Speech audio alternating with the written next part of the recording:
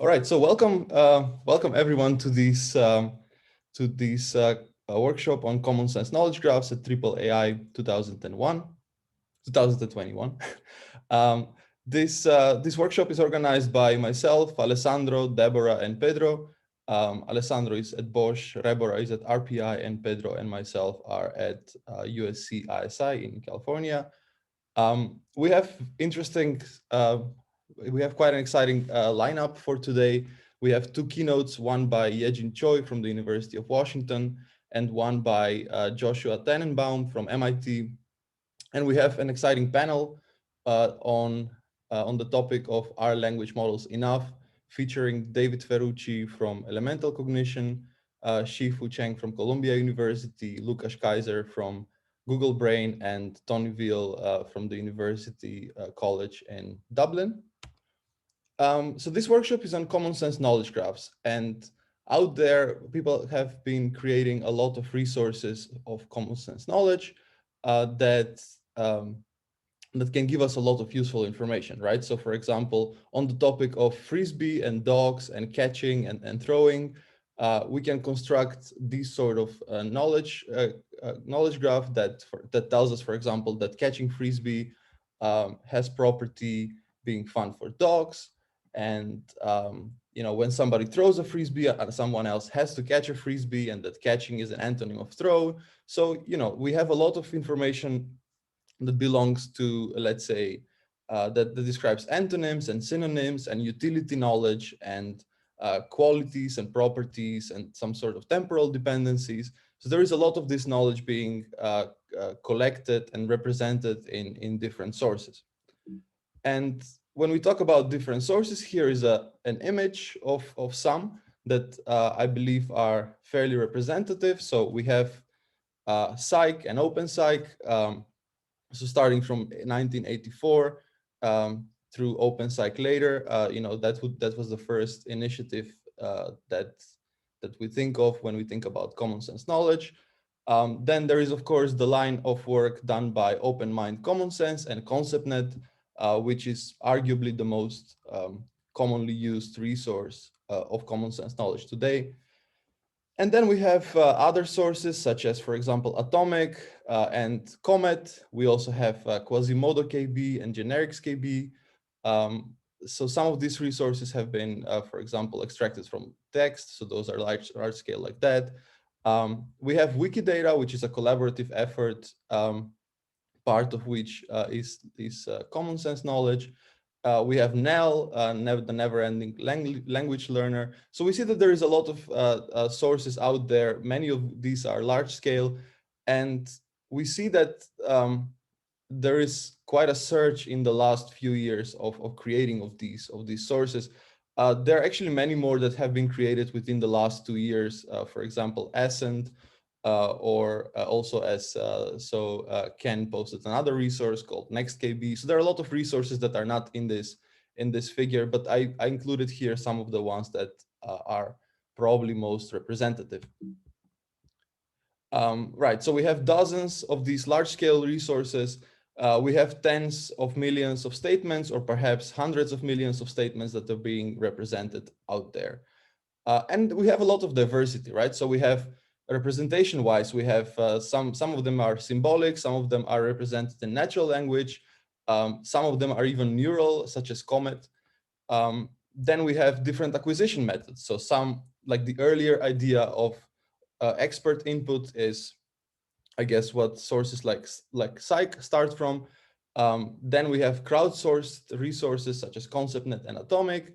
And we have resources like, for example, Quasimodo KB or WebChild that have been extracted with information extraction and then consolidated in some way. With respect to knowledge type, we have resources that focus on entities and actions. We have others that focus on inferential and rules knowledge. And finally, topic-wise, some resources have strive for a broad coverage, for covering a lot of different knowledge types, whereas some, like for example, Atomic, focus on on a more specific, but then deep coverage of let's say, one domain. Right. So here I just give a little bit of indication of the richness of what is out there. For more in-depth discussion, I invite people to actually check our tutorial that we gave on Wednesday. We go into much more depth into different sources and what can be done with them and what are some challenges in creating them. But let me move on now to how this relates to this workshop. So this workshop is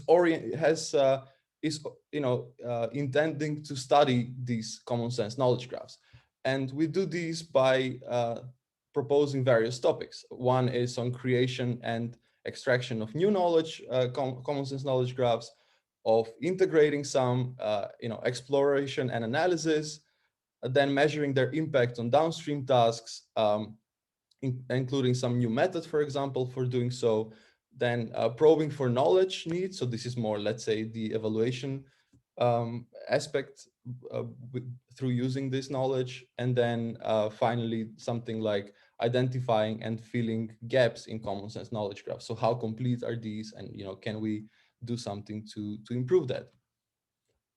So let me spend a few minutes to show the highlights of these workshops. So keynote one, we have two keynotes, as I mentioned before.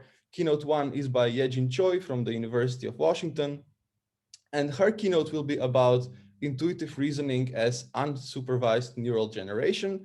So the main idea here is that we want to, that she will propose how to focus on unsupervised or self-supervised algorithms that rely very little on training data. I think this is an interesting idea because, common sense knowledge in theory shouldn't really depend on training data. And so her focus would be on these sort of um, ideas, and then how to apply these to perform non-monotonic reasoning and a complex language generation task that require logical constraints, including systems like Comet 2020 and Social Chemistry 101. The next keynote will be by Josh Tenenbaum from MIT. So Josh is a cognitive scientist that is also included in our machine common sense program. And the topic of this task will be the reverse engineering of the core of human common sense. So what do we start with, and how do we learn the rest? So this is inspired, as I mentioned, by cognitive studies of how humans work with common sense. So we think that these two keynotes will be quite insightful, and we look forward to them. In addition, we have panel on the topic of are language models enough? So there was yesterday a very cool panel at AAAI on neurosymbolic reasoning. This panel, in a sense, relates to that one, in a sense that here we basically talk about the whether these language models are enough, and what is the role of symbolic knowledge, what is the role of common sense knowledge graphs in the overall picture of AI, or perhaps slightly more specific in the area of language understanding. And last but not least, we have 9 accepted papers on very interesting topics, including zero-shot human-object interaction, then generating passages from knowledge, then ideas on representing context, and cultural knowledge, and new ontologies for situational awareness, ways to create text and to create tasks through common sense knowledge graphs, and things like that. So a bunch of different topics will be covered here. So let me say a few words about the organization of this workshop and how have we set up the program. So the workshop will have 3 parts. Part 1 will be is kind of already ongoing. We'll have this welcome part followed by a keynote by Yejin Choi of 1 hour. And after that, we'll have paper session 1 on collecting and representing common sense knowledge. Part 2 will be, so obviously there'll be a break between the two, and then in part 2 we'll have paper session number 2 on using knowledge graphs for natural language tasks, and after that we'll have the panel on are language models enough. That will be 1 hour panel. And in the third part, we'll start by the Joshua Tenenbaum's keynote and follow that up with the paper session 3 on common sense inference. After that, we plan around 35 minutes, depends a bit on where we end the previous session, on discussion and wrap up. So this would be, everybody will be welcome to join this discussion, and it will be sort of like a free flowing chat and comments. And finally, we have 1 hour extra for ending an optional virtual happy hour. So this is we'll improvise this. So a few practicalities before I wrap up this part. So I just want to remind all the speakers, all the paper presenters, that long papers are allocated 15 minutes plus 5 minutes for Q&A. Short papers have 7 minutes for presentations plus 3 minutes for Q&A. So 2 requests for the presenters are, please stick to the allocated time. So we wanted to do everything live today because it's just much more natural, and it just feels nicer in a way. But the caveat is that, people have to, be sort of disciplined and stick to their time. So please do this. The second one is, please come in the break before your presentation, just to make sure that the technicalities like Zoom sharing and just voice work well. And then in terms of streaming and questions, the whole workshop is happening live, and we are recording it. If you are speaking and you would like to be in the recording, make sure that we have your photo release form. I think actually we have all of the forms by now, minus one of the papers. Not sure if that's on purpose or, but we'll figure that out. And then finally, please put your questions ideally on Rocket Chat, so we can, access them and work there as in a more centralized way. I think they're also archived, so that actually is nicer. And finally, I would like to thank the program committee. These are the people that do always the job that is not thanked enough for. So Marjorie, Aldo, Henry, Robert, Logan, Roberto, Valentina, Simon, German, Daniel, Niket, and Peak. So these were the people that were reviewing our papers, and I would like to acknowledge them, and thank them here. And finally, I'm exactly on time. So we are, that's the end of the welcome of the introductory part of this workshop. And up next is the keynote by Yejin Choi, which is chaired by Pedro Szekely. So without further ado, I'll just hand these over to Pedro. Okay, thanks, Philip. So it's my great pleasure to introduce Professor Yejin Choi for the keynote. I mean, Yejin really needs no introduction, but I'm going to do an introduction anyway. Yejin is the Brett Helsel Associate Professor of Computer Science in the University of Washington, and she's also in the Allen Institute of AI. And, she is really the world authority in common sense reasoning. And, she's very famous for her papers on atomic and comet and many others. And just recently, Yejin's group had, 7 AAAI papers in this conference and 11 EMNLP papers in the 2020 conference. I think that really, speaks for her and the quality of her work. And we're thrilled to have her talk about intuitive reasoning as unsupervised language generation. So Yejin, welcome, and thanks for being here. Okay, can you hear me? Yes. Awesome. So thank you so much for having me here today and also organizing this awesome workshop. I'm so excited that a lot has happened in the past few years, and also a big shout out for the amazing tutorial that contains so much information about what happened in the past few years, as well as a long time. in the history of AI. So the reason why we like to think about common sense is because despite the human level or even superhuman level performances on leaderboards today, we keep seeing that SOTA neural models are brittle when provided with adversarial or out-of-domain examples, making such silly mistakes that humans would never make. So it looks as if we know how to solve only a data set today without really solving the underlying task.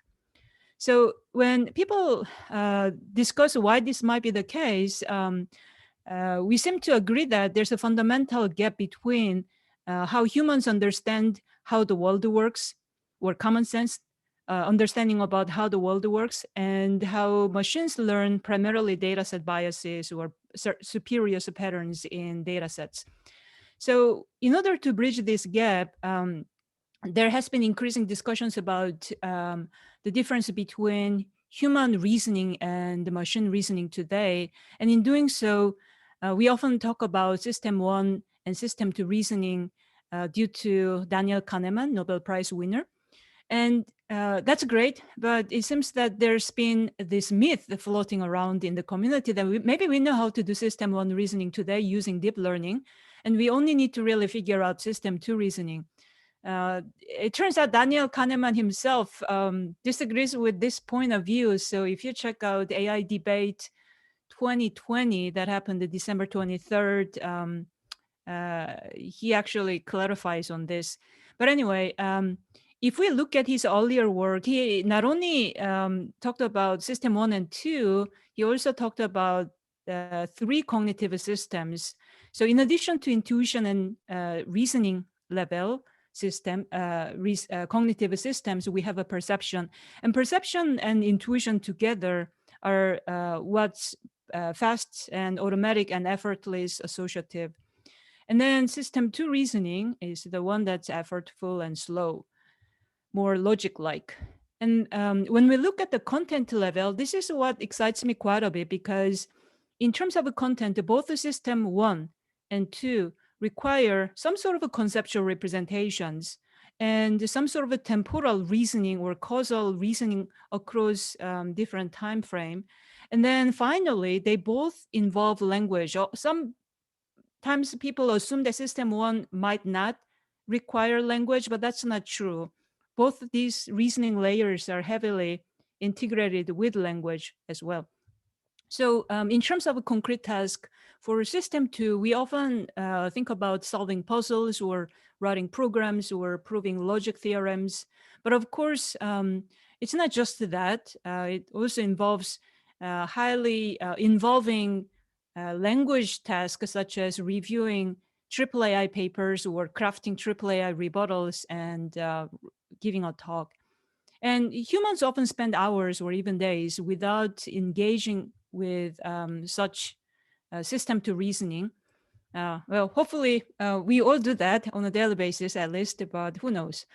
But perception level is the kind of a task that's like object recognition, speech recognition, image segmentation, and the like. Finally, in between is the system 1 or intuition level, which requires inferences on preconditions and post-conditions, what happens before and after, motivations and intents, and reasoning about people's mental and emotional states.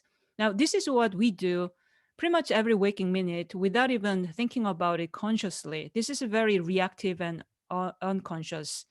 So focusing on this, which is the key target of this talk, I would like to make my point clearer or more concrete by using this example, Roger Shepard's Monsters in a Tunnel. What you see here is not just monsters in a tunnel. You see a story that 2 monsters are running as opposed to standing still on 1 foot. One is chasing another rather than trying to copy his body movements.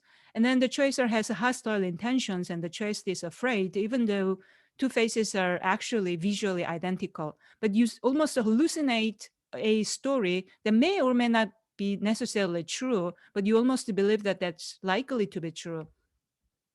I'm going to talk about this book again toward the end of this talk, but important observations here are A, none of these inferences is absolutely true. This is a recurring theme in this talk as well. Common sense inference is not about true fact that everyone in the world agrees upon.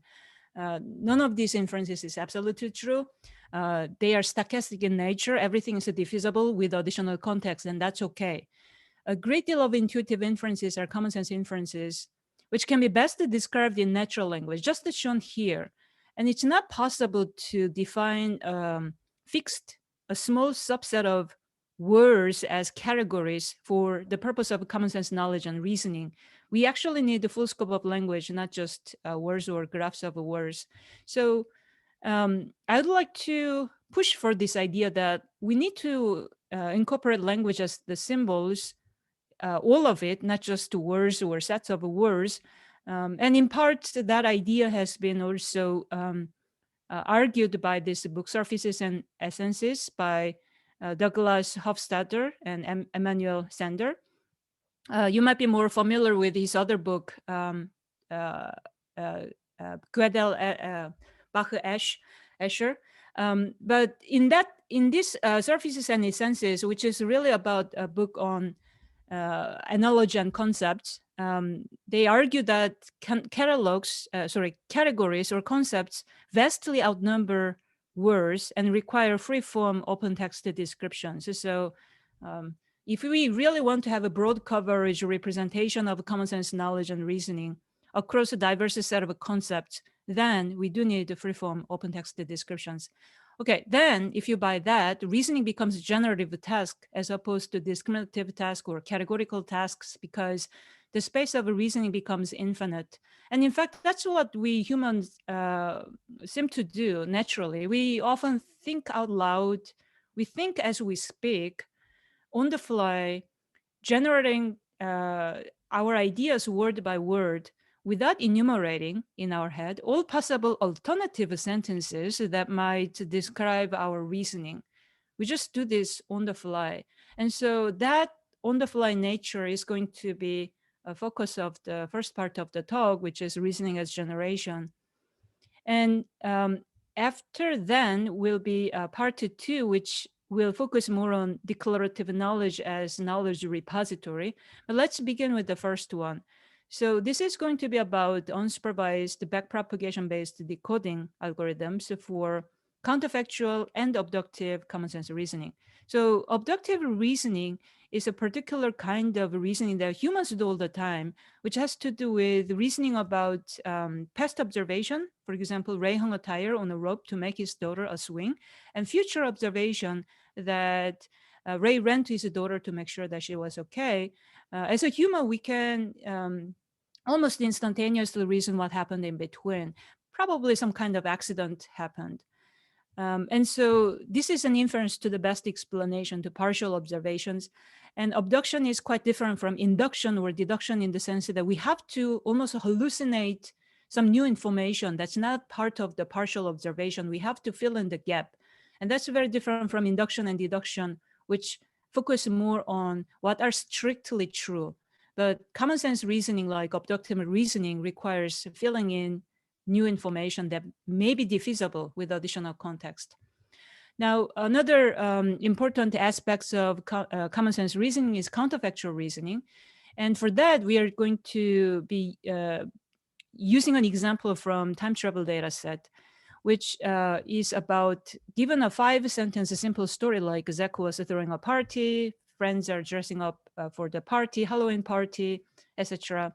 What if the second line is slightly modified so that instead of any Halloween party, now this has to be about Games of Thrones themes party. So this is a TV show. And in that case, we want to revise the story a little bit so that it's more coherent with the new counterfactual situation that we have to deal with. So ideally, we want to do this with minimal edit. And so the data set it consists of examples like this to solve. And you might wonder then, what's the commonality between these two tasks which look quite different? Well, the commonality is that both are types of non-monotonic reasoning, which requires reasoning about both past and future. And that's pretty awkward if we try to do that using pre-trained left-to-right language models, such as GPT-2, because it's easy to condition on the past or left context, and then say something that goes well with the past context, but it may or may not flow well with the right context or future context. So since it's a little bit awkward to do it, what people often do is to push both context into the left-hand side, combine them, concatenate them with some delimiter, and then try to do that. But in order to do this, of course, we have to fine tune or continue to supervise the training on this pre-trained neural language models. And in doing so, it does better, but still it can be awkward because of the fact that pre-trained language models were not really trained in this manner before. And then we're trying to twist this ordering of a context only during the fine-tuning time. So in addition to that, humans never seem to need to learn to do this. We don't need to train ourselves to read past and future first and then try to predict what comes in the middle at all. We never just do that. So in this work, we explore backpropagation as a means to do this kind of inference on the fly during just inference time without training time supervision. So that idea, in fact, was used by image style transfer that you probably all heard about, in which backpropagation was used for inference time algorithm as well. So typically backprop is what we use for training of neural network, but it can also be used for inference time algorithm. It's just a little awkward with language though, due to the discrete nature of language. So I'm going to sketch out the algorithm visually, just to give you some intuition about how it might work. So conditioning on the left context, we continue computing the continuous representation of Y, sentence, middle sentence Y. And then using that continuous representation, we do this forward pass in order to compute the representation of Z, future sentence, so that we can compute then loss function that we typically use, which is conditional probability of future given the past. Now, once we have that loss function, then we can do backpropagation down to the continuous representation of the middle sentence. And then since we usually do iterations with backpropagation, that's what happens in this work as well. We repeat forward and backward a couple times until convergence.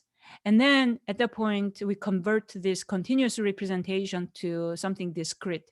So this output, this particular example used in the introduction of this segment of the work is in fact model generated, algorithm generated. So she hit the rope and the tire fell on top of her. It turns out we can do almost the same thing with counterfactual reasoning just by using different loss functions. So in this case, KL divergence between the original future story and then the modified future story. And then what we get is the fact that Zach thought about being Lannister, but instead he decided to dress like Stark. So this is actual algorithm output, which is sort of reflects that GPT-2 read something about this TV show as well, because we know these stories are not in the time travel data set. I mean, the TV show. Okay, so in terms of evaluation, unfortunately, we have to rely on human evaluation because abductive reasoning is not a solved NLP task yet. And it turns out humans do much better still. We can do better. DeLorean is green. We can do better than supervised or unsupervised methods. And the supervised method is not only supervised, but it's also powered by Comet that I'm going to talk about in a bit. But it's still much worse than human, which will motivate the remainder of this talk. But in addition to that, I'd like to highlight this automatic evaluation measure, which is a little bit challenging because we just don't know how to do it quite right. So still we can look at Blue, Rouge, and Bert score as a points of reference. So it turns out by those measures, we can still outperform unsupervised baselines, but not the supervised one, because Rouge or Blue really focus on particular n-gram patterns. And without really fine-tuning on this particular data set that has particular writing style, it's hard to be very lucky with generating exact n-grams. So this requires how to evaluate this is an open research question. So here are some other examples from our algorithm, unsupervised algorithm. So Ray drove his car on a steep mountain road, and then later he was fine, but his car was totaled. What happened in between? So our algorithm generated that as he drove the car to the top of the mountain, his car is hit by another car. Counterfactual reasoning example. Tara wanted to buy a new shirt for her upcoming school formal. Originally, the story goes as follows. She went to the mall with her mom, brick and mortar store, and then she knew but this is, so that's the original second sentence, but the new situation, counterfactual situation is that, well, she decided to order from online, perhaps due to COVID lockdown situation. And so the original ending would then be more about how they actually went to the brick and mortar store and try things out. But in this revised story, now it's about they, presumably the store, sent her a shirt that fit her perfectly, so excited about it. So the story is adequately modified so that it doesn't talk about going to the mall anymore. Okay, so that was DeLorean. And now let me briefly talk about neurologic decoding as another example of unsupervised decoding time algorithm for dealing with the particular kinds of common sense reasoning that might require logical constraints. So today, the winning recipe for conditional generation is a sequence-to-sequence model. So for image captioning, dialogue response generation, machine translation, and so forth. But this doesn't always work for tasks like Common Gen, where the task as an input, we receive a set of words, and then the output should be some reasonable sentence that makes use of all of these words given. After fine-tuning on a lot of examples, the models today are learning something about the fact that we have to make use of some of these words, but not all. It doesn't really understand the logical constraints just by looking at examples in large quantity.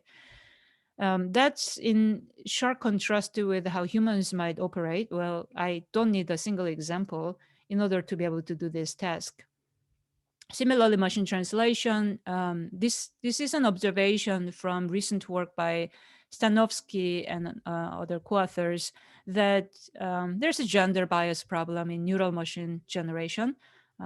Perhaps not a shocking news because it reflects the bias in human language as well. But what happens as a result is that, well, the neural models like to convert women into men in a particular context. So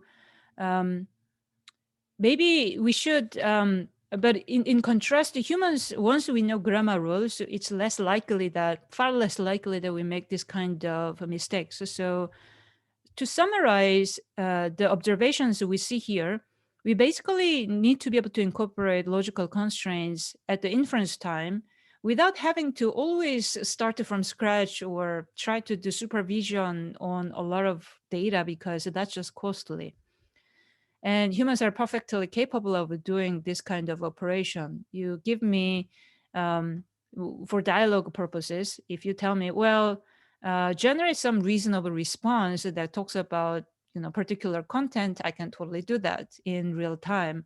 If you ask me to write a recipe that contains some ingredients but not others, and in some sort of conjunctive normal form, a product of sums of or ends or of ors, then humans are perfectly capable of doing it. So that's what we try to model in this work.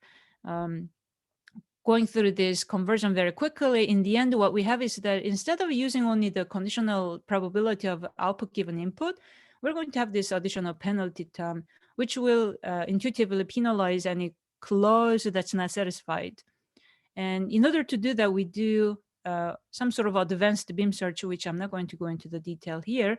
But let me just highlight the fact that with fine-tuned language model, whatever search algorithm, typically use the search algorithm or sampling algorithm you use, they always make some mistakes. Whereas if you use neural logic decoding, then we get a nice sentence that satisfies all constraints. It turns out neural logic can be used for unsupervised, off-the-shelf, pre-trained language models as well, with almost identical output. Of course, using unsupervised models, basically they don't understand what this input is about, so you get completely irrelevant sentences out. But with neural logic, you still can solve this original task. And it turns out, if we look at coverage, so this is the percentage of constraint satisfaction. Neural logic, whether supervised or zero shot, green and yellow, have high coverage, whereas typically supervised neural models, they have lower coverage. And the x-axis here show the model size. So the wisdom today, conventional wisdom today, is that, well, the larger the better. So that's true here. And the larger models do seem to learn these implicit constraints, logical constraints, but it's still not going to pick up everything, even with the GPT-2 XL size. And you might wonder whether the high coverage is due to lower language quality, but that's not true either. When we look at Rouge and Meteor, neurologic method really dominate the typical supervised method with conventional beam search. And in fact, not only neurologic outperform non-neurologic case, unsupervised neurologic, which is a yellow line, even on a smaller data network, still outperforms larger supervised network. So that's an happy ending, because these days we keep hearing how larger networks do better. And that's generally true if you use the same kinds of search algorithm during decoding time. But wait a minute, there's nothing wrong with the decoding time algorithms. And in fact, algorithms has always been at the heart of computer science. So I think we need to really look at inference time algorithms more going forward in order to be able to use smaller networks. Not everybody can afford feeding giant monster-sized neural networks today. So in this work, I quickly talked about neural search or continuous search, which is the DeLorean, and then discrete search, neural logic. And in fact, I envision that there can be a variety of different kinds of search algorithms that can be customized and developed for neural language generation. And so it's my speculative thought, but I think we can push quite a bit further with inference time algorithms. Now I'm going to talk about part 2, but before going there, let me make a brief remark about the current paradigm of deep learning. So it's always combination of supervision on a lot of QA or categorical problems with self-supervision on a lot of raw text. And this recipe works for winning leaderboards, whether it's language leaderboards or language and vision leaderboards or vision leaderboards.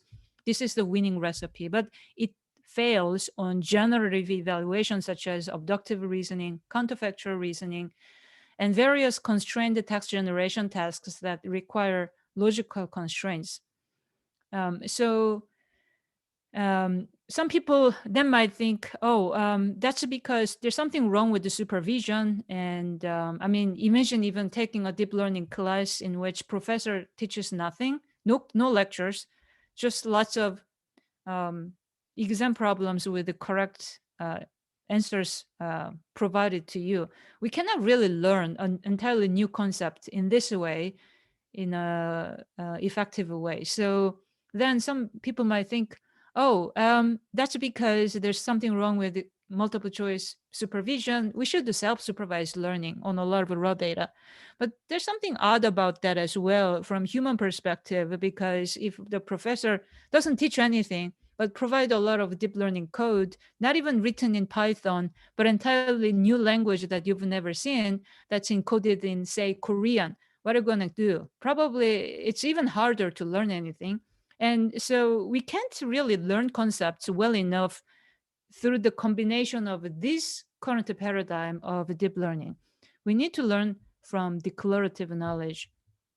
So that's going to be the story of the remainder of this talk, which starts with Comet Atomic 2020. And this just appeared at AAAI here. And it builds on our previous works, Atomic and Comet. But I just be very, very brief about the whole thing and just highlight the fact that Atomic 2020 has a lot more than before. So Atomic originally had relations like this, that X gets X's car repaired, might require having money beforehand, and then as a result, X might want to call Uber for a ride. And this is only a subset of original Atomic. And now we have a lot more that includes, oh, by the way, money can be used for paying repairs, or, oh, you could also forward that into origami.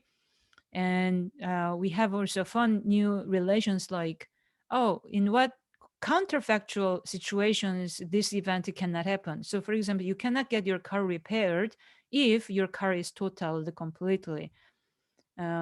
So we have a more event-centered common sense knowledge as well. And so we kept growing the graph so that currently we have about 1.3 million if-then common sense rules over 23 different inference types. And the paper poster presentation and recorded talks give you a lot more detailed information about this, but I'll just highlight one thing, which is how much does GPT-3 know? So to give you a bit of perspective though, GPT-3 is very big. It doesn't even fit into the screen because it's more than 400 times larger than our new Comet, which is built on top of a BART.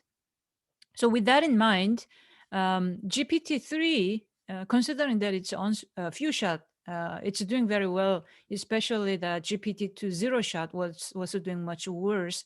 And the number here is accuracy judged by human evaluation.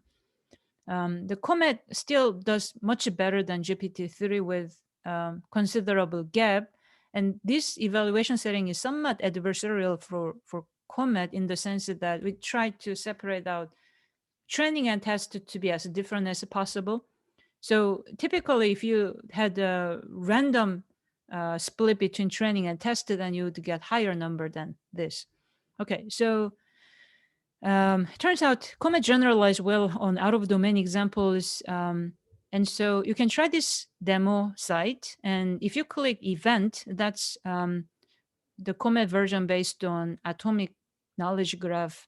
Whereas if you click concept or ConceptNet, this is a Comet demo based on ConceptNet. And by the way, the demo has not been updated with the new Atomic Comet 2020 yet. So if you go there, you're going to be playing with the older version. But in case you may have not seen the demo, I can just highlight what it looks like. So you can give, instead of person X, it's okay if you just give a random name. Nothing breaks because of the fact that Comet is built on pre-trained language model that understands also raw text quite well. And then you get this graph prediction, which might include things like, oh, as a result, John might want to call 911. And that's great because the word like 911 or medical help, attention, etc., are not even part of this input sentence. And yet the Comet is able to reason about the preconditions, post-conditions, people's likely actions afterwards, and so forth. There's some interesting observations about the level of abstraction that happens by Comet. So you can search Atomic Knowledge Graph by going here and then type one word, any content word, and in real time, it's going to populate a number of, well, actually not number, all of the events, atomic annotated, human annotated events that include that word conscious. And you notice that there are events like self-conscious or subconscious. So it's going to search anything that has conscious as a substring in real time and populate all of this. And they are all in the training data here, nothing in the test or development. Okay, so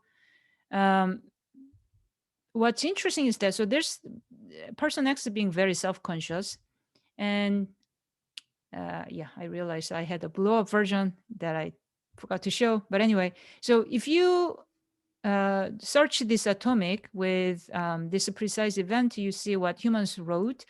Oh, before then, maybe X needed to ate too much food or can't fit into clothes, and so forth. So that's what humans wrote. And humans wrote nothing about X wanted to do something.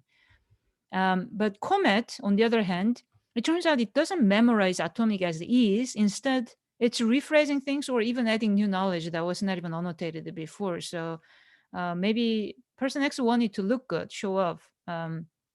Maybe person X needed to do something embarrassing beforehand. There's something wrong. And that's interesting because it's more abstracted away than what humans wrote in the original atomic knowledge graph. And you see a lot of new words that was not like how the person might be seen, nervous, that's pretty good, shy, insecure, that was not even part of this original annotation. So we find that atomic is able to generalize, abstract away for something new. It turns out it can also reason about something that's not there. So Sarah is conscious. This is not part of atomic knowledge graph, in that when we go back to this earlier search result, there's self-conscious, there's no just conscious. There's self-conscious, subconscious, unconscious, there's no just conscious. And self-conscious is, of course, very different from being conscious. So it turns out, even though Sarah is conscious, this sort of knowledge is not encoded in the graph. Strangely enough, it's pretty good. Comet is quite good at saying something reasonable, that, oh, maybe Sarah is aware, observes stuff, and being observant. So these are quite good predictions.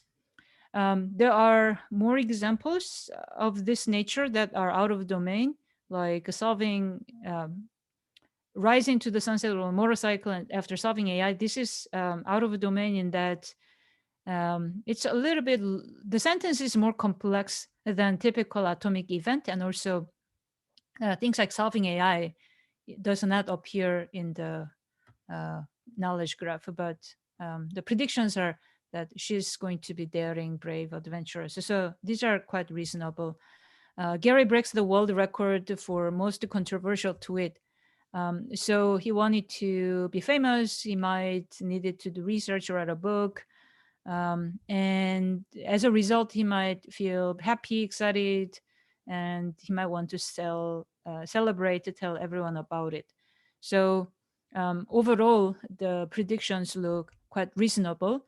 And so Gary Marcus, as we know, has been concerned about deep learning, because when he gave prompt like this, what happens when you stack kindling and logs in a fireplace and then drop some matches is that you typically start A.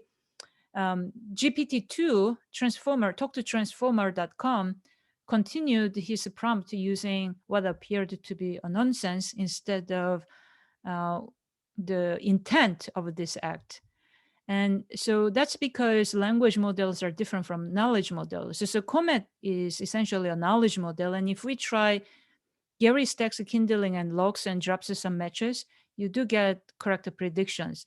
By the way, these are in the order of decreasing order of probability scores. And sometimes you see none, and that means the model predicts that human annotators might have said none in this situation, which is, you cannot ignore this, but this happens somewhat frequently due to the fact that the original atomic knowledge graph has a lot of none. And so to summarize what we have here so far, language models learn observed knowledge in language, or more explicitly spoken knowledge and language through self-supervision. Atomic, on the other hand, they represent declarative knowledge and can be used for supervised or semi-supervised learning of such knowledge. And so Comet combines them together into neural form. And atomic is a symbolic representation of knowledge in language instead of logic, which allows us to combine atomic with raw text, which then leads to the neural representation of a common sense knowledge that generalize surprisingly well to compositional and previously unseen events, as I highlighted the 3 examples just now. And compared to many other existing knowledge, common sense knowledge resources, especially with atomic, we deliberately try to focus more on causal knowledge because some of these simple causal inferences are almost memorized knowledge. So we were exploring that. Now I want to talk about more complex knowledge about social and moral norms called the Social Chemistry 101. So this is sort of like 101 class for machines to learn about human morality and social norms. Because GPT-3's morality is somewhat questionable. If you give a prompt like running a blender at 5 a.m. is rude because ... GPT-3 might say, you can wake up the entire neighborhood. What kind of blender is that? You can only do it if you're making a thick smoothie and need to incorporate some ice. So it's funny, haha, perhaps no harm made. But if you give other kinds of prompts like, it's okay to post the fake news if it's in the interest of people, or if it helps the XXX agenda, it's an acronym with the 3 characters. So that's not good. And this kind of generation can pop up because of what people actually say out loud on the internet. It's unfiltered. It includes all kinds of stuff that may or may not be safe to include. So I don't think this is a phenomenon that happens because GPT-3 is not large enough. I don't think 4 and 5 will actually solve this problem. And we need different ways of teaching AI regarding people's descriptive ethics. And so what we do in this work is that given a situation like asking my boyfriend to stop being friends with his ex, we're going to think about rules of thumb that people might use or invoke in that situation. So for example, it's okay to ask your significant other to stop doing something you're uncomfortable with. Turns out humans just don't agree with each other, or we are just all very different. So some might actually focus on other aspects of moral or social norms and may focus on the fact that, oh, you shouldn't tell someone else what to do if you care more about authority and subversion. And then if you care more about loyalty or care, then you might say, oh, you shouldn't make your significant other doesn't feel like a lower priority than your ex.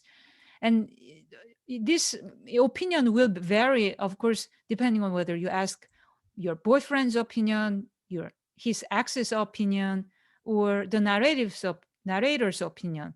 So all sorts of different disagreements can arise. And then there are some level of agreements about, I mean, even as a human, you can imagine other people thinking differently within reasonable scope. And so what we do in this work is that for any given situation, paired with one of many different rule of thumbs, we populated these 12 different categorical as well as open text annotations. And so that amounts to 300,000 of rules of thumbs grounded on hundreds of thousands of real life situations with the structured attributes that include the social judgments, cultural pressure, legality, and some moral foundation theory dimensions, which are inspired by this book. And so the paper talks about how you can populate, run large neural models on it so that we can compute various evaluation, but not going to go into the details of this. And I'll just share some of our philosophy behind this work, which is that when we think about people's norms, it might include the social norms, moral norms, and ethical norms. these are different concepts, but it's not easy to really divide them into like separate categories in a clean-cut way because they can overlap. And not only that, people are complex and we never really seem to agree with one set of values. I mean, look at, this divisive election as well for any given country. So what we went with is basically inspired by descriptive ethics. That's a line of study that asks people what they might do in a given concrete situation. So you get diverse opinions. Sometimes you get very, like, for example, is it okay to kill somebody just because you feel like it? Probably everybody will agree that that's not okay. Hopefully everybody will agree. But for situations like meeting with your ex, maybe people will disagree to some degree. So we get distribution of people's ethical, moral, social norms. And this contrasts with prescriptive ethics, which is more about what are 5 or 7 fundamental dimensions of values that everybody must agree upon. And there are such studies, but that's not what we took here because, in part because it doesn't seem like humans agree upon one set of values ever, but also because grounding is important for AI. Even if we somehow take a vote and take the election, the voting result without questioning it, we might still realize that AI doesn't know how to apply those 5 magical set of values down to complex situations in the way that humans do. So that's why our work is grounded. And I would like to highlight this, our AAAI paper called the Scruples, which provides a much richer, grounded situations for ethical judgments with real life anecdotes. So please go check it out if you haven't. Okay, so I'm going to make some closing remarks now. So if we search Common Sense from ACL Anthology, which is the repository NLP papers, then we see there was a big void between 80s and the past few years. And so indeed, when I started thinking about common sense research several years ago, people told not to even speak the word in a paper. Try not to use the word, try to paraphrase it to something else.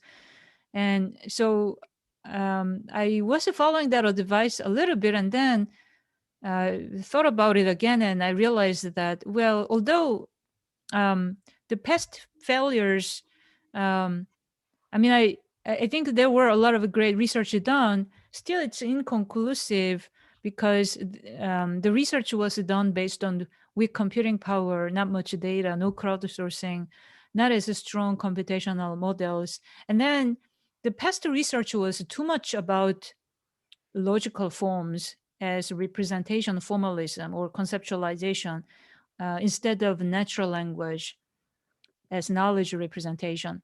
So I think we could definitely try a lot of new approaches to common sense. And we've seen a lot of exciting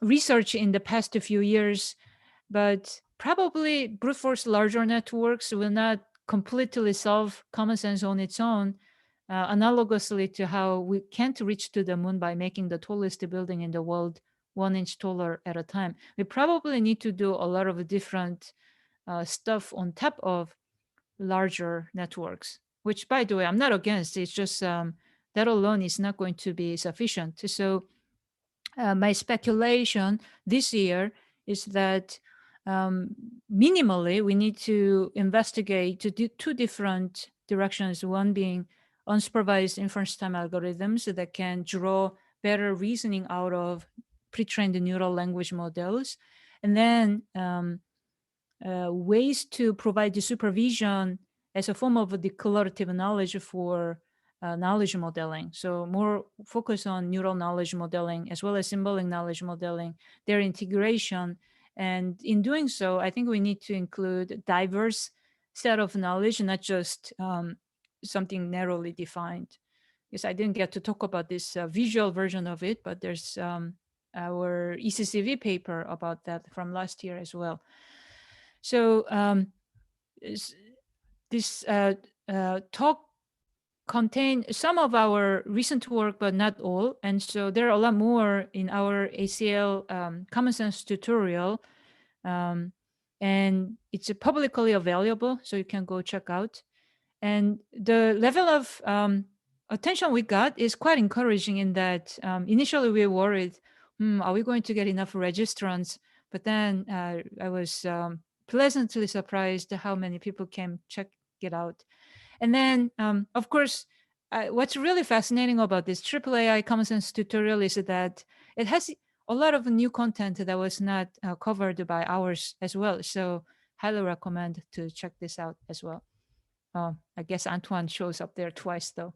All right, so I want to also share a bit of my other thoughts on the relevance of language and embodiment, because this is one of the frequently asked questions to me, that, well, my dog, my cat has common sense without language, therefore, I'm pretty sure that you don't need language for common sense, despite all these other examples in which language was convenient to include for common sense intuitive inferences. At the end of the talk, some people still worry about the fact that their babies have common sense without language. While it's true, I think in the end, don't we want to build common sense models for adult human beings as well, not just for your dogs or cats?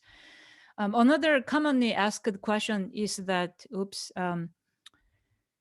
some concepts like that juicy, crunchy feel you get when biting into an apple cannot be learned without embodiment. Therefore, we shouldn't worry too much about language models and worry more about embodied experiences.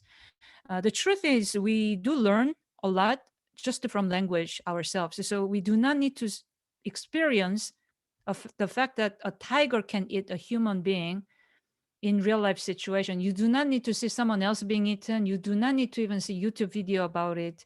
You just read about it, and that's sufficient, ideally. So, we don't need to drown in the ocean in order to believe that we can drown in the ocean either.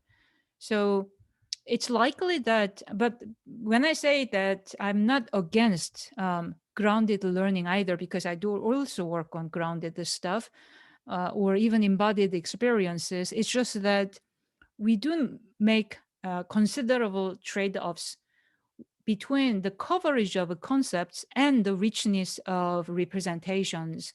And so I don't think one necessarily will dominate the other, but rather we need to research on all these different routes and then really think about how to connect the dots across a different mode of operation for learning.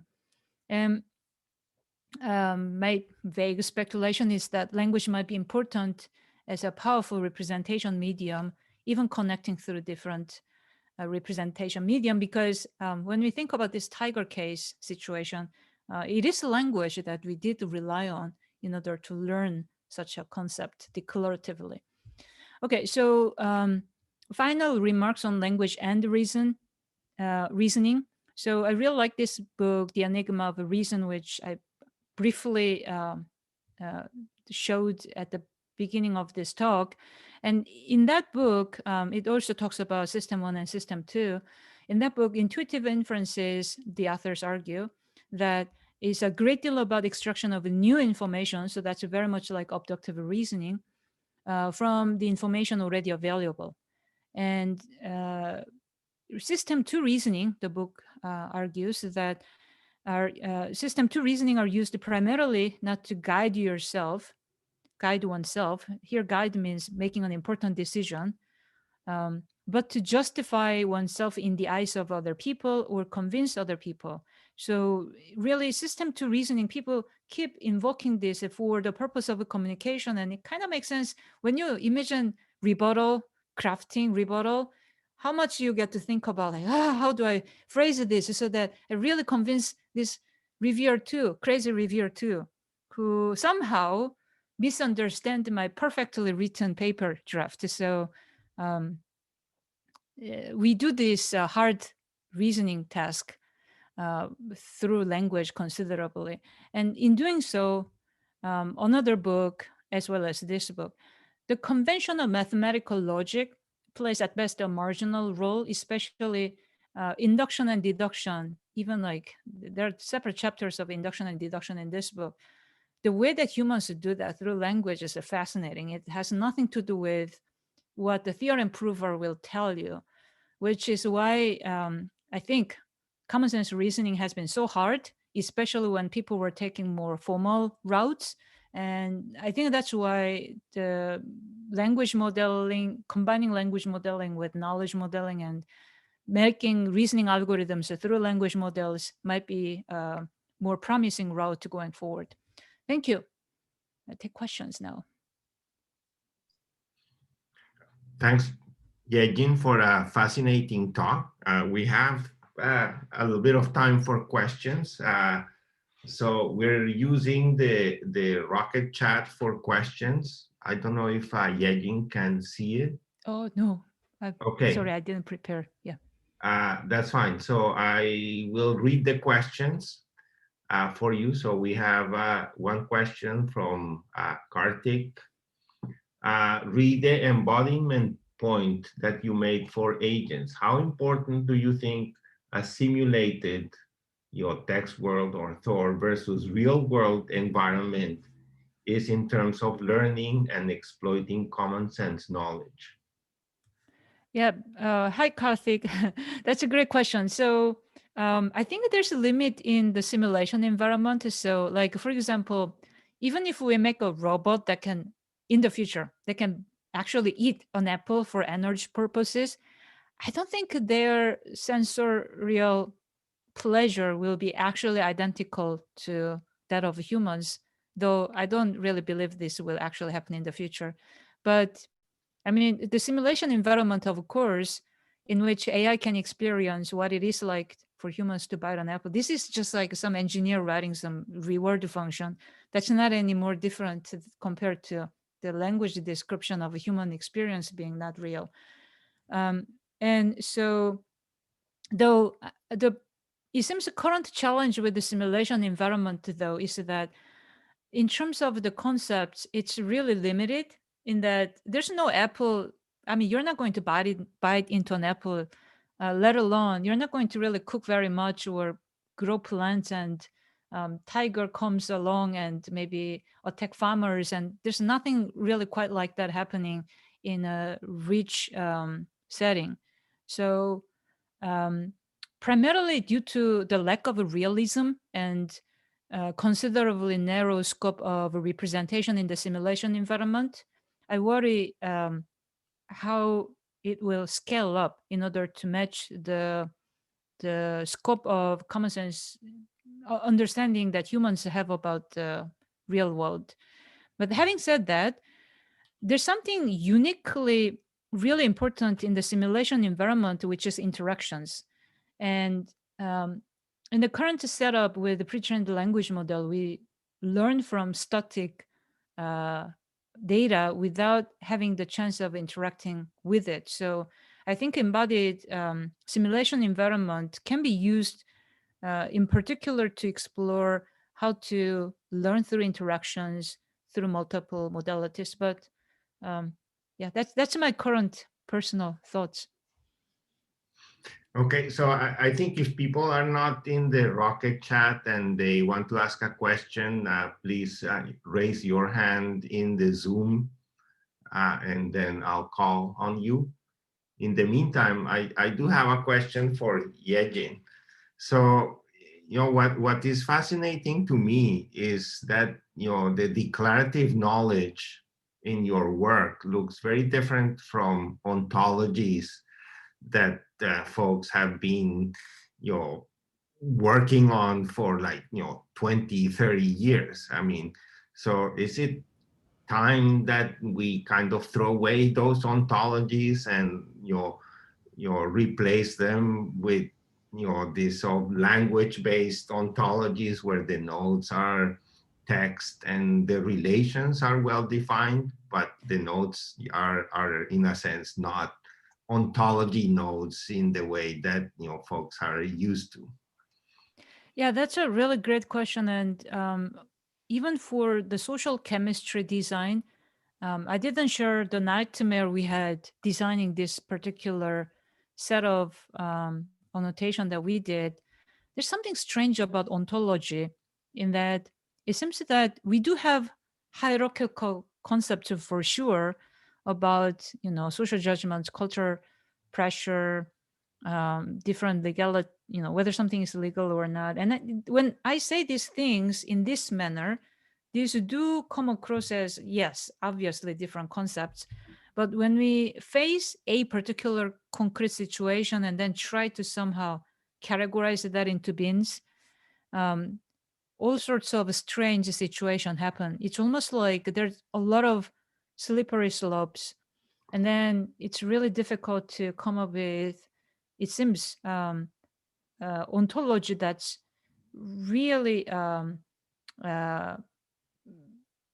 there's no counterexample. So that's some like open, and it's a open philosophical question for me, like what to do about it. And there's a little bit of ontology like thing going on here as well, in the sense that, well, in some sense, we have this high level division, but to me, they always seemed a little bit blurry. And so maybe what happened also with this original atomic as well as atomic 2020 is that we have very loose sense of ontology, like 23 different common sense inference types, but they're not as formal as conventional ontologies. And I honestly don't know what to think of it, other than the fact that at least this year I'm thinking that maybe it's okay if the ontology is not very clean cut, because when you, at the end of the day, when you train neural models on top, they don't care either. So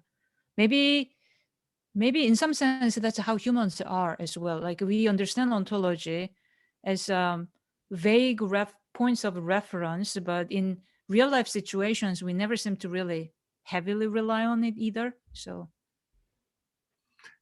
Okay, thanks. So I think we have time for one question. Well, we'll have Henry ask a question. He raised his hand. Hello, can you hear me? Yep. Yeah.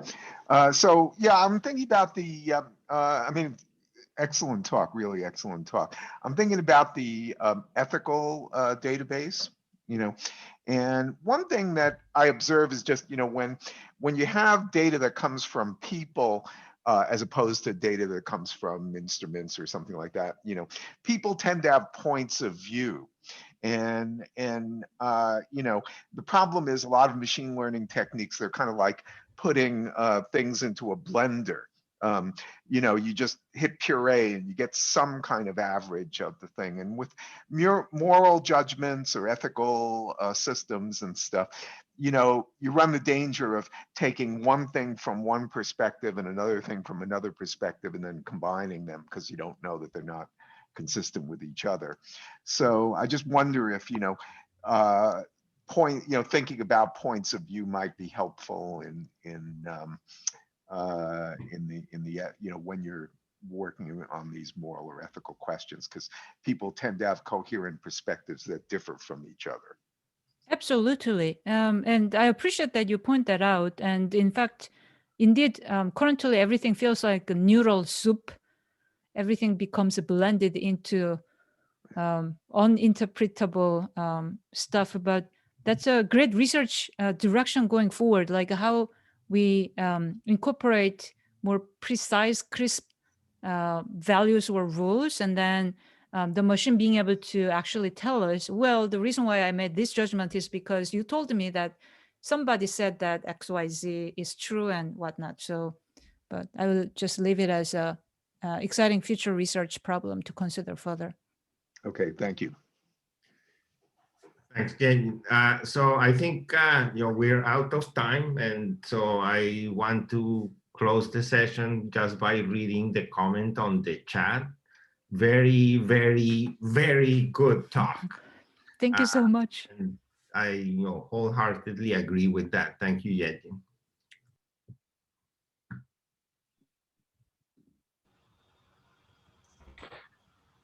Okay, then. So I think it's time then for the starting with the first paper session of the day, focus on collecting and representing common sense knowledge. Since this is the first paper session, just another quick reminder for the presenters and the audience. Long paper presentations have 15 minutes plus 5 minutes of discussion, and short paper presentation 7 and 3. So I would then recommend to start right away with the first paper towards an atlas of cultural common sense for machine reasoning. And so please, if the presenter is ready, can share the screen and the presentation. Thank you. Anurag is the presenter. Yeah. Hi, can you hear me or see my screen? Yes, we can see you on the screen, and also we see your slides. All right, so hi everyone. That was a great talk, Dr. Choi, and kind of, I guess, makes my job harder or easier the way you want to look at it following that talk. All right, so the work we're presenting here is towards an atlas of cultural common sense for machine reasoning. I'm Anurag Acharya, and we did this work together with my PhD advisor, Mark Finlayson, and Karthik Talamadupula from IBM Research. And I'm here down at Miami in FIU. So I guess this part is made easy by Dr. Choi's talk, that I don't really have to convince you there's been a major advancements in common sense knowledge, right? So like we just heard, Atomic has been great in its field. It has over 900,000 descriptions of inferential knowledge. Similarly, ConceptNet has the semantic net structure, which makes it even easier, and it has over 1.5 million common sense knowledge bits. And of course, Comet automatically learn the common sense knowledge, as we just saw in Dr. Choi's talk. And I borrowed this diagram from Comet paper, and as you can see the structure, I was going to go a little bit into it, but we just heard about it, right? So I think we can all agree that there's been a major advancement in this field. Now then, why do I want to learn, or why do I want to work on this cultural element, right? So let me try to convince you with a few examples. So one of the good applications for common sense knowledge is question answering systems, right? That's one of the uses that we use it for. So here's a question that we could pose. We go to a restaurant and we order water. What do we get, right? So do we get a cup of water with some ice on it? Do you get a hot cup of water, or do you get sparkling water? Now, depending on the people who are on the talk, all of you immediately have one correct answer, right? Here's another question. You've been invited to a wedding. How long will it last, right? Does it last several days? Does it last a few hours? Do I need to book my vacation days? What do I need to do, right? So the answer to both of these questions is it depends, right? So the answer for me, in case of the wedding, if my friend invites me to a wedding back home, I'll probably have to look for vacation days. But if my friend here in the lab, somewhere in the US, invites me, I'll probably just skip lunch and just go ahead, right? So really what we see the difference here is that all this great work, really great that they are in the work they've done, is there's a missing component, and that would be the culture component, right? So, and we see this in real life, right? For humans, culture shapes our cognition, our perspective of looking at things, and the language that we speak, right? So like Dr. Choi said earlier, maybe people are just different, and we are. So why not try to encode that information into our systems, right? So then I think it is vital for us to embed this cultural information into AI systems, right? But of course, that's a key challenge, right? How do we actually collect this cultural information? How can we collect cultural knowledge across different cultural groups? Right? Now, this is an important question. So obviously, what we need is we need common topics and that are comparable like for like across various cultures. Now, this turns out to be actually a really difficult task because, as we all know from our own experiences, the experiences and the things within culture are very specific, right? So we are very nuanced. But at the same time, we need to find something that is comparable across different cultures. So there's kind of like a irony there that we need to find something across, right? So for example, let's say we want to collect cultural information and we ask, hey, how do you celebrate Hanukkah in your culture? Now, it's a pretty good example of what specific culture observe, but that question doesn't make sense for me because, you know, most people back home don't observe Hanukkah. Or we could talk about, hey, what kind of things do you like to do before your favorite sporting event happens? Now, that is very generic. Of course, it will suit for every single culture across, you know, the human civilization, I guess, but that's very specific, so very generic. So we can't really get an honest answer out of that. And some people might have experienced that yesterday, right, during the Super Bowl. So what we propose is we'll use rituals as the analog to compare various cultures, right? So the one advantage that we have for rituals are that they're well studied and well known, which means there's a rich theoretical grounding, and there's been a lot of research from anthropologists and sociologists, so we know there's a good theoretical background under it, right? Now, of course, I realize that what we need to do is rituals are not equal to culture, right? We're talking about injecting culture, but we know that rituals are not all of culture, right? But there seems to be a strong concomitance between rituals and cultures. Like the example I gave earlier with the water, of course, that won't be covered by just rituals, right? So with the ultimate goal of injecting cultural knowledge into common sense systems, what we'll then present in this paper is not that we've completed this whole task, hey, we've solved this problem, but rather we'll demonstrate a technique that we can inject cultural knowledge into our systems, and we'll use rituals to do it. And hopefully, since this technique works, then we can go further, and in the field, we can use other analogs to inject further more of cultural information, right? All right.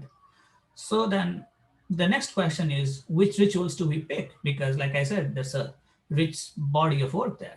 So just briefly defining culture as literature defines it, they're defined as culturally defined set of behavior. That was by Leach all the way back in the 60s.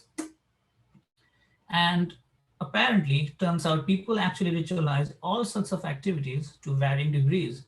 So then it's not about whether or not someone ritualizes a certain event, but rather how much, right? And there's all sorts of different rituals, and we go a little bit more detail in the paper, but for our purposes, we'll talk about two types of rituals: rites of passage, that's things like birth and death and, you know, birthdays and things like that. And then calendrical rites, things like New Year's and things like that, right? So of course, there's also political, you know, sports and all those kinds of stuff, but for our sake, we won't talk about that. So what did we select? So we selected 6 main cultures for this pilot work. So the first one is wedding, right? Again, common across cultures. Funeral. Coming of age ceremonies shown here as bar mitzvah, but we can sort of imagine coming of age as quinceañera or bratabandha or something like that in every culture, some form of the other. Birth, New Year celebrations, and then birthday. So we can sort of all agree that these are specific enough in different rituals, but also good enough to compare across cultures. Right. So the next task then is, how do we select which groups do we select? Because remember, all of these being able to pose what questions that we answer is really important, right? So what groups did we select? So for the beginning, for this work, we've decided to focus on the United States and India. And of course, again, cultural groups are not necessarily the same as national groups, but for simplicity, we picked these 2 countries. And the first reason is sort of obvious as to why we did this is, of course, they both speak English, a lot of them, most people. So that's really useful for us since we're doing this task in English. And we have access to them since we did this on Amazon Mechanical Turk, and there was a significant presence of Americans and Indians at this venue.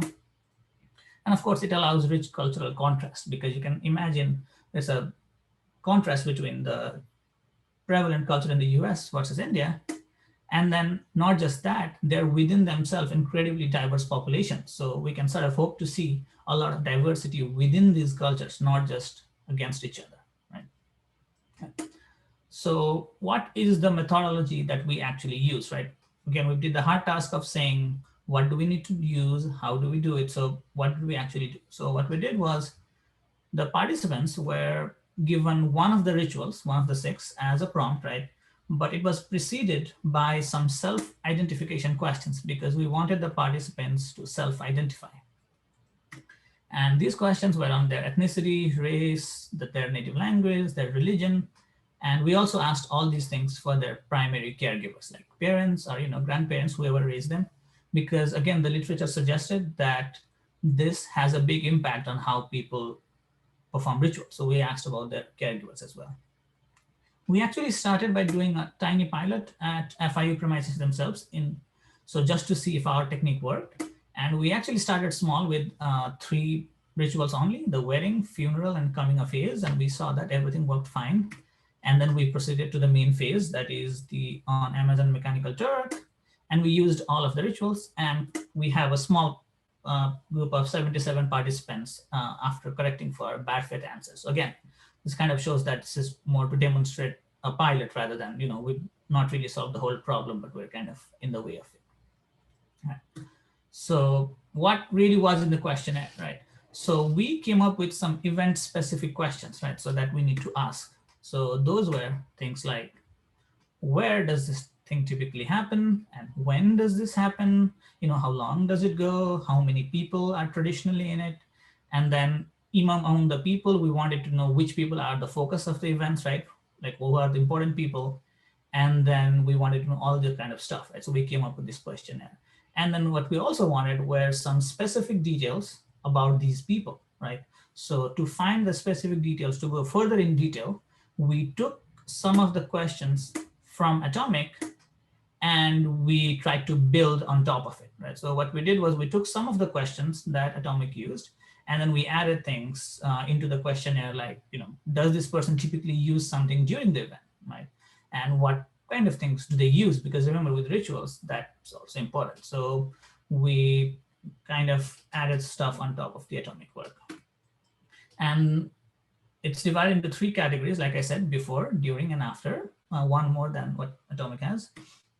And we considered the same 4 types of questions that, again, since Atomic is the standard, with our intent and reaction, the needs and wants, the effects, and then the attributes, right? So these are the questions that we posed. So let me share the results that we got, right? So let's start with the demographic results of the participants. All right, so this is the data for the US participants, the y-axis being the number of participants. So as you can see, there's a clear indication that the religious view changed as people grew up. So when they were growing up, there seemed to be less non-religious people in the US. That grew significantly, as you can see from this data. Whereas let's compare that to India, where the religion views didn't seem to have changed. In fact, there's one person that turned Hindu, even though they were not Hindu growing up. And you can see that the majority religion is very clearly obvious from these numbers, right? So that's the difference. So, and here, I guess more interestingly is one of the results that we have. We asked people, how long are the rituals?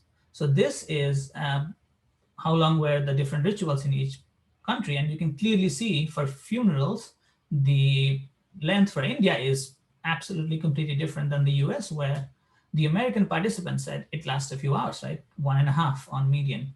Whereas the Indians said it lasted 312 hours, which means 13 days, right? So several days. So that is a big difference, right? Like the kind I talked earlier, similarly with the wedding. Another difference we see is how many people participate in some specific ritual. And as you can see in the wedding, it's really different again. Is the Indian participants said 500 people participate on average, whereas in the US they said it's about 70.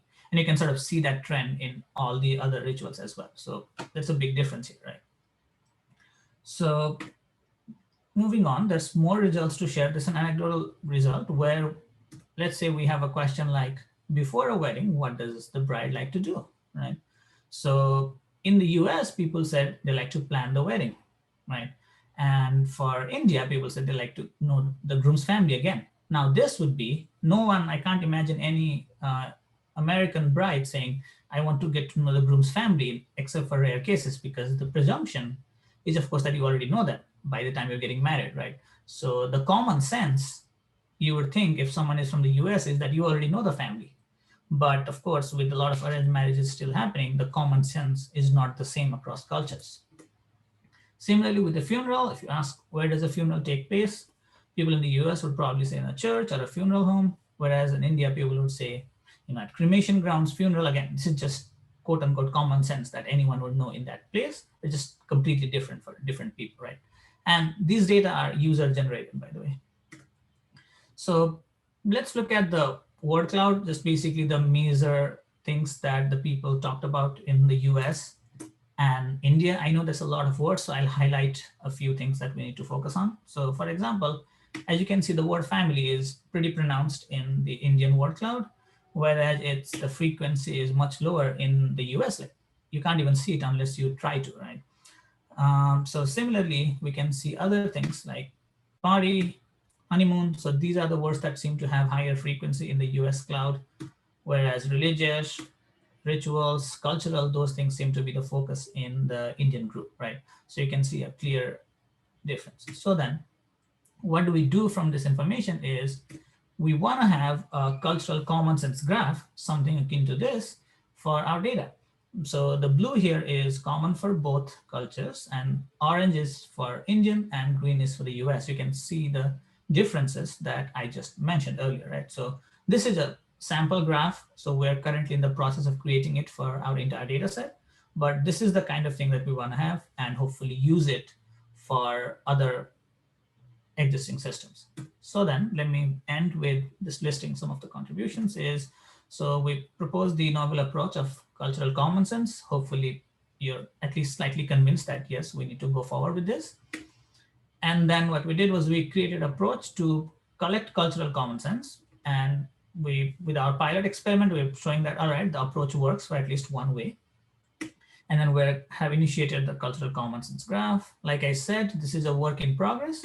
So we're currently expanding by collecting data from Filipino participants. So that's gonna hopefully further diversify our work.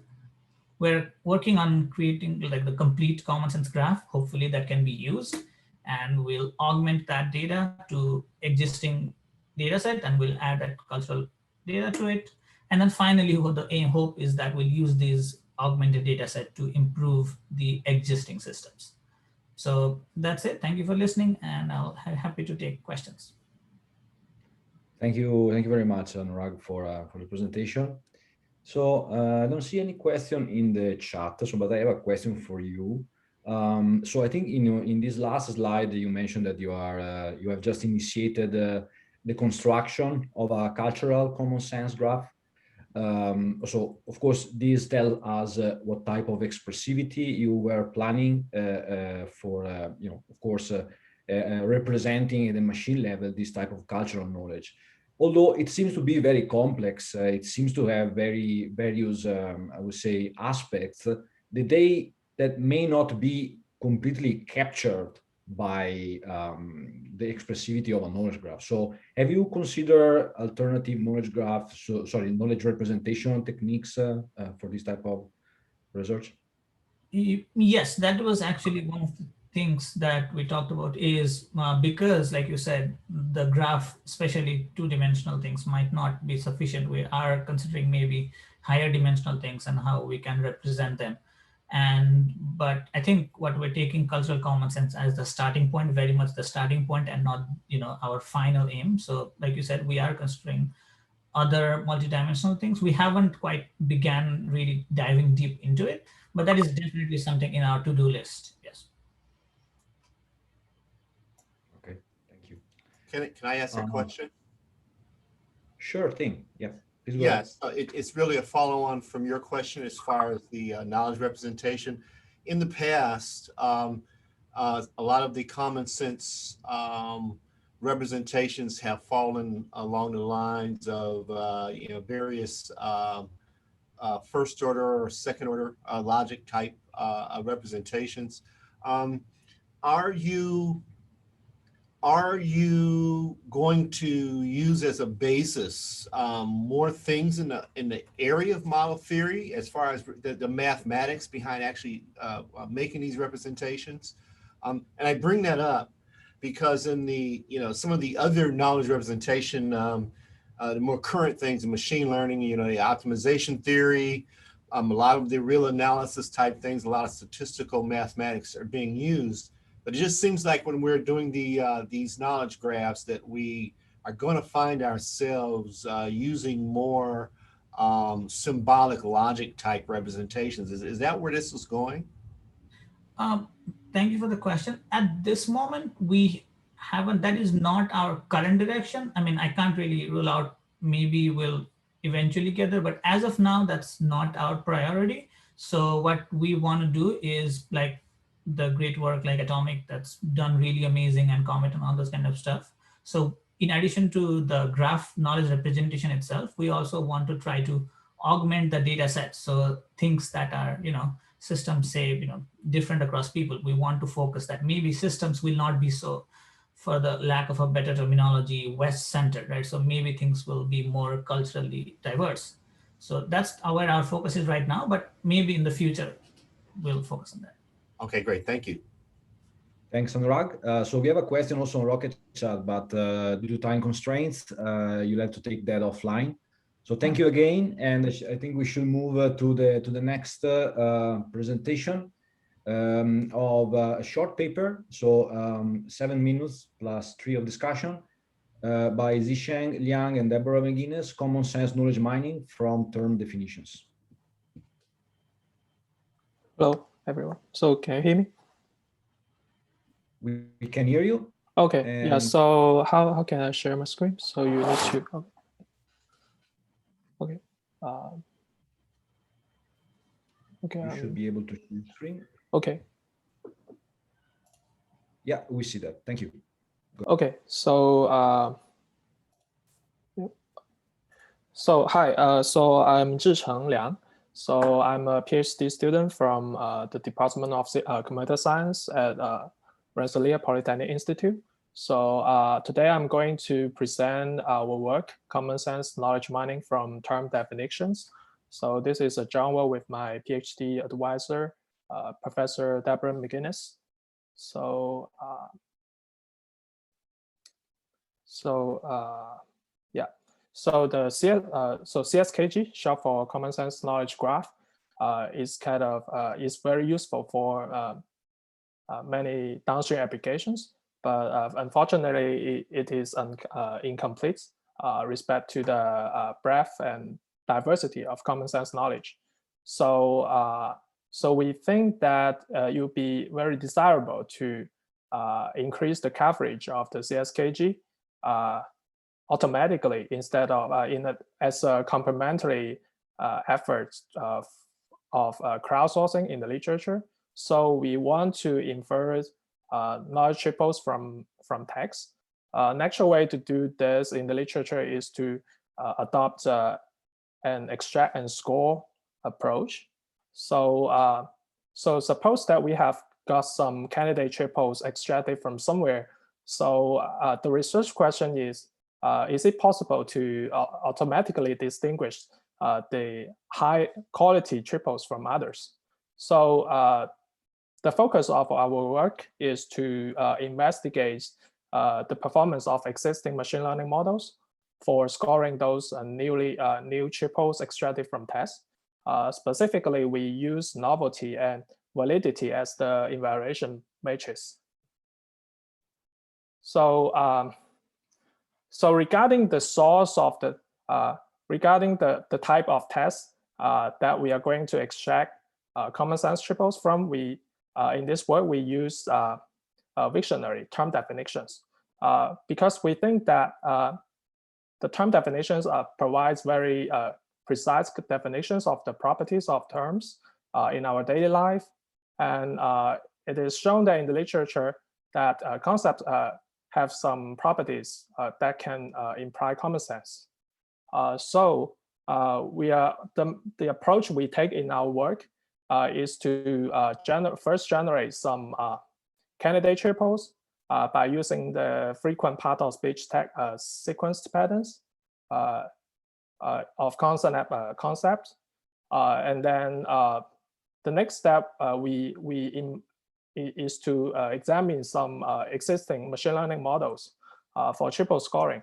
So there are two types of model we look into. So two supervised model, which we train them on the CKPC data, and the last one is an unsupervised model, which is we just run it on the candidate triples and without any training.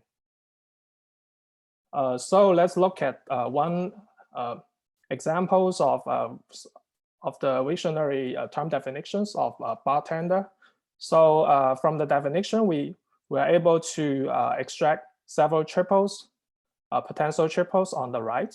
So especially the last one, bartender capable of preparing or serving drinks can be extracted using the part of speech tag patterns shown on the right. And then so in this work, we focus on 12 concept net relation types as the extraction targets. So in the table, we can see that we can actually extract a huge number of candidate triples from the term definitions. So after extract the candidate triples, we so we use the aforementioned 3 different models to predict the possibility scores. So we first look at the score distributions from these 3 models. We observe high variability in the score distribution, which means these 3 models does not have a very in evidence consensus towards the possibility of the candidate triples. So for evaluating the quality of the of our approach, so we use novelty and validity as the evaluation matrix. So for novelty, it is measured by the percentage of generated triples that are unseen in the training set. We also look at the compute the novelty rate against the full subset of concept nets. Instead of doing exact match when comparing 2 triples, we also do some normalization, pre-processing steps, like removing the stop words and treating the phrases as a back of words after lemmatization and stemming. So we also look at some other automatic proxy for novelty. We tried word embedding based similarity, but it seems not working very well in our case. So for validity, we sampled 50 triples out of the highest score triples out of for each relation, and then evaluate their possibility manually. So the criteria of this the triples for selecting the high score triple is that we search for the first 2 we chose the triples higher than 0.9, and for PMI we select the top 1,000 triples. So for the results, we can see that the models can actually extract some valid and novel triples, but the performance vary on different relations. And we also have there is an interesting finding is that it matches our observation that the term definitions contains some more common sense knowledge for a few relations, like allocation capable of and has property, etc. So one weakness we observe in our manual evaluation is that the models have kind of weaknesses when scoring triples, because they are all the triples are all from the high score triples, but the validity for those triples are all less than 50%. So some takeaways as we saw in the previous slide, we see a very wide variability in the started scoring methods. But actually, we humans can do a good job, have a great consensus toward those possibility of those triples. So that's why we suggest when we use this when we use these models in practice, we need to look at the weaknesses of and strengths of those models. So specifically, when we want to choose a proper model to use, we need to it might be relation specific. So and we also need to determine when the mind valid and novel contents is worth adding. For example, we see valid triples camper allocation tends from the definition of temper, but concept that already have a very similar one, and then so it's kind of difficult to make a decision. But we suggest that we can actually look at the performance game of some downstream application like question answering. If we added the new knowledge into the KG. So for summary, we also release our code and data on GitHub. So if you are interested in our implementation and want to look into the more of the details, please read our paper and look at the GitHub repo. Thank you. All right, thank you very much, Jason. So I don't think we have time for questions, unfortunately. So any type of question on this paper, please use the Rocket chat. So thanks again. Let's move on to the last paper for this session. A paper on AWARE, ontology for situational awareness of autonomous vehicle in manufacturing. And please, the presenter may get ready. And the paper is by Bolus El-Azazmar, Yejin Choi, and Michael Ferber. Yes, hello everyone. I'm not able to share screen because I guess the previous participant needs to stop sharing. Sure. Jason, please, can you stop? Oh, okay.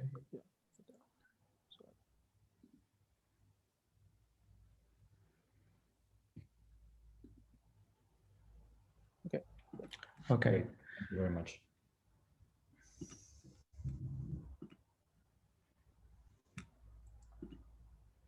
Okay, can you see my screen now? Yes, thank you. Okay, awesome. All right, so welcome to our presentation entitled AWARE, an ontology for situational awareness of autonomous vehicles in manufacturing. This work has been done with Yejin Choi and Michael Ferber, and it is supported by BMW Group, Logistics Robotics Division, and Karlsruhe Institute of Technology. So the work in this paper falls in the scope of logistics automation within manufacturing plants. So the robot you see on the slide is BMW Group's Smart Transport Robot, or shortly referred to as STR. This robot is designed to transport dollies or roll containers through logistics halls in a car manufacturing plant. So an STR can typically lift, transport, and set down a load weighing up to 1 ton.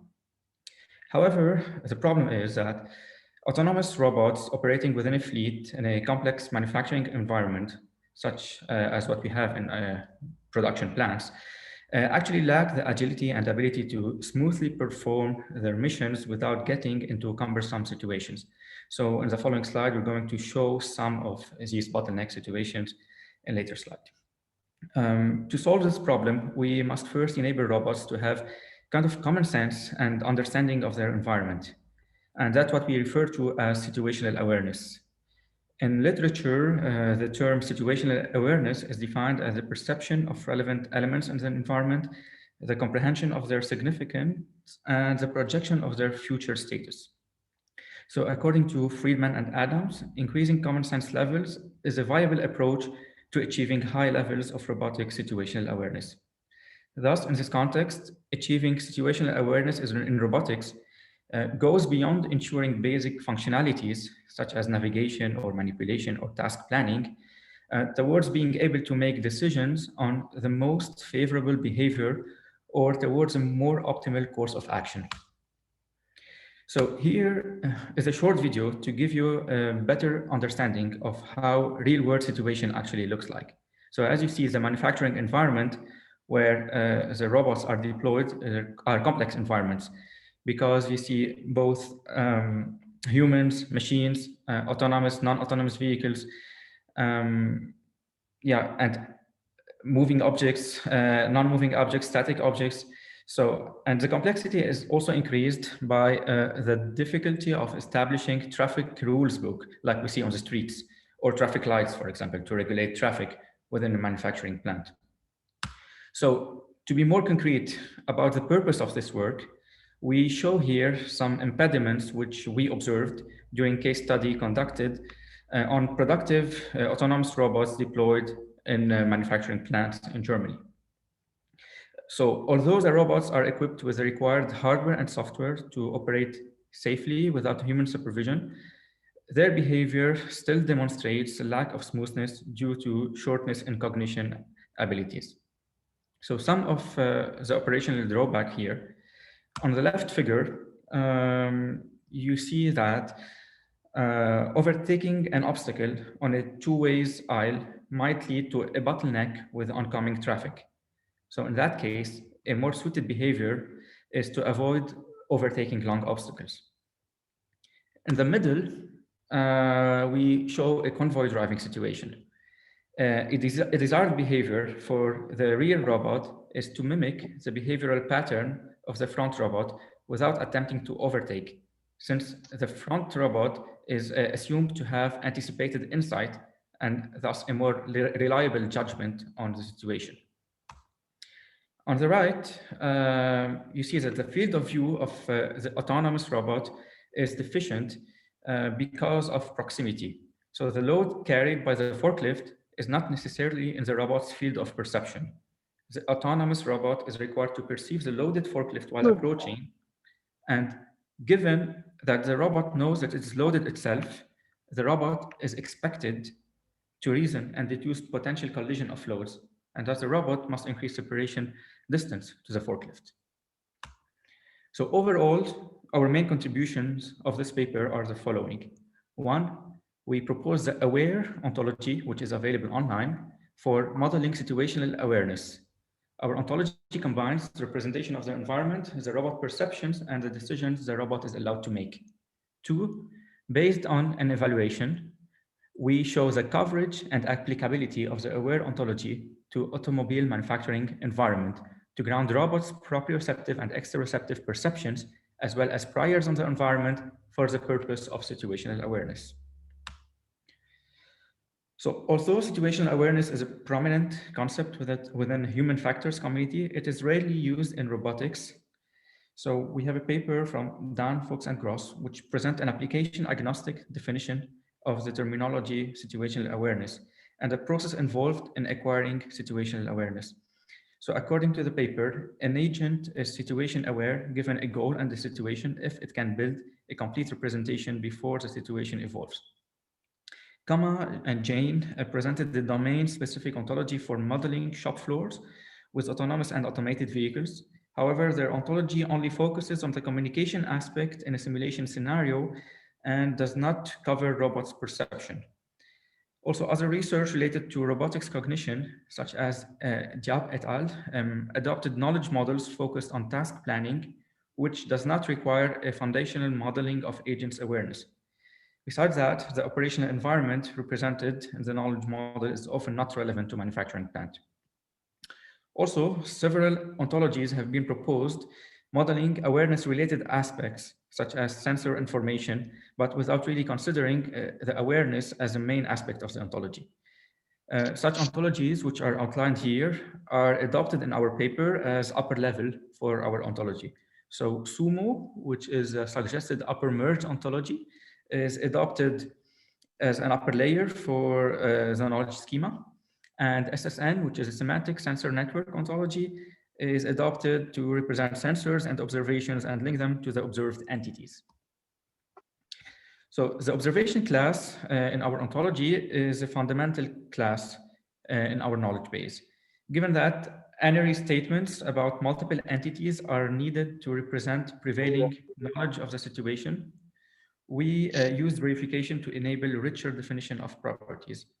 At specific timestamp, multiple data streams emerging from the exteroceptive and interoceptive sensors of the robot are respectively analyzed and transformed into high-level observations. Then for all given observations which are presumed to capture the prevailing situation of the robot surrounding, a decision can be inferred. Here we show a snapshot also of the ontology on the artifact branch.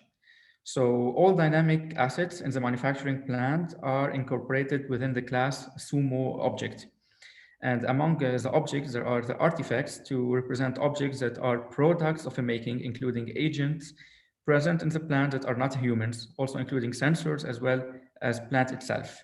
So Sumo artifact is ramified into subclasses like vehicle, like storage unit, like transportation unit.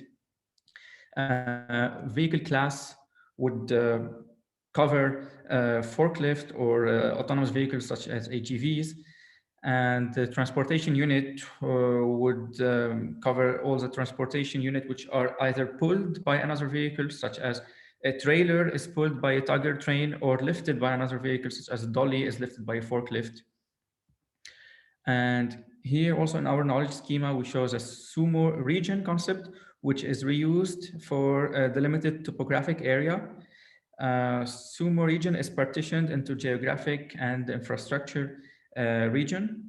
So geographic area is particularly relevant since general policies and safety rule might differ from one country to another. And infrastructure region combines kind of different operation area, which are listed under operational area, and all the different zones, such as speed limit zones, no replanning zone, or restricted areas, which are under constraint zones. Also, all the sensor information are inherited from the SOSA sensor class, which incorporates wide range of the sensors the robot use. Proprioceptive sensor is used for proprioceptive sensing, which is measuring values internal to the system, such as battery system or location or battery health state or charge level, while exteroceptive sensors refer to exteroceptive sensing, such as acquiring information from a robot's environment, such as camera or LiDAR, which measures distance to objects surrounding the robot. SSN property combines information attributes related to perception capability of the robot. So according to SSN, a property is defined as a quality of an entity which is particular aspect of an entity and that is intrinsic to and cannot exist without that entity. So this includes visual features such as a bounding box, which represent a bounding box of an object detected by computer vision object detection algorithms. So to evaluate the aware ontology, we refer to a set of competency questions which we collected. So a human expert analyzes whether the deployed concepts, relations, and axioms are able to answer all competency questions. Here in this table, you see a selection of these competency questions. So we collected a competency question by analyzing the behavior of the productive autonomous robots in manufacturing plants in Germany. And we did some on-site observation and expert feedback to make sure we cover everything which the robot does. So based on the vocabulary we defined by the ontology, so the desired behavior rules discussed earlier were implemented in logic programming language. So as a result here, for example, you see in the situation that we discussed earlier where the robot encounters a long obstacle. So instead of overtaking, the robot here is stopping because it's understanding that it's a long obstacle on a two-way aisle and it cannot overtake in that situation. Here, another example of a convoy driving situation where the front robot encounters an obstacle and stops. So the rear robot recognizes the obstacle ahead as another robot and trusts the judgment of the robot ahead, and then it mimics its behavior instead of trying to overtake that robot. Here also the third situation we discussed as well, where the robot perceives the forklift approaching and increases separation distance to the forklift to avoid any potential collision of flows. So our future work orientation are actually twofold. First, we will adopt some late fusion components to enable sensor fusion at the knowledge representation level. Therefore, for example, single objects which are detected by the LiDAR as a transitway obstacle and by the camera as an object of focus will have the respective observation entries linked together in the knowledge base. And second, we also will focus on modeling projected future observation based on observations recorded in a given time window to be able to give some further look into the future in a short time span for the robot to be able to expect what's going to be the situation in the next upcoming timestamp. Yeah, thank you for listening, and I'm ready for your questions if you have any. Thank you. Thank you very much, Bulos, also, for staying within the 15 minutes of your talk. So yeah, let me actually check on the chat, the Rocket chat, if we have any question. Not here. Anybody in the Zoom call that wants to ask a question? Alessandro, I can ask a question.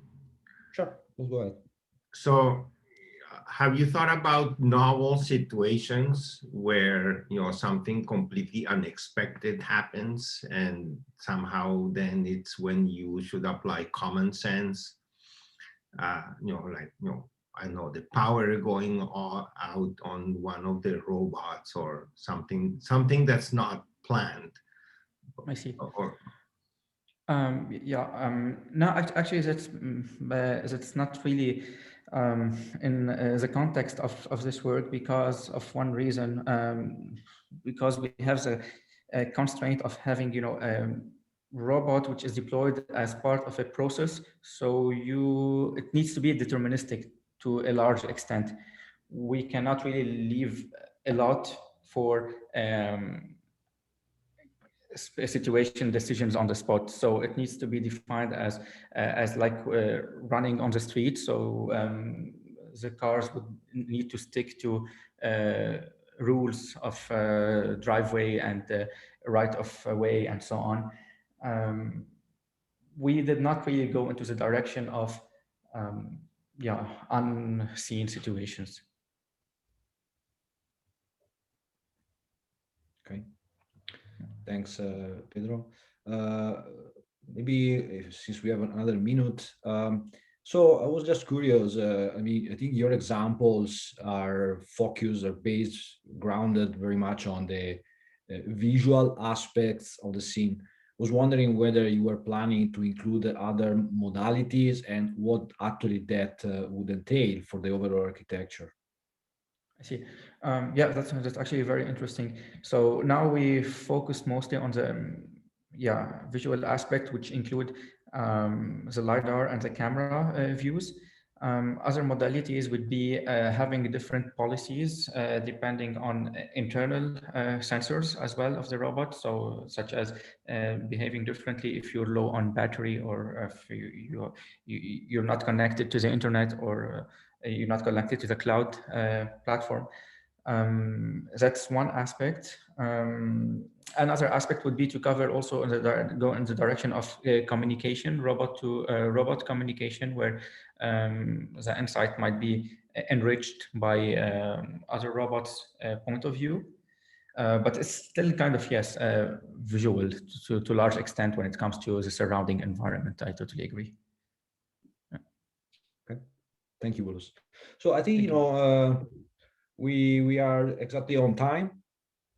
So we now have a break and we'll gather again for the second paper session at 10:55 Pacific time. So in around 20 minutes. So thanks again to all the speakers and the audience, and see you in a bit. We'll be talking about our work on lexically constrained text generation with the help of Commonsense Knowledge Graphs. This work has been done in collaboration with CMU as well as Bosch Research. So the basic problem that we are trying to address over here is that when we are talking about a task such as concept to text generation in a lexically constrained setting, how commonsensical in nature are the sentences that have been generated? So when we say about concept to text generation, what we're essentially trying to say is that given a set of concepts like common noun or verbs that we use in our day-to-day life, the sentences that are generated, are they syntactically and semantically sound in nature? And at the same time, are they including all the concepts that were given to us originally? So let's take an example. Let's say we have 4 concepts: dog, frisbee, catch, and throw. An ideal statement would be something like a dog leaps to catch a thrown frisbee. But a lot of language models are not able to generate such a perfect sentence. For example, UniLM generates something like 2 dogs are throwing frisbees at each other, and BART generates something like a dog throws a frisbee and a dog catches it. Now, these sentences, if we look at them, UniLM is basically missing one of the concepts that was given to us, catch, whereas both of these sentences are lacking a commonsensical meaning. So in this particular work, we have tried to address both these problems, where not only are we trying to ensure that the sentences generated, they have a common sense nature to them as per human understanding, whereas we are also trying that all the concepts that were given to us, we are able to include all of them in the sentence generated. So this problem can be thought of as having 3 major challenges. The first part is that we want to extract the common sense knowledge information between the concepts that have been given to us. Basically, we iterate through different kinds of knowledge graphs and get the common sense information that we need. Once we have this common sense information, we would like mechanisms that can help us inject this knowledge into the language model so that we're able to enhance the language model's understanding of common sense. And finally, constraint decoding, where we are trying to ensure that all the lexical constraints that are specified in the task are included in the sentence generated.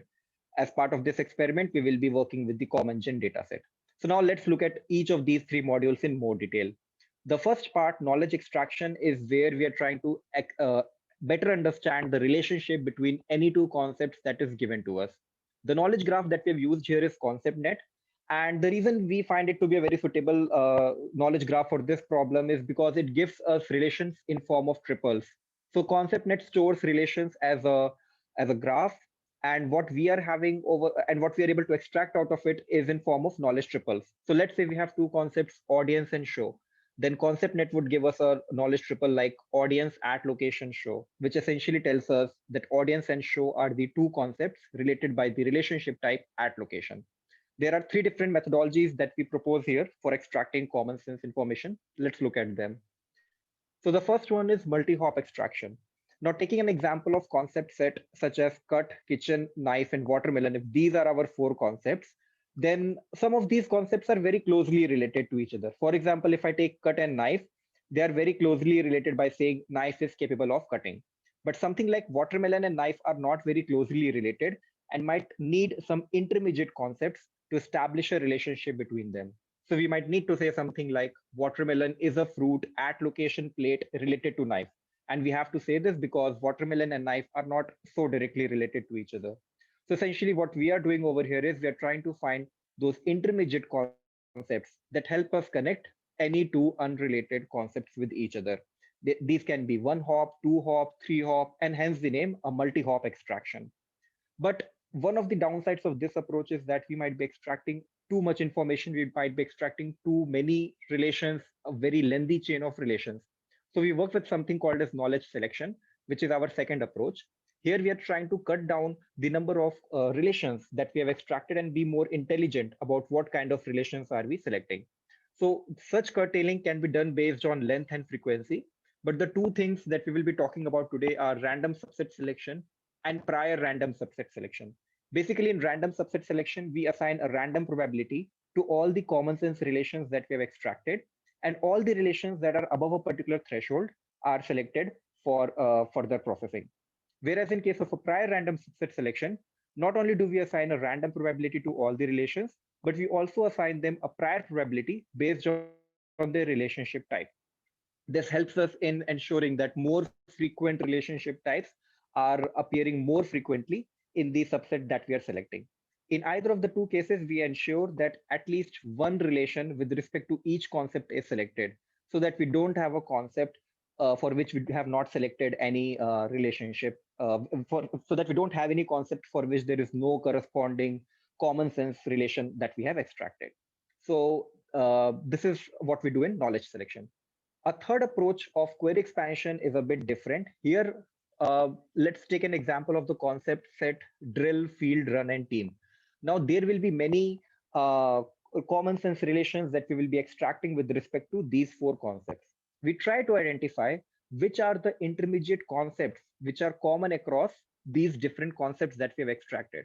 So for example, baseball is a concept that would have been ideally an intermediate concept between these different concepts. And if it appears in at least half of the concepts, if it is associated with at least half of the concepts that have been given to us, then we can feel that yes, baseball is an important concept, intermediate concept with respect to these four concepts that have been given to us. And we call these intermediate concepts that we're extracting as expansion concepts. So in short, what we are trying to do over here is take a given set of concepts, find what are the important intermediate concepts that connect these given concepts and call them expansion concepts.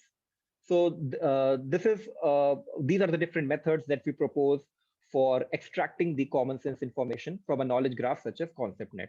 The next part is how do we inject this information that we have extracted into the language model?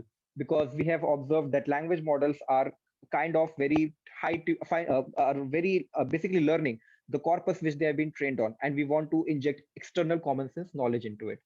So the language model that we experiment over here is UniLM, which is essentially a multi-layered bidirectional transformer.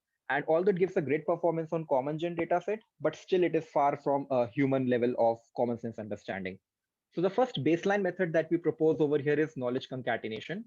And what essentially we are proposing over here is that whatever external common sense relations that we're extracting, or the expansion concepts that we just talked about, whatever we are extracting, we just concatenate them to the original set of concepts that we were sending. So let's say if we had four concepts, run, team, field, and drill, and we had some expanded concepts like baseball, player, tie, and so on, we would be sending a new list, which would be comprising of both the original concepts as well as the expansion concepts. But a more interesting approach that we want to focus on is the attention-based injection, where we are trying to learn the attention between the concept set that has been given as well as the concept relations that we're extracting. So let's say we have this concept relation that we've extracted, football related to sport. What we do here is we first tokenize them and convert them into a phrase like football related to sport. And then we train an encoder to learn a representation for the BERT embeddings of these common sense relations. At the same time, the UniLM model will give us the hidden representation of the original set of concepts that we are feeding to it. Once we have these hidden representation of the original concepts as well as the concept relations, we can calculate attention between them, and this can then be fed to the later layers of the UniLM model. We will be discussing more about how these two methods and their performance compares in later slides. The third part of this entire module, which is the constraint decoding, is a part where we are trying to enforce the different kinds of lexical constraints on the sentences that we have generated. So the CommonGen dataset provides us with two major kinds of constraints. One is the including all the concepts that have been given to us, and secondly, ensuring that all the POS tags match correctly. So here, usually in the process of decoding, we would be considering only the top beam with the highest probability as the output sentence. Instead of doing that, we consider the top n beams, which in our case are the top 4 beams, and we calculate a coverage score for them. Coverage score is essentially calculating what percentage of concepts are covered in the final sentence generated, and at the same time, how many of these concepts have a correct POS tag attached with them as specified in the given dataset. So the sentence with the highest coverage score is obviously selected. And in case there are two sentences which have same coverage score, then the sentence with the higher probability as given by beam search is selected. Now let's talk about the experimentations that we have done. As I have focused, there are three major parts of this entire problem statement: the knowledge extraction, knowledge injection, and constraint decoding. And this entire experimentation is built around doing different kinds of ablation studies by plugging and playing with the different approaches we have available for each of the module and seeing which of these combination works best. We evaluate our results quantitatively on different metrics such as blue, rouge, etc. And we also do a qualitative analysis in later slides. So the one thing that we find is that common sense injection definitely leads to increase in the different evaluation metrics that we have. The increase is very slight and very small, but we definitely see an increase in all the different kinds of metrics that we are evaluating on. Attention plus prior subset selection is a model that gives us the best results in terms of blue score. And if we also add the best in beam scoring for the constraint decoding part, then although our blue score dips a bit, but it definitely sees an improvement in other scores. In later slides, we will see that the best and beam scoring is very important when it comes to enforcing the lexical constraints. At the same time, we also observe that selecting a subset of relations instead of selecting all the relations is definitely a better way, and it's definitely giving better results. We can attribute this to the fact that including a subset reduces the amount of noise that we are sending to our models. And the baseline thing that we want to focus here on is that although the results don't see a huge improvement in terms of blue score or Roche scores, but in the qualitative analysis, we observe that the common sense information has in fact improved a lot. The blue scores here don't really improve a lot because we are just comparing the target sentence that with the sentence that we have generated, which might or might not be similar, but at the same time, the common sense nature of the sentence has improved significantly. Talking about the query expansion results, we find that these method as well as the concatenation methods do not perform so well. And the blue score is around 25, which is much lower than the blue score of 28 that we saw for the multi-hop methods, or the blue score of 27, which we observe for baseline models. At the same time, we can say that this is primarily due to the noise that is being added because of the too many expansion concepts being added. And finally, the lexical constraints. Here we can, as we were talking before, the best and beam scoring helps us reduce the number of missing concepts from around 42% to 28% and 27%, which is a great improvement. The mismatching POS also drops in all the different methods that we are proposing, but the drop is not very significant, and therefore it's definitely a scope of future work.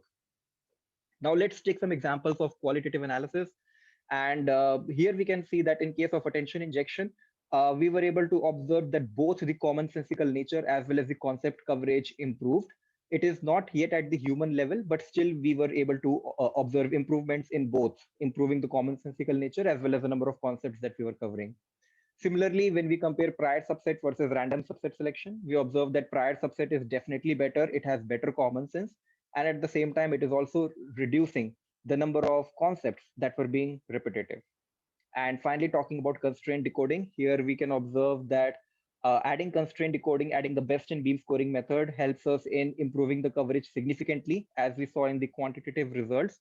And this does not have any major impact on the commonsensical nature of the sentences that we generated, but there were few exceptions which might need some future work.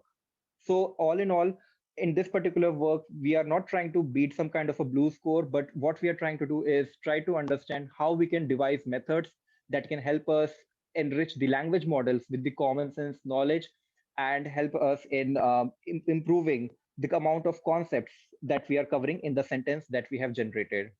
As next step, we would like to work with all of the three different approaches that we have proposed. We would like to work with more knowledge graphs.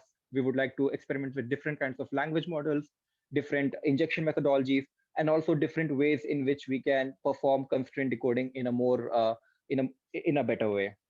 So that's the work that we have done for this particular task, and I'm happy to take any questions. Thank you. Thanks very much. I don't see any questions in either the chat or, oh, I see two people typing. Can you go back to the next steps while they're typing? Yep. Let's see. So which language model is next? You said experiment with other language models. And why are you choosing whichever one you're choosing? Yeah, so we are choosing with a Bosch model because this is, so basically some other, like there have been some more work on this particular data set that we have observed, and BART is one of the language models which has performed great as a baseline. So we want to see how our models, how our approaches of extracting knowledge and injecting knowledge work with respect to BART. So that looks like a very promising area because the baseline results are good. So it might be good to see how our methods further enhance it. Okay, I still see people. Does it answer your question? Go ahead. Yep. Filip, do you want to just ask your question or should I ask it? I can ask it. So I was just wondering, I see that one of the future works is to apply these to other knowledge graphs. And I was just wondering if the authors can speculate on how easy would this be, and are there any expected limitations of the method, any expected pitfalls, and that sort of thing. Yeah, yeah. So I think one important thing for our method is that we try to we expect the knowledge graph to give us some kind of a relation between the different concepts that we have. That's one thing that we want our knowledge graphs to give us. And secondly, we are also heavily reliant on the intermediate concepts that we are extracting. So these are the two things that are important to us. So the different kinds of knowledge graphs that we might be experimenting with, the way data is structured in them, what is the structure of data that we are getting, what is the noise that is in the data set, are they giving us information about tokens that can be potential tokens in the final sentence generated. Those would be some of the key things for us to work on. We are thinking of different ways in which we can use different knowledge graphs. One is, we use knowledge graphs, we extract information from them as it is, we tokenize them and calculate attention on top of it. That's one way. And second thing is we use these different knowledge graphs to construct a concept net based or a concept net type of relation between tokens. So for example, we might have a huge corpus of sentences in the form of common sense reasoning. So we can extract them, and from that we can try to create a graph-like structure on our own. That's one way. And second way is, we just send it as it is to calculate attention on top of it and see how the sentences are being generated. So to also answer your question in one more way, like the pitfall that we think here might be that if you're not able to extract these intermediate tokens, that might be a pitfall. Okay, I actually have another question if nobody else has. I was wondering, so in the past when we tried to use, for example, ConceptNet or another source that has a lot of lexical nodes to extract paths, we were always seeing a lot of noise coming from ambiguity of nodes, right? So for example, run can mean a lot of things, can be as a verb, as different nouns and so on. Mm-hmm. And in our experience, this was often throwing us at paths that we didn't want to end up with. So how are you guys dealing with this right now? And is this a problem? How big is it, and so on? And you get a 1-minute answer. Sorry. Okay, sure. So definitely, if so the thing is, one good thing over here is that the different concepts that have been given to us, they're usually not very distinct or very highly unrelated from each other, right?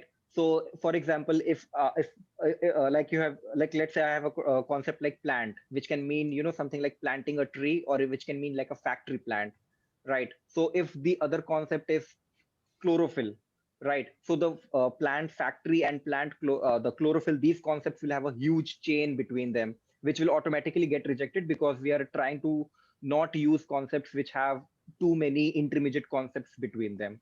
At the same time, the POS tag is also an important factor which helps us, because plant can be a verb, it can be a noun.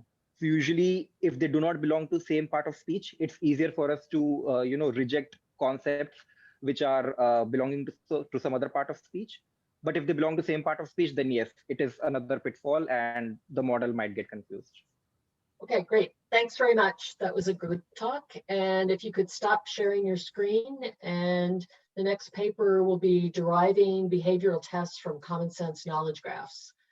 And I'm not sure who's speaking, but we can see your slides. Hi.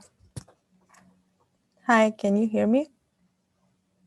Yes, just fine, thanks. Okay, great. So I start.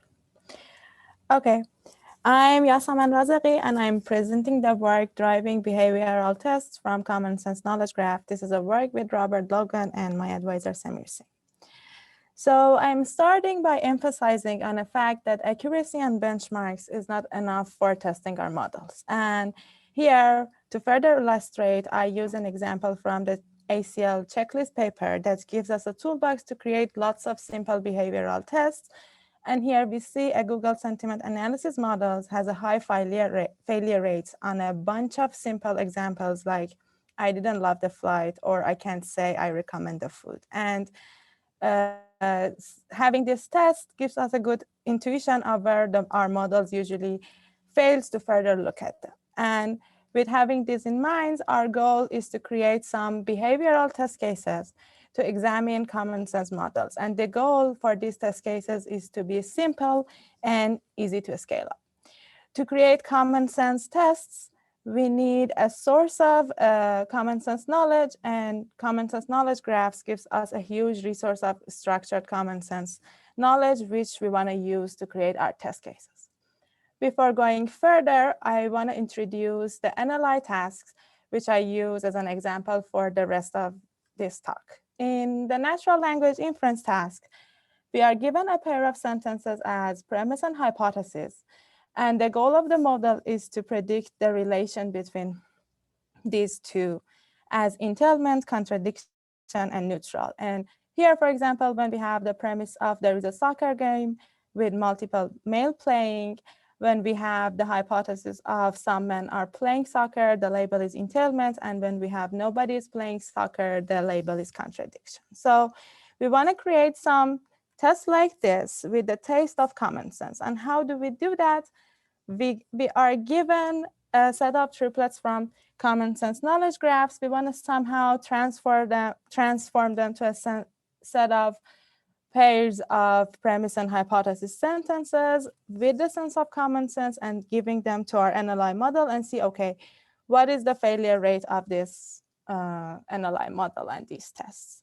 For creating these test cases, we are introducing a pipeline here, which uses the information in common sense knowledge graphs. And I introduce the phases of this pipeline here. So first, we are given a set of triples from our knowledge graphs. And unfortunately, all of these triplets in our common sense knowledge graphs are not that much useful for us because we have an example like a person desires a headache from concept nets, or person X reads 6 books. As a result, person X wants to never read again from Atomic. These examples may be meaningful in some contexts as common sense, but since we want to create some high quality behavioral tests, these are not useful for us. So in the first phase here, we go through them and manually filter the ones that are not that much useful for us. And after filtering manually in some kind of triplets, we have a set of like useful knowledge as triplets for us. And we use some test specific templates for creating our test cases. And given these templates, we can transform these triplets from our knowledge graphs to create a generalized set of tests and to test our models here. And here, since all the information that we have from the common sense knowledge graphs are inherently varied, the assumption here is that the model should predict entailment if it uses its common sense knowledge while doing the inference. So now, given this pipeline that is now complete, we can create a bunch of tests, and we created a number of test cases from 7 relations from concept nets and 5 relations from Atomic for the NLI task. And as I said, the assumption here is that all the labels should be entailment as the golden label here. When we tested Roberta and Bart fine-tuned on the MNLI dataset, which is an NLI task, we saw that, okay, the failure rates on our tests are really quite high. And when we looked further, we see that these models mostly predict neutral as a relation between these 2 sentences that we created, which gives us, okay, they failed to use the common sense knowledge they have while doing inference. And having this, we further force the model to predict between the entailment and contradiction labels, and the failure rates here are much lower, but still we see some high failure rates on some specific relations like desire and needs, which is interesting to go and look further on this. And maybe it's because the NLI dataset, models on NLI dataset do not need to know these kinds of knowledge while doing inference. We also create some test cases for the question and common sense question answering task based on pickup, which gives you a goal. and two solutions, and the model should pick one of the solutions between them. We use a same set of relations for creating our data sets, and we tested a Roberta and BERT fine-tuned on the PICA task. And here we see that the failure rates are much lower. This was somehow expected because the PICA task is itself common sense, and the models should have higher knowledge of common sense while doing these tasks. And in conclusion, so we introduced a pipeline to create simple behavioral tests from the information in common sense knowledge graphs. This work, of course, has limitations, which we can further generalize them with more natural ways of test and automated ways, because we also had the manual filtering up. So we need to be able to have ways to further scale up the test cases. Thanks for listening to me, and I appreciate your feedback. Thanks very much. We have 2 minutes for questions, and I'm not seeing, oh no, I see somebody typing, but as that person types, what kind of test cases are you going to focus on for doing your scale up? So by a scale up, I meant like more automated ways, somehow trying to not doing the manual filtering would be a good way, but this would be a trade-off, because if I don't do the manual filtering, then maybe the behavioral will not be that much high quality. So I should consider this trade-off between these two, maybe using more relations and more tasks. But of course, more automated ways would give us opportunity to scale up. Great, thanks. I still see one person typing, and we've got, oh, there. Interesting to say ConceptNet, not useful for testing concepts. Will this be a general statement? Oh no, I said, of course, these are just some examples we found during, so we had to do manual filtering, but these are like, in some contexts, these common sense concepts would be meaningful. But it's noisy. There are like many other works that show that these knowledge graphs are noisy. Well, let me say what I mean is that all these kind of general purpose concept nets, those kind of knowledge graphs cannot be very useful for your the kind of testing, the kind of concepts we want to put, So is that the general purpose, those kind of knowledge graph useful? That's what I mean, the general statement.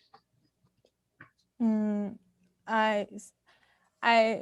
I didn't get what you said, but what I'm saying is that, if we can use those kind of general purpose, those knowledge graphs to do some lot of reasonings, right? Common sense reasonings. And the reasoning means, we say, okay, this statement probably is problematic, right? So if we have to filter those things, for the special tests, that means it's difficult to put them for general use. That's something I feel important to know, if that's the case. Sure. So there are not the number of them that are with this which I call useless here, because it's really important for my own test to have a high quality, is not that much. And of course, these knowledge graphs are really useful for other tasks. But I wanted to mention that there are some noise here, and to use them in tasks like mine, that I have to be very careful about the quality of test cases. We have to be careful about that noise. Great, thanks very much. There's also another question in the Rocket chat, but we have to move on to the next talk. So maybe you want to answer that question of how long it took to do manual filtering. Okay, sure. But great talk. And in the meantime, our next and last talk in this session is graph to coherent text. Sounds like the Holy Grail. passage generation from knowledge graphs by exploiting edge representation in sentential context. So can you hear me? Yes, we can hear you, but we don't see slides yet. One second, one second. One second.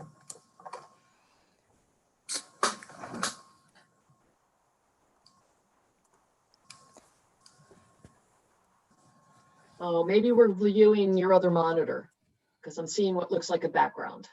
Oh, one second. One second. Ready? Yep, that's good. Okay, we see it. So yeah, so you all can hear me, right? So I'm going to present here. I'm Litton. I am from Institute for Infocom Research, Singapore. So I am going to present here our work on graph to coherent text, passage generation from knowledge graphs by exploiting edge representation in sentential context. So I will give a context of a particular use case in which such a system can be used, leveraged.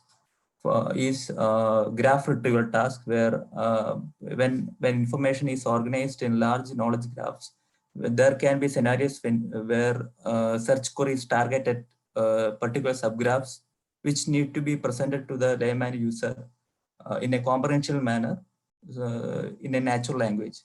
So in such scenarios, the knowledge graph to text generation works can be useful. So this is a typical scenario of knowledge graph to text generation. The kind of work which this like our method is handling. So the text generation model takes a title text and input knowledge graph as input, and then generate a passage which essentially describe the information contains, essentially represent the information contained in the knowledge graph in a natural language, and the passage should be the passage generation should be guided by a title text. So before we go into our method, we should like I will give you some examples of coherent text and why coherence is important. So first one is a coherent example of a coherent text, and second one is an example of an incoherent text.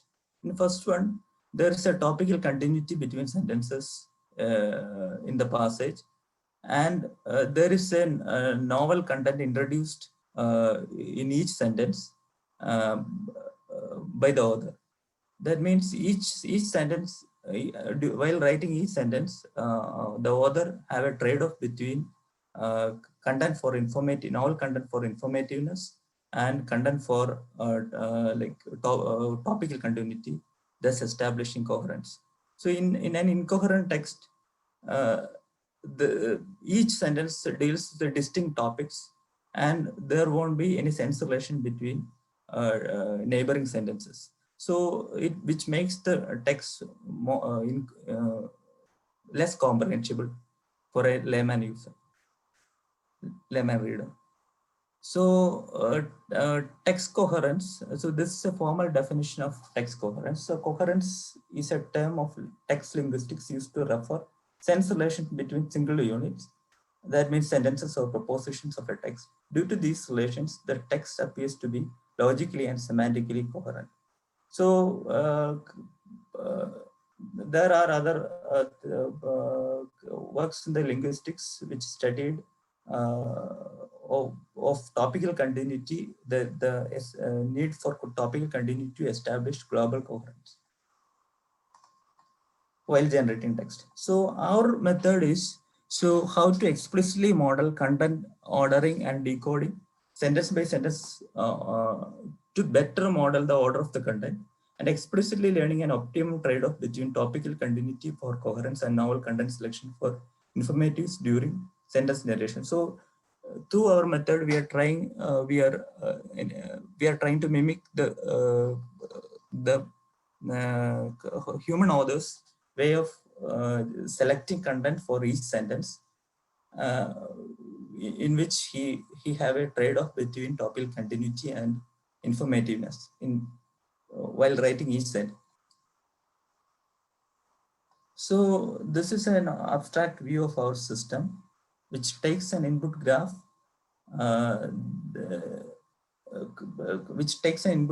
and while generating content for it generates the sentence output text in a sentence by sentence manner. While selecting content for each sentence, the system refers the previously generated content and the for topical continuity and the content from the input graph for novel content in each sentence. So for our input representations, like, so in a knowledge graph, an edge represents the most is a basic unit which contains a human cognizable information. So by edge we mean the nodes connected by a relation. Nodes contain named entities or concept connected by a relation. So essentially, a graph can be represented as a set of such edges, because the entire knowledge graph can be reconstructed from such a set where named entity concepts are connected by relations. So each edge is represented using a triplet, like with the named entities, relation label, named representation for dense representation for named entities, and dense representation for relation label. And we compute context vectors for because to represent the context of each edge in the graph, so we compute context vectors for each edge attending over other graph edges. So overview of our method, we generate content in a sentence by sentence order, compute edge representations at each time step t of sentence generation using a gated mechanism for content generation. That means for each during each sentence generation, we update the input graph representation for input graph, so that it contains the content for topical continuity and informativeness. So for this we employ 3 gates, a gated mechanism consisting of 3 gates, a coherent gates, which selects the content for topical continuity from edge representations at time step t-1, and content selection gates, which selects the novel and content for novelty from original edge representations. That means the input graph, the original input graph representation, which didn't went through an updation through the while generating sentences. So the human author will have a trade-off between, while writing each sentence, based on the context of the sentences, based on the context of a sentence to be written, he will have a trade-off between coherence, content for topical continuity and informativeness. So which will be to mimic his trade-off mechanism, we employ a control gate, which weights the content the content selected by 2 gates, the 2 other gates. So here is a here we depicts the picture of our neural architecture. So for each time step t of content order, there is a content ordering RNN. So for each time step t of content ordering RNN, the content gate selects the content from the original graph representation. This is the original graph representation, represented as a set of edges. And this is the graph representation for time step t, computed for time step t-1. So gates take graph edges from which the content to be selected, and the hidden state of content ordering RNN, and context vectors computed for each edge, and select content from coherence gate selects the content from graph representation computed for previous time step, while content gate selects the content from original graph's representation and control gate, which takes the hidden state of content ordering RNN, finds a trade-off between content, novel content and content for coherence. And so the graph representation for time step T is a mixture of both. And hidden state of content ordering RNN is computed at time step T by taking the mean of all edge representations as input. So from each hidden states of content ordering RNN represent the sentence representations.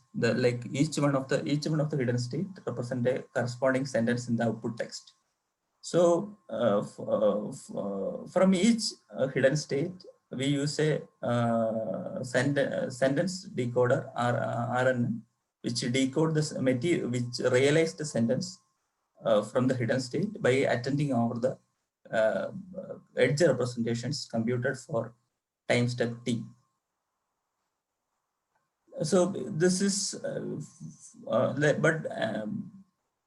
we use a template generation and slot filling kind of approach for materializing this output sentences, which we'll talk about in next slides. So text generation, we execute the text generation in 2 steps. Generate sentence templates, rank entities at the nodes to fill the entity slots. So here is an example of a sequence of sentence templates generated by our method. So each sentence have a entity slot, and we rank the input entities at the graph nodes to fill the slots. So this is the sentence template decoder I have explained earlier. So which is initialized with the content ordering RNN hidden state and attends over the time step T for content edge representations at time step T for. So here is an entity ranker. So which takes entity representations at the entity representations content ordering RNN hidden because the hidden state of content ordering RNN decides the sentence in which the entity to be mentioned, while sentence decoder RNN hidden state identifies the slots in which entity to be mentioned. So it takes entity representations, content ordering RNN hidden state and decoder to rank entities. So the recently released dataset, auto-created dataset by Commonsense, which followed the default, and we follow the default data split for training and evaluation. So in their dataset, there is around 40K paper titles and abstracts from semantic scholar corpus, and so they use SciI information extraction, which is a state-of-art information extraction tool for scientific domain, to construct the knowledge graph, extract the relations and construct the knowledge graph. So in text generation, in objective metrics, we have an incremental results when in compared to other peer systems which used a direct single sequence decoder.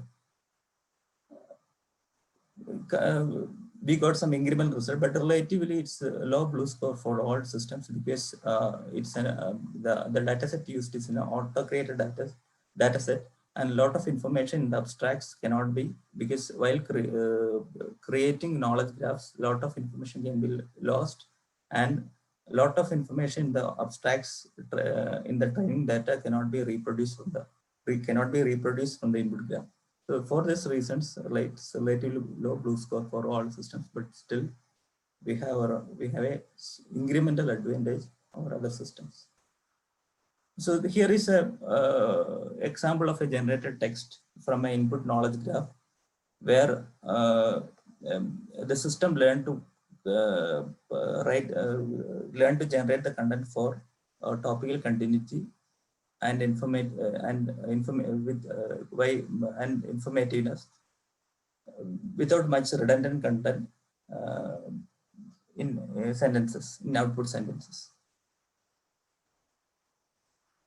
So, but our primary motive was not to report the results on objective metrics. So how the system learned to generate content in order, and it can achieve text coherence, global coherence of output text generated. So for this, we conducted qualitative evaluation using human evaluators, and the all human that we provided the output text generated by each of the methods in a random order to avoid any kind of bias. So human evaluators were asked to choose the best performing system based on the attribute under consideration. So we evaluated for coherence, informativeness, and grammaticality. So for coherence, we have a clear advantage for over others, while in others we have an incremental advantage. So in in going forward, we wish to use this kind of approach. Like we wish to formulate better models for coherence in sentence by sentence neural text generation. So this can be such an approach can leverage other external resources for identifying coherence or computing coherence while decoding output passage. Thank you. If you have any questions. Hello? Thanks very much. We actually only have like a half a minute, so I don't see a question, but maybe if it's a long answer, you can answer my question of how you think your evaluation results might have changed if you used a different task rather than that ConLL from 2007. Can you repeat the question? Hello? Hello, did you not hear the question? Yeah, I didn't. Okay, but we've got like 30 seconds. I was just wondering, to use a particular task from 2007, if you used a different task to do the evaluation, how do you think your results might have changed? Because I cannot give a specific answer on that, but still, because a lot of our we reported our results on a single data set, and there should be more controlled experiments to evaluate the efficacy of the method. So yeah. Okay. Thanks for the talk. We should move on to our next panel, and Filip will be the moderator for that.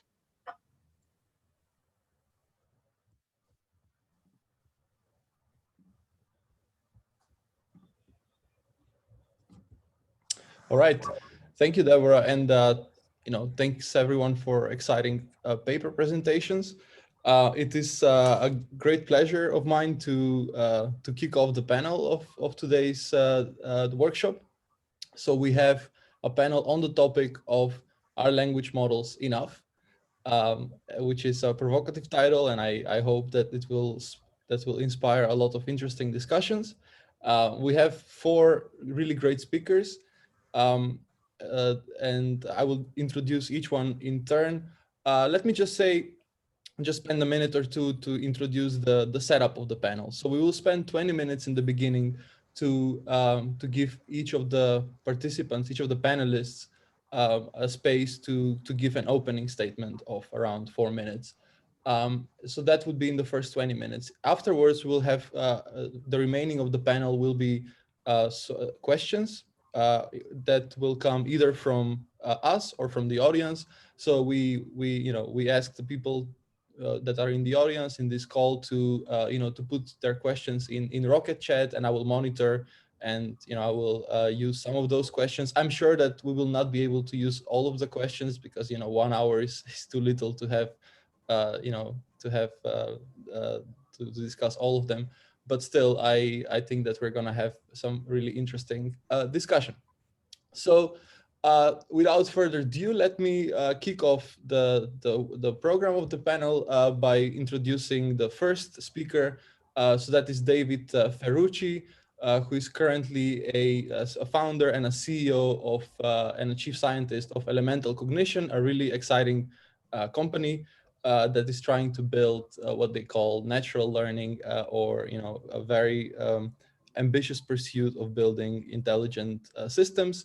And many people know Dave from his impressive work on IBM Watson. So without further ado, I'll just give the floor to David. If you have slides, feel free to share your screen, or if you prefer not to, that's okay as well.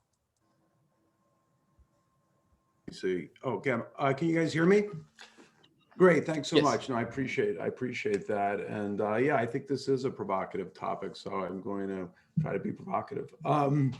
So I mean, look, my 4-minute statement, like knowing how language models work, let's do like this thought experiment, right? If your student answered questions like a great language model might, then would you award them a PhD, a master's, a BS? Would you let them graduate high school? I mean, maybe it sounds silly at first, but I think it's a serious thought experiment. I feel like the answer is not an obvious no. Okay, maybe the PhD is especially egregious, but the question is provocative in that, like, how many students actually pass more or less that way as it is? I think the approach, with language models, when you think about what they're really doing, can deliver real value in the legitimate synthesis and transmission of knowledge. I mean, like, these devices are like, constructive search systems in a sense. They use the same content, but construct structurally consistent responses that, while not explicitly represented, are likely to, at least upon interpretation, make some sense. So why? Because, as we know, the implicit knowledge models in people's heads that cause the language to occur in the first place can be represented through the patterns you see, in the language. And I think that sort of like fancy mimicry is a useful function and certainly requires some form of intelligence for humans to even do. In fact, it may serve you well in most corporate middle management positions. Okay, I'm kidding. It's a joke, but forgive me for my inductive bias. I think where it gets interesting is when you expect systems to explain why they said what they said. So you find yourself in this situation where the answer sounds right, but before you can take responsibility for the decision, you want to see the work. You want to be convinced that, in fact, the answer is grounded in the causal model that is consistent with your assumptions about how things work. So before you decide, before you buy or sell, whatever the case may be, you want to see that answer, but you want to see that it's in fact based on a logically defensible causal model. I think this happens all the time in real life with humans who also parrot their answers. So humans can and do function as really excellent language models. How do we tell the difference? And does it even matter? And under what conditions do we care? So some of us will probe, we'll dig in, and we in effect say things like, show me your work. Why does that follow? What are your assumptions? What is your evidence for the confidences in your assumptions? How do you make that leap, or how do you make that inference? And the answer, if the honest answer is always, well, that seems to be what other people might say. I generated an answer based on a statistical synthesis of all the chatter. I mean, that's interesting for what it is, but no, I don't think it's enough. So my answer is that it's not enough. Hasn't been for me, regardless of machine intelligence, in fact. I expect more from an AI and frankly, more from people. If I sense like super parroting or language modeling versus understanding going on with a human expert who I expect to trust, I'm out literally like that fast, because in the end, I have to own the decision. I'm looking for someone else to help me make a better and more informed decision. I think language models for sure should and are seeding the next generation of search systems, and with great value, but not enough to meet the expectations I have of AI to become a collaborative and intelligent thought partner that understands and reasons with us to afford better decision-making.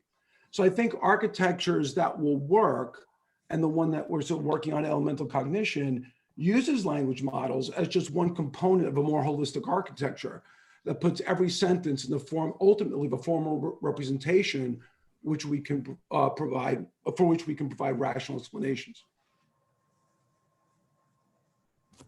Awesome. Thank you, Dave, for a nice and provocative opening statement. Let's go to the next panelist. So I'm happy to introduce Shih-Fu Chang.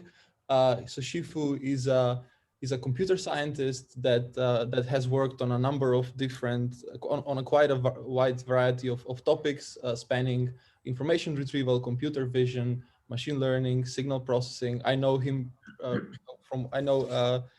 I'm impressed by one of his work on that combines scene graphs and reasons over them. So you know, I'm looking forward to hear Shih-Fu's statement. Thank you so much, Philip. Can you hear me? Yes. Okay, great. So I have my slide share. I'm not sure you can see it. I'm going to make a point to answer the question that a language model is not enough, and we need a knowledge base, external knowledge base, to help us to make reasoning, particularly for multimedia reasoning. And the case I'm making is for Commonsense knowledge base. So this is just one example. Some of you probably have seen this example before. When you watch a movie from beginning to the end, you don't need to see every scene in between. So very often I walk in the park, I see a group of people in the park near my home. They are riding this skateboard, and very exciting. And I don't have to see from beginning to end to figure out what's happening, right? Beginning, you see a boy is playing with a skateboard and trying to reach the rail. And then very quickly you see he's on the floor. And I probably can fill the gap by saying, okay, he's trying to practice or show off or maybe impress other people, but it's a very challenging task, and the rail is slippery, and maybe he was too fast and he lost the balance, and that's most likely an explanation. So I, as a human observer, I automatically retrieve the possible common sense knowledge from the repository of knowledge base I have accumulated. And the other task we are working on, and Philip and maybe Pedro also familiar with, is called VCR, Visual Common Sense Reasoning. This was launched by AAAI'21 and by UW. The task is when you show the picture to the model or to human observer, you can ask the question about who, what, where, when, why. In this case, you can say, what is the bottle used for, right? So what is the purpose of the bottle? In my group, as Philip mentioned, work on computer vision. We can figure out what are the object in there, what is the relationship between the object. But to answer this question, is simply to have to exhort to additional knowledge graph that we have accumulated in our mind or in the so-called human future AI system. And this is inspired by Kekne Tang in USC ISI.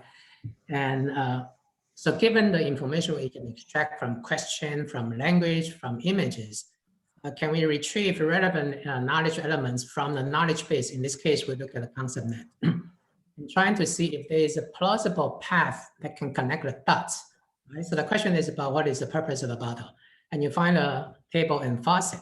You say, okay, faucet and the bottle. And likely that's a sink, they see a sink. And they say, oh, that's likely to be a soap and I use for cleaning the hand.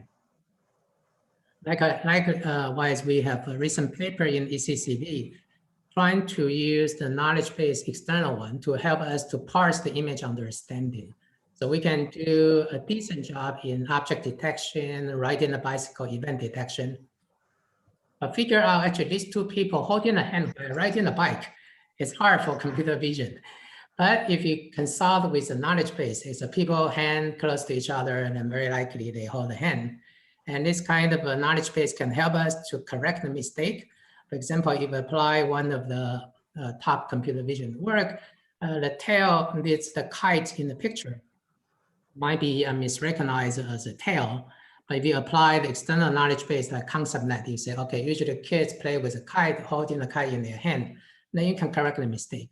Likewise, another one here, without seeing the whole body of the car, you only see a piece of the windshield, and it's buried by all this other debris and other occlusion object here. We can figure out the windshield is on the car. So I'm trying to make a point that language model is great, and a lot of progress in computer vision and language is great, but we do need a common sense knowledge base for a lot of the tasks. We need a diverse set of a knowledge base, physical, spatial, temporal, causal behavior, and there is recent work using crowdsourcing like visual comment in AI too, again, and that's a very good direction. How do we automatically discover them and represent them? And so later on, we can use for reasoning, for grounding, for complementing with a language model between different modality. So there's some early work in CMU for never-ending learning from a language side, and then on the image side called NEO, and never-ending image learner. Is trying to go that direction. I think that's very exciting. And recently, there's some DARPA program, like Commonsense program, or Kaiser looking at event schema, understand the common sense relationship between different events. And that's a very exciting direction for me. So my answer is not a large model is not enough. We need much more, particularly in the common sense knowledge base. Thank you very much, Shih-Fu. All right, so let me introduce Lukasz Kaiser. Lukasz is our third panelist. He's a research scientist at Google Brain, and he's also working at CNRS. Lukasz is probably well known from his work on the transformer paper. He's a co-author of TensorFlow. And recently he has been working on efficient transformers in the Reformer project. So Lukasz, the floor is yours. Thank you, Filip. It's a great pleasure to be on this panel, and I'm very happy that there is such a wonderful and provocative topic. Maybe it shouldn't be very provocative because I mean, even a few years ago, right, language models were this kind of not very well-known thing that people in NLP did, and not many people outside cared very much. And of course, if you think of language models as such, right, as the mathematical definition modeling the next word in the sentence, so giving you probabilities of sentences as they come, in the narrow sense, they cannot be enough for much other than auto-completing on your keyboard, because what's the statistically most probable next word that I will say, and as David already said, this is not that useful. Nobody wants to say the most probable words, right? This would never be interesting. But in recent years, language models have grown to encompass like all of this sequence to sequence model things, right? When we can do translations, where you give them a lot of context, and then you tune them to output language, not the most probable language of the internet, but you take in training all of the knowledge of the internet as kind of the knowledge base or the context, as Shih-Fu said, and then you fine-tune them on some specific data set which tells the language model actually what you want to produce. So you can fine-tune them to produce reasoning, right? You can fine-tune them to use this context to answer questions. You can fine-tune them for many things. And I think in this extended sense, the language model may cover a lot more than what we thought before.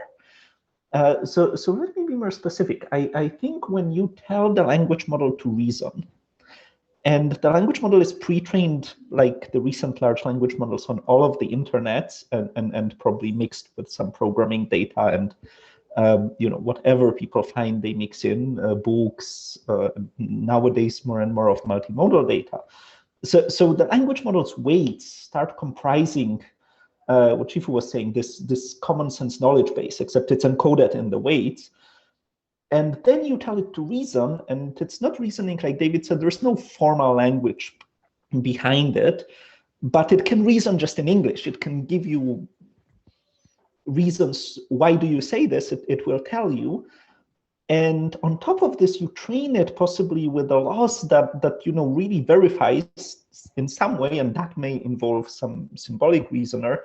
You train it with a loss that verifies that what it's reasoning is actually a reasoning.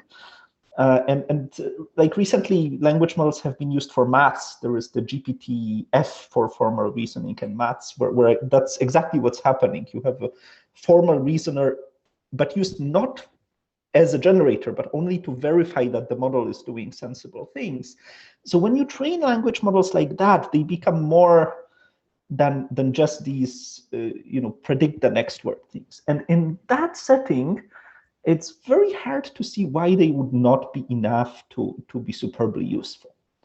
So they can really learn, like they can beautifully encompass knowledge bases, right? When they're trained on all of internet, they do as good a job on common sense reasoning as anything that AI has seen before, I would claim.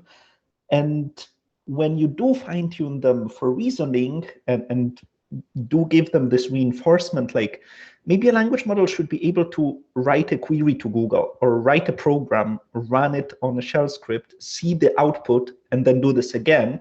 So when you start interacting with the environment with language model, you use ideas from reinforcement learning. I do think that's the point where they become enough, maybe not for full understanding of language. I think that may be a little bit too big of a statement, but at least for being useful on their own, for like solving tasks like maybe correcting bugs in our programs or answering queries from databases. So that's what I wanted to say, and I'm looking forward to the panel. And thank you for organizing it. Great, thank you, Lukasz, for going in depth on the capabilities of language models and some like setting our expectations actually rather a bit more precisely. Okay, so let me introduce Tony Veale, who is an associate professor of computer science at the University College in Dublin.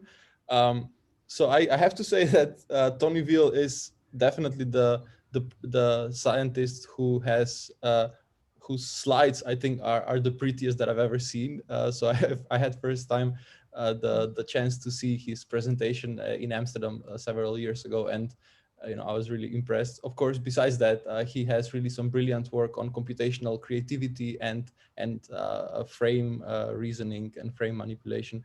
So Tony, the floor is yours. Thank you, Philip. I'll just share my screen. Do a quick.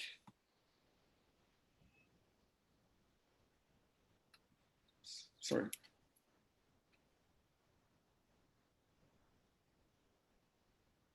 Okay, so as Philip said, I'm interested in creativity, specifically creative language, and the kind of language that really challenges common sense.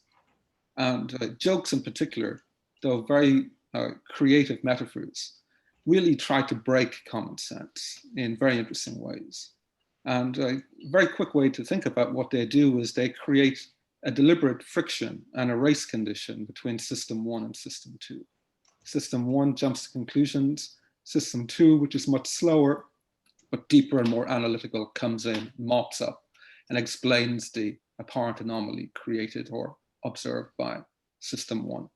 Let me give you an example in terms of language models. I was using Google a few months ago. Very briefly, between the 2 lockdowns in Dublin, I was able to run out with my wife and see Tenet, this big tentpole movie, which, spoiler alert, is about time travel, in particular about characters who can reverse entropy to move back through time. So I was writing to a colleague to arrange a meeting, and I knew he wanted to see this movie as well. So I said, by the way, we went to see Tenet last night. This is a real head wrecker of a movie. Our brains are still bent out of shape, but we plan to see it again last week, so we'll understand it eventually. But this is what passes for humor in my group. This is my weak attempt at a joke. Now, Google, or the Smart Compose feature of Google, dutifully underlined last in blue to say there's something really wrong with your use of language here, or I suspect there's something really wrong with your use of language here. And if you click on that, it suggests next as the most likely word choice here. You should say, plan to see it again next week. Of course, in the context of a time travel movie, which I knew the recipient knew about too, last makes perfect sense. It's an example of irony. Irony, this really tendentious concept. And to be true, I actually meant last and next. I meant last in the pretense world of me being in this movie. And I meant next in the real world context of, I hope to see it again next week if the lockdown hasn't returned by then.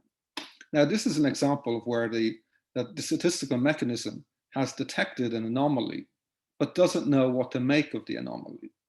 It doesn't understand it as a creative use of language, and it doesn't have enough confidence to recognize it as an error.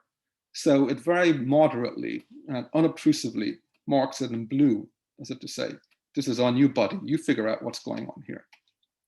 Let me give you another example of a better joke this time. So here, first off, let me give you the normative situation and the language model perspective on it. I say this is normative. The basis for this is still a bit outre. My wife caught me wearing her clothes, so I packed my things and left. Okay, so here's a classic staple of movies and sitcoms. The husband is caught doing something untoward. The wife gets upset and kicks him out, so he packs his things and goes to a hotel. You've seen it 100 times in some media or another. It's not a particularly funny situation, but if I replace my, which is a very high probability after so I packed in a language model context, we can get a joke. My wife caught me wearing her clothes, so I packed her things and left. Okay, so her now, still very low probability within the context of the language model, makes perfect sense in this humorous context of transvestitism, I guess. So one language model is enough to register surprise. It cannot give us an interpretation. The language model encodes a great amount of implicit common sense knowledge, which is why it's able to assign reasonable probabilities to word events, but it cannot jump out of itself and explain the surprise. If it could explain the surprise, it wouldn't be surprised. And for humor, for irony, for creative metaphor, we need surprise and the absence of surprise. We need surprise and explanation. We in fact need two language models, or we need two models at the very least. Maybe they can both be language models. I suspect that more like system 1 and 2, we'll have a language model and a symbolic model. Or maybe we'll have two language models and a symbolic model. One model to recognize the anomaly, one model to recognize that the anomaly is actually meaningful and not a mistake. Both of those models can be language models. And a third model to actually understand the anomaly, or if you like, to get the joke. The language model doesn't get the joke. Two language models can recognize the joke. It takes an extra model to get an understanding of the joke. And this is all borne out, of course, by EEG studies of event-related potentials, where we see that if you were to scan someone's electrical brain activity while they're reading a joke like that, or the normative alternative, you have this N400 spike, which signifies a tremendous amount of extra processing going on when you see the joke version. But we don't have an understanding here that this is an anomaly or it's a meaningful surprise. And we need another model. We need parallax. We need to be able to compare the outputs of models. One contains implicit common sense and the other contains explicit uncommon sense. And I think humor will be the ultimate challenge for language models. I think they will play a significant part in solving the humor problem, but they will not be a complete solution. Okay, that's my 2 cents worth. Thanks for listening. Right, thanks, Tony. So, right, so by now we have, we made a round of everyone presenting their views. So I would like to follow up with a question that I think is stemming from your opening statements, which is, what sort of, so it seems like language models are not sufficient on their own, right? So perhaps we need 2 language models, or we need higher level structures. So can you comment on, so what would be the higher level structures that we should complement these language models with? And in relation to that, in which scenarios would we like to do this, right? So should we think about cases where, let's say, like, you know, letting a language model deal with your bank statements, like, let's say, high risk cases, or should we think about specialized reasoning, for example, temporal reasoning, and so on? So yeah, so to recap, my question would be, you know, what else do we need essentially? What higher level, higher order representations of knowledge do we need? And perhaps in which use cases is this most urgent and pressing to go for?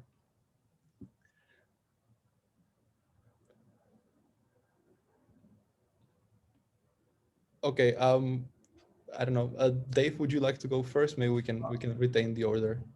Yeah, sure.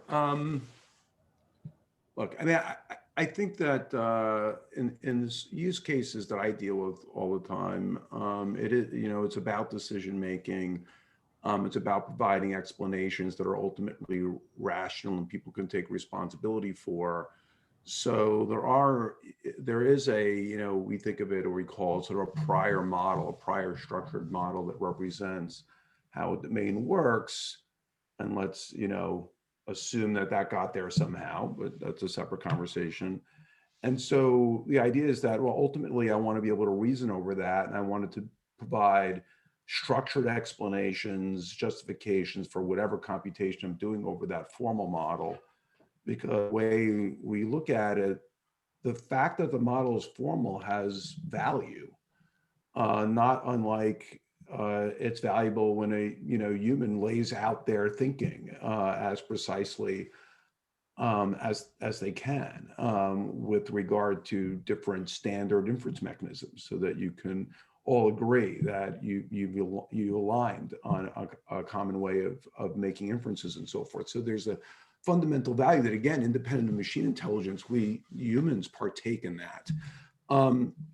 So with those advantages, we now take the language and we map into that structured representation and benefit from that. And when you're doing common sense stuff and you think about, well, you want to make predictions even in common sense scenarios, what do we take for granted there? Like, what are the structures we start building? We build maps, we build timelines, we have some knowledge of naive physics, of agency, of belief, meronomy. I mean, fundamental social concepts that we start trying to map that language into, so we can make those inferences. And to the point that was made earlier, the power that the generative language models have can extract information, especially with the fine tuning, because you could say, I'm looking for information in this form, in this structure. Is there anything implicit out there? And then before you make a decision on it, you interpret it. So you try to map it into that formal, structure. So you use the language model for what it's good for, and then you take that interpretive step, and then you get the structured representation. You get out, from these structured representations what they're. Each domain there might be specialization of that, but that's where I think you get the benefit and you get that complementarity out of it. Now we can talk about how you build those structured models, but and how do you get efficiency there. But anyway, I think for doing the sorts of things that we're trying to do, those are the complementary structures you want. Right. Okay. Thank you, David. Yeah. So in this slide, there is also a comment on Rocket Chat that says, I want to challenge what Lukasz said about the big LMs can be as good as dealing with database querying as anything else. would you want your bank to be using a language model for your personal money and account, for your large companies, financial reporting, and etc. So I think I just want to read this out before, Lukasz, you basically go ahead. Or should I go ahead? Or yeah, either way. Okay, you can go ahead maybe. And yeah.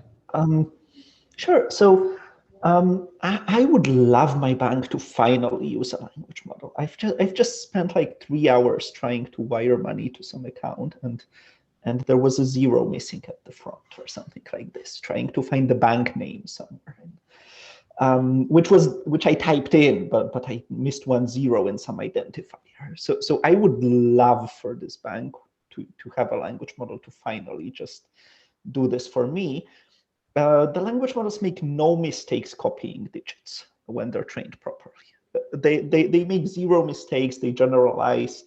You need a proper architecture. It's not any transformer that you'll train that will be good. But they generalize to higher lengths nowadays. Like, these are results from recent years. You won't get it immediately with the standard transformer. But when you tune the architectures of language models, they're basically so good at simple math tasks like adding, copying digits, that you can trust them as well as you trust your computer. I mean, maybe at like very high lengths of digits, they will start making some mistakes probably, but you can get neural networks to be almost perfect, and I would totally trust them with my bank. As I say, it's not easy to train these models, and it's like out of distribution generalization and arithmetics have been weak points for the transformer, but this is because the transformer architecture was never designed to, like, I wouldn't say that the transformer architecture is the last word in language models. You should make better language models. You should make them generalize better. And you need to make them larger because, of course, a small model cannot have the context that's needed to recognize humor, to recognize common knowledge. But a large model can, same as I do. Right? Why do I recognize humor? Because I've seen similar statements. So a language model can, and like when you have the ability to fine-tune really large models, which unluckily very few people have, and that's why I work on efficient language models, because the size you need for them and the amount of hardware is simply not available to in many places. But I do believe that we can make them efficient. I do believe that sparse models in particular can be hundreds of times more efficient. And in some sense, when you do sparse neural networks, they start resembling symbolic methods in a sense. So it's like all of these things. When I say language model, I don't necessarily mean a deep neural network, right? It's a model that can have many components, and maybe it should take examples from a k-nearest neighbors with a knowledge bank rather than trying to pack everything in weights, right? So there is a lot in architecture and work, but in the end, it's a language model in the sense it gives you the probability of the next word. And I believe that, yes, well-done language models can do my bank account and actually would make my life easier if they did. But yes, how to train them, how to build them is a big question. Okay, thank you, Lukasz. So Shih-Fu or Tony, would you like to go ahead? Sure. I think I have a bias. I'm working on media, looking at perception. So I love to see a language model connect to our perception world closely. Handling the bank account, maybe you don't need a robot or maybe a physical action, but having a robot or maybe an assistant at home taking care of your house or helping take care of your grandma or your grandpa, that kind of interaction is very important for us to make decisions not only in linguistically or semantically, but also physically. So I think if I have the luxury to choose which component to add, I will advocate for grounding. So learning the language model with grounding. Grounding to physical perception, grounding to action control, grounding to navigation in the physical space. And that helps you not only to explain why you make a certain recognition or decision making, but also to plan what to do next. And that's I think is a wonderful area that I have not seen being addressed. And we look at a lot of common sense, maybe a knowledge base. And today they are curated by linguists or maybe by a language expert. But to discover what can be represented in this knowledge base or common sense repository, and coming back to help us to guide the future agent, physical robot interact with human, I think that could be another side benefit for us, not only a digital language model, could be a physical knowledge base can help us to control a robot. Okay, thanks, Shih-Fu.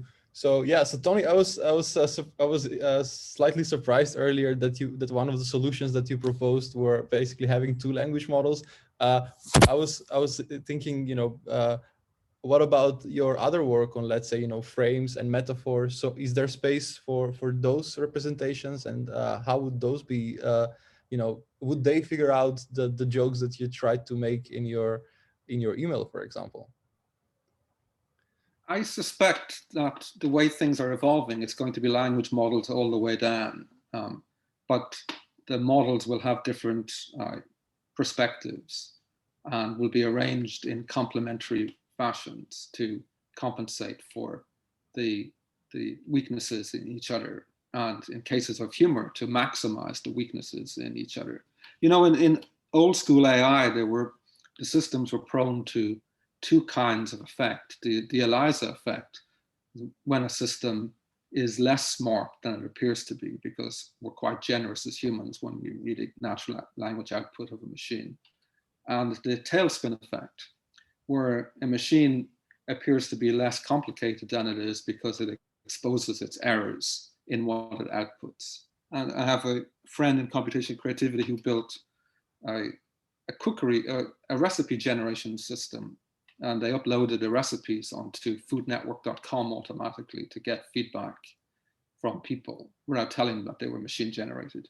And the output was full of tailspin errors. The recipes would say things like, add 0.26795 cups of chopped onion to the stew. People would immediately go, what? That's too precise. Or it would say things like, add a dash of green beans. People think, green beans don't come in dashes. A language model can easily overcome those problems because they will use the phraseology and the terminology of the recipes on which they're learned from. But the interesting thing about that particular experiment was that the people on foodnetwork.com didn't say, oh my God, these are computer generated, we've been fooled. They immediately downvoted the recipes because they thought they were generated by a human who was mocking the typical foodnetwork.com participant and their finicky approach to quantities and so forth. So there's humor of an unexpected kind and there's humor of an expected kind. And figuring out which is which is really a matter of authentication and trust, which also relates to the banking issue. It's one thing to get a language model to figure out which bank you really want to write your money to, and to trust that it won't send it to a Colombian drug dealer instead of to the IRS. But you want to be able to validate the system's actions based on a language model with something that isn't a language model, I think. For purposes of creative computation, where people expect the output to be weird and wonderful, we don't need validation. But for things that are part of our regular financial or medical lives, we would need some kind of non-language model regulation of the output or authentication to give the system a level of trust. Right. So relating, so I think one point that keeps coming up is, matters like, trust, or, do we need to look into more than text? And this relates to the next question that I would like to pose, which is, how do we know that basically, how do we know whether the language models are enough, right? So basically the question of evaluation that should tell us something about trust. There was also a lot of discussion yesterday at the neurosymbolic panel on aspects, for example, of validation of language, of architectures, of neurosymbolic or whatever, or any architectures that we build. So basically the question would be, how do we what is the right way to evaluate here? Like, I feel like many of the, for example, common sense evaluation benchmarks that we work with are text only, right? And I think Shih-Fu, for example, hinted at this aspect of that maybe we need to do more, maybe we need to look at grounding. And also in the audience, Howie Young talked about, simulation. So do we need to have our algorithms or agents be do something that's a bit more dynamic, right? So either be in an environment of that sort, be sort of embodied, or I don't know, do we also need to look into more strict forms of validation? I don't know. So what would be your thoughts? And whoever wants can go first.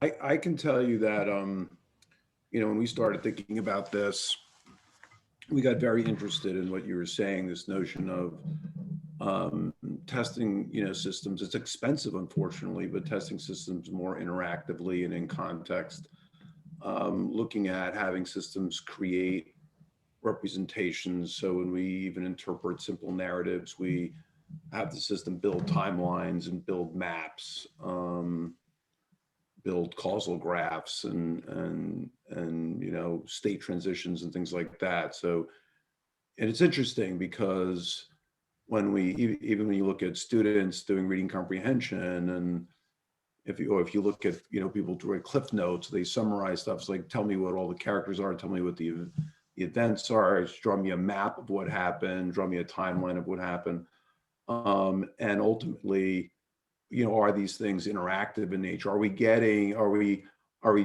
Is the system demonstrating that it has access to essentially the models that cause the language to occur? And anyway, that is a harder way to evaluate these things, but may give us more confidence that they're developing the understanding we expect them to have. They could make predictions similar to the way in ways that would give us confidence. I mean, I have to say though, in the end, we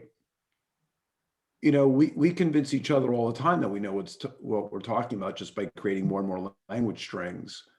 So I don't know that ultimately that's necessary, but in the end, you have to know whether or not you're convincing people that you have good answers and the answers are well justified. And that ultimately, just like we do, they always go back to the human-human interaction as a basis for this. Is, have you convinced me of an answer? Have you convinced me that you're a trustworthy expert to a point where you've given me enough information that I'm willing to take responsibility for the decision? And that's sort of ultimately the bar. And in human-to-human interactions, that's realized through that interactive, dialogue in many ways. So if I can follow up, I really like what David said about interactivity. I think a lot of language models today are evaluated in a one-shot fashion. So you do a QA and they say, do you get this correct or wrong?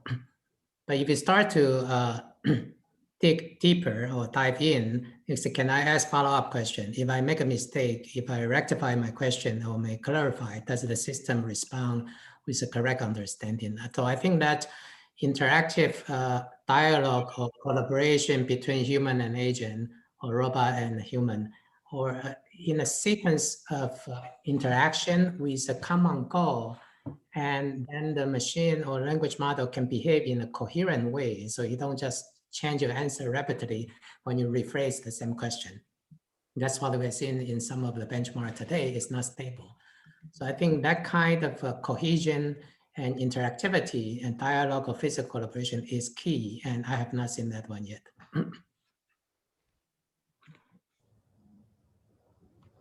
It seems like we're veering dangerously close to the Turing test when you put too much emphasis on dialogue and interactivity and the idea of catching the system out. I mean, that's a good thing, right? Well, I mean, it's a good. What I mean by that is, it's sort of a good. It's showing us that we're challenged, right? We're getting there, right? I mean, we're getting to a point that it's not so easy, to distinguish. And it forces us to start asking this question: what do we want out of AI? How do, you know? So it's making it interesting. I mean, that's how I'm taking that. It's making it interesting. I would say that I 100% agree here that interactivity as just having some environment, may it be a robot that runs in the world, or may it be dialogue with other people. Environments can take many forms, but having this interaction where there is an external reward, be it by other people, users, be it by a robot that just, I think making language models interactive is, to me, the most important, the single most important thing in as the next step for language models. And how exactly, right? Should they be grounded in a physical world? Should they be in a simulation? Should we focus on dialogue? With dialogue, it's a little bit hard, as we say, to judge what is good, what is bad. There's not easily an automated judgment, but interactivity is, to me, the key. And I think we're not as far as we sometimes think, because, you know, before the Turing test, for a robot, the first judgment will be, does it drive into a wall and crash? And if we start interacting with language models, we're at least a little bit on this stage still. Like maybe they'll do 3 turns correctly, but then they kind of drive into a wall and crash in language. They're not as good, and probably because we're not training them to, right? And so one thing people are trying now is to generate small programs, right? You write a text and the model is supposed to generate a program that computes the answer. There is a MathQA data set for, you know, like trivial questions like from town A to town B, it takes 2 hours. From B to C, it takes 3. How long does it take from A to C if you go through B, or things like that? Just add 2 numbers and you know, let's get somewhere there. But if you generate the operations token by token, half of the time you get something that doesn't compile at all. That's what I mean by driving into the wall. And on the other hand, it's not surprising because the data sets are tiny, the models are not trained on them. So I feel like this is the research area where we haven't really figured out yet how to do language models inside an environment, how to do interactive language models. We know very well how to train them on supervised data. We can train them on all of internet, great, but they can't really interact because interactions are somehow different, right? They are grounded, they have context, have all of the interesting features that we seem to be lacking. But how do we train? And there is this whole area of reinforcement learning that says they know the answers, but it's very rarely used with language models. And when you try, it's really hard to make it work, I feel. Or maybe, you know, maybe there are some people who know how to make it work. I just don't yet. But I want to say that, yes, interactive language models may actually be great. But yes, we are not very far in them yet.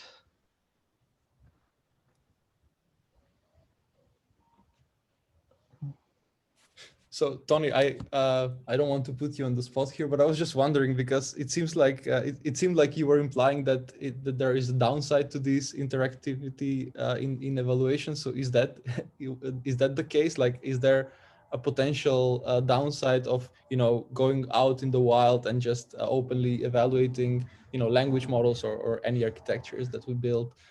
Is there a, you know, a situation or, you know, aspect of intelligence that we perhaps don't want to do, that we don't want to evaluate in that way immediately? No, I agree that interactivity in a meaningful context that isn't artificial, some kind of American Idol X Factor style nonsense is very meaningful. I just hate the Turing test. It's been bastardized in popular culture to the extent that I don't think it's properly understood anymore. It's abused horribly. That's a different problem. I agree with. Yes, people in the media are always asking, "Can we do a Turing test for this? Can we get the computer to generate paintings and compare them to human paintings and see which ones fool the audience?" And it's a terrible race to the bottom. Simultaneously, it's a race to the surface, which I guess this panel is about. In many respects, language models are a race to the surface to control the surfaces of language while doing an end run around the the understanding mechanisms that sit at the bottom of human language, and a fascination with Turing test style environments just encourages people to race faster to the surface and to do this end run around the bits that we think are missing and that we're discussing here.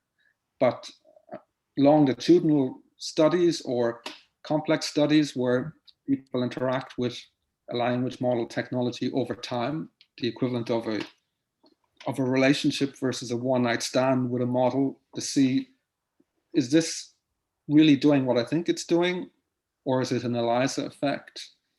You play with the model long enough so that it exposes its tailspin effects eventually, if it is as shallow as you think it is, or it exposes the morality of the decisions it's making. Is it saying stupid things 1 out of 10 times? Or if I use it long enough, is it something that I'd be happy to use in my banking application? I think those are very valid testing situations.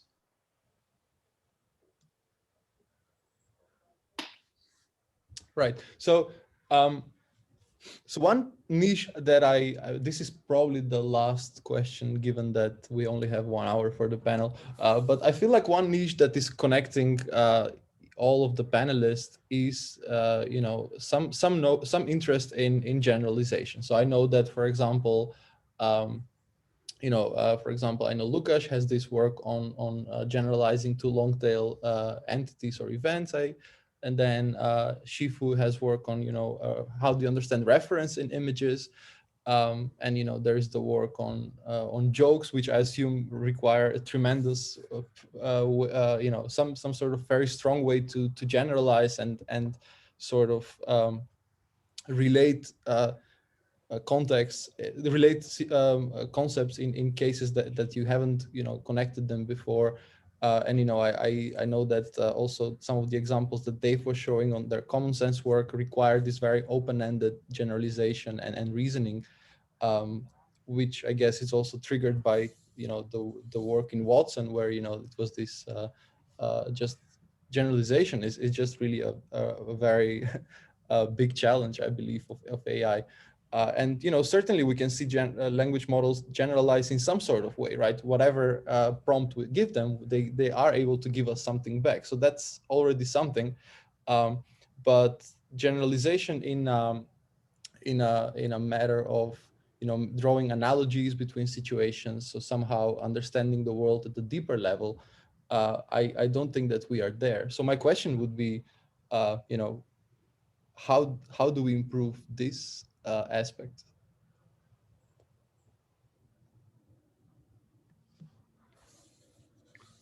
Maybe someone else should go first this time.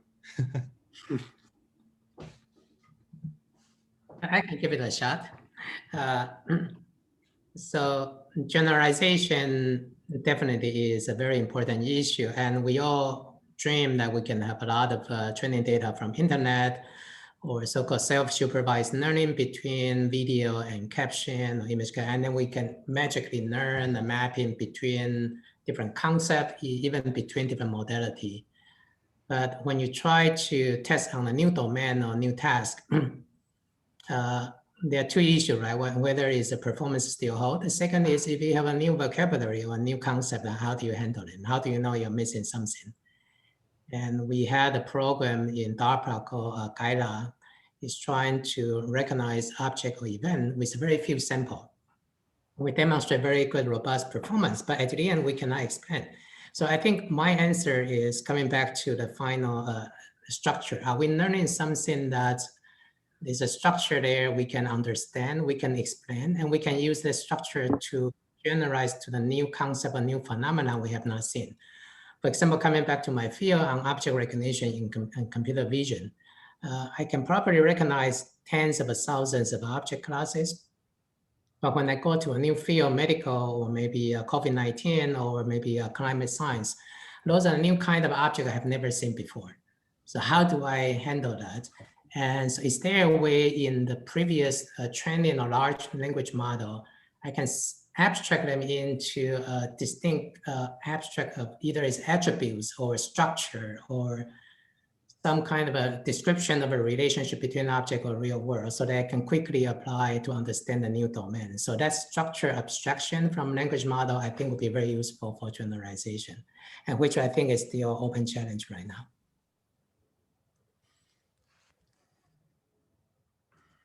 I think when you generate with language, as opposed to answering questions, say, in a constrained fashion, you're dealing with very rich semiotic possibilities.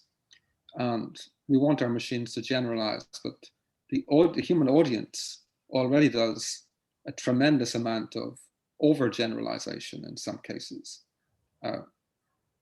Myself and a student had a paper recently where one of the reviewers said, please replace the example video you provided. We had a video of two robots performing a computer-generated story. And one robot was taking the role of Donald, and the other robot was taking the role of Hillary. And they have a whirlwind romance. And the narrator, which was an Alexa device, says, Hillary fell in love with Donald because he was rich and powerful. This was an example of the symbolic storyteller coming up with the idea that Hillary should fall in love with Donald, and then retrospectively looking in the knowledge base to find reasons why someone would love this person called Donald. And it found two properties, rich and powerful. And the reviewer said, this is terribly sexist. We don't want you linking this video in the paper. Either remove it completely or provide a link to a different video that isn't sexist. Now, we're talking about a fictional character falling in love with another fictional character, but this was taken as somehow indicative of the entire culture and of the entire world of the storytelling system. In another story, a female character, the story generated a situation where a female character cooked a meal for a male character. And when we were showing this example, someone in the audience said, that's sexist, having the woman do the cooking. Now, under normal circumstances, in a long interaction with a dialogue system, you could figure out if a system had biases like that. But people are so willing to infer generalities in a one-shot fashion that when we make our systems generalize, we have to be equally aware of the human audience's willingness to generalize at the same time and to somehow deal with the perception of offense where none is intended and none was explicitly generated.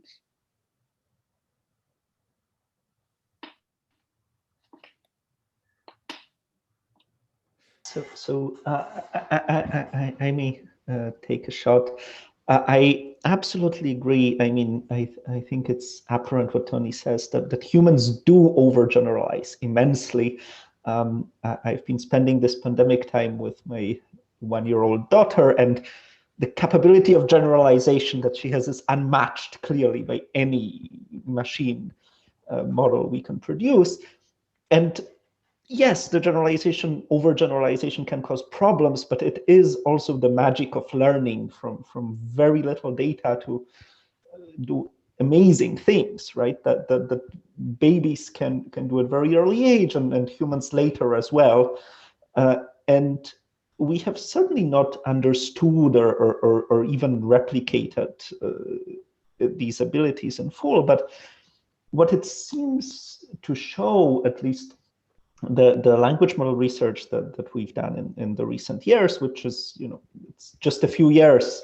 So in research time, it's not that much, but it looks like larger models generalize better, and it looks like the architectures matter. Like, for example, attention architectures do generalize from fewer data than RNNs in some sense.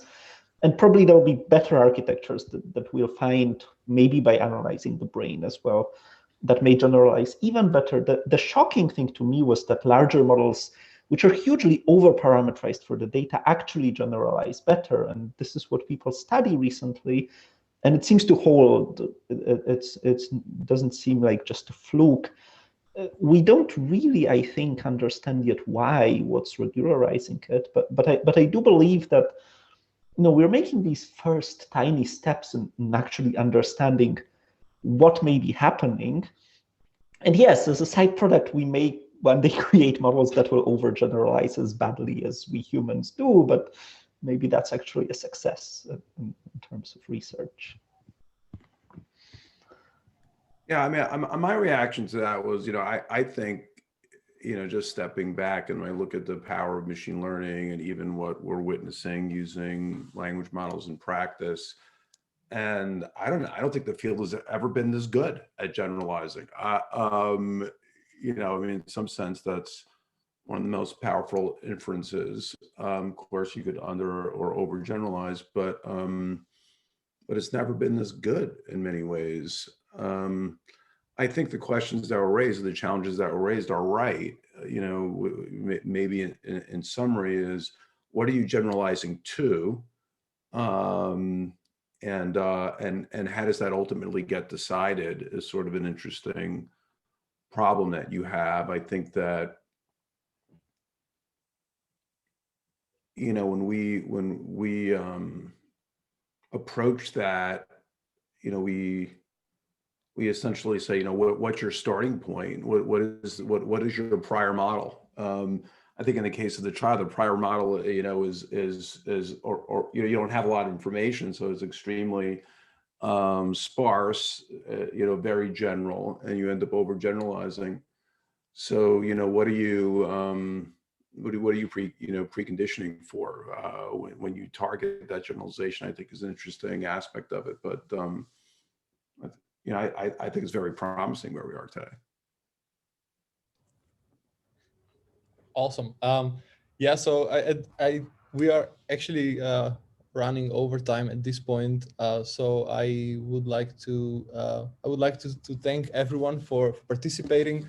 I like to say that I really liked Lukasz stand. So you stand, you were able to stand on the side of language models are more or less enough. So, or at least they can do a lot. We just have to look into how to have better ways to train them, or maybe we should look at language models not as the language models that we have today, but rather as a more of a family or more of an idea of approaches. So I appreciate your stance there. I liked Shih-Fu's insights from this multimodal perspective, from the perspective that we have to look at language models and at intelligence not only from the perspective of having the language model by itself, but we should actually look this in some more simulated environment. And I feel like here also I feel like here is also where Dave was stating that we have to look into how children learn, how children do this, what are the priors that we go for, and in general just what are our goals of the tasks that we're looking at. And I like Dave's optimism, saying that even though we have still probably a long way to go, we are making really good progress, and we should take the different ingredients that we have. So maybe good language models, but also combine them in much richer infrastructure and have that. And I know that Dave is working on a bunch of projects along this way right now. And finally, I really appreciated Tony's challenging of some commonly accepted notions. So when I asked about generalization, I kind of made an assumption that this is a desired property, and I really like your basic challenging of these notions of that I kind of had as starting points. And similarly, I really appreciate your input from your work on metaphors and applying this language model in sort of day-to-day situations, and where do they go wrong. So those are just some of the takeaways that I have from today's discussion. I hope I didn't misrepresent anyone. And again, I thank you all for participating in the panel. We will wrap up here with this part 2 of the workshop. We will resume in 14 minutes with the keynote by Joshua Tenenbaum. And after that, we have paper session number 3 with 3 more papers that we'll talk about. Thank you, Filip. Thank you. Thank you. Thanks very much. Thank you. Thank you all. Bye. Thanks.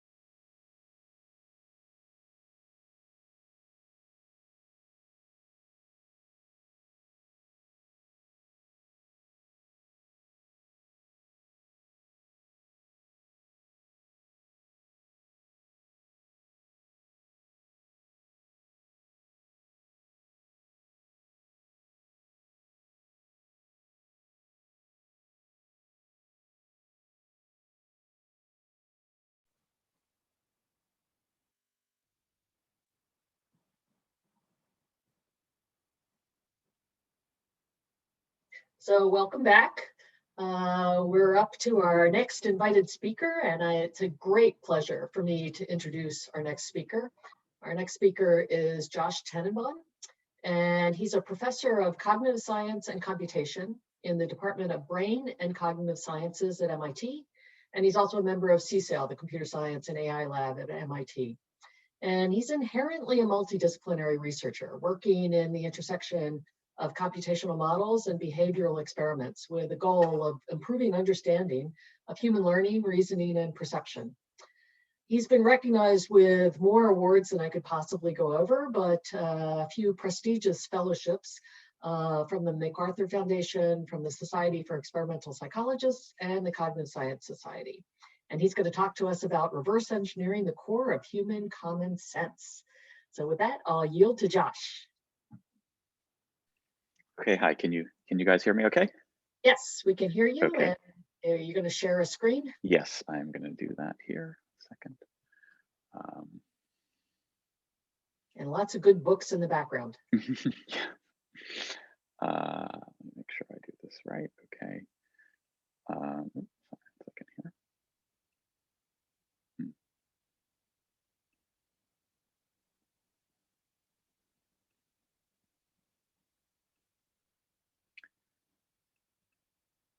Okay, we can see the screen, and you might want to go into present mode. Yeah, I'm just going to put this into this mode here. So now, okay, you guys can just see my slides normally now, right?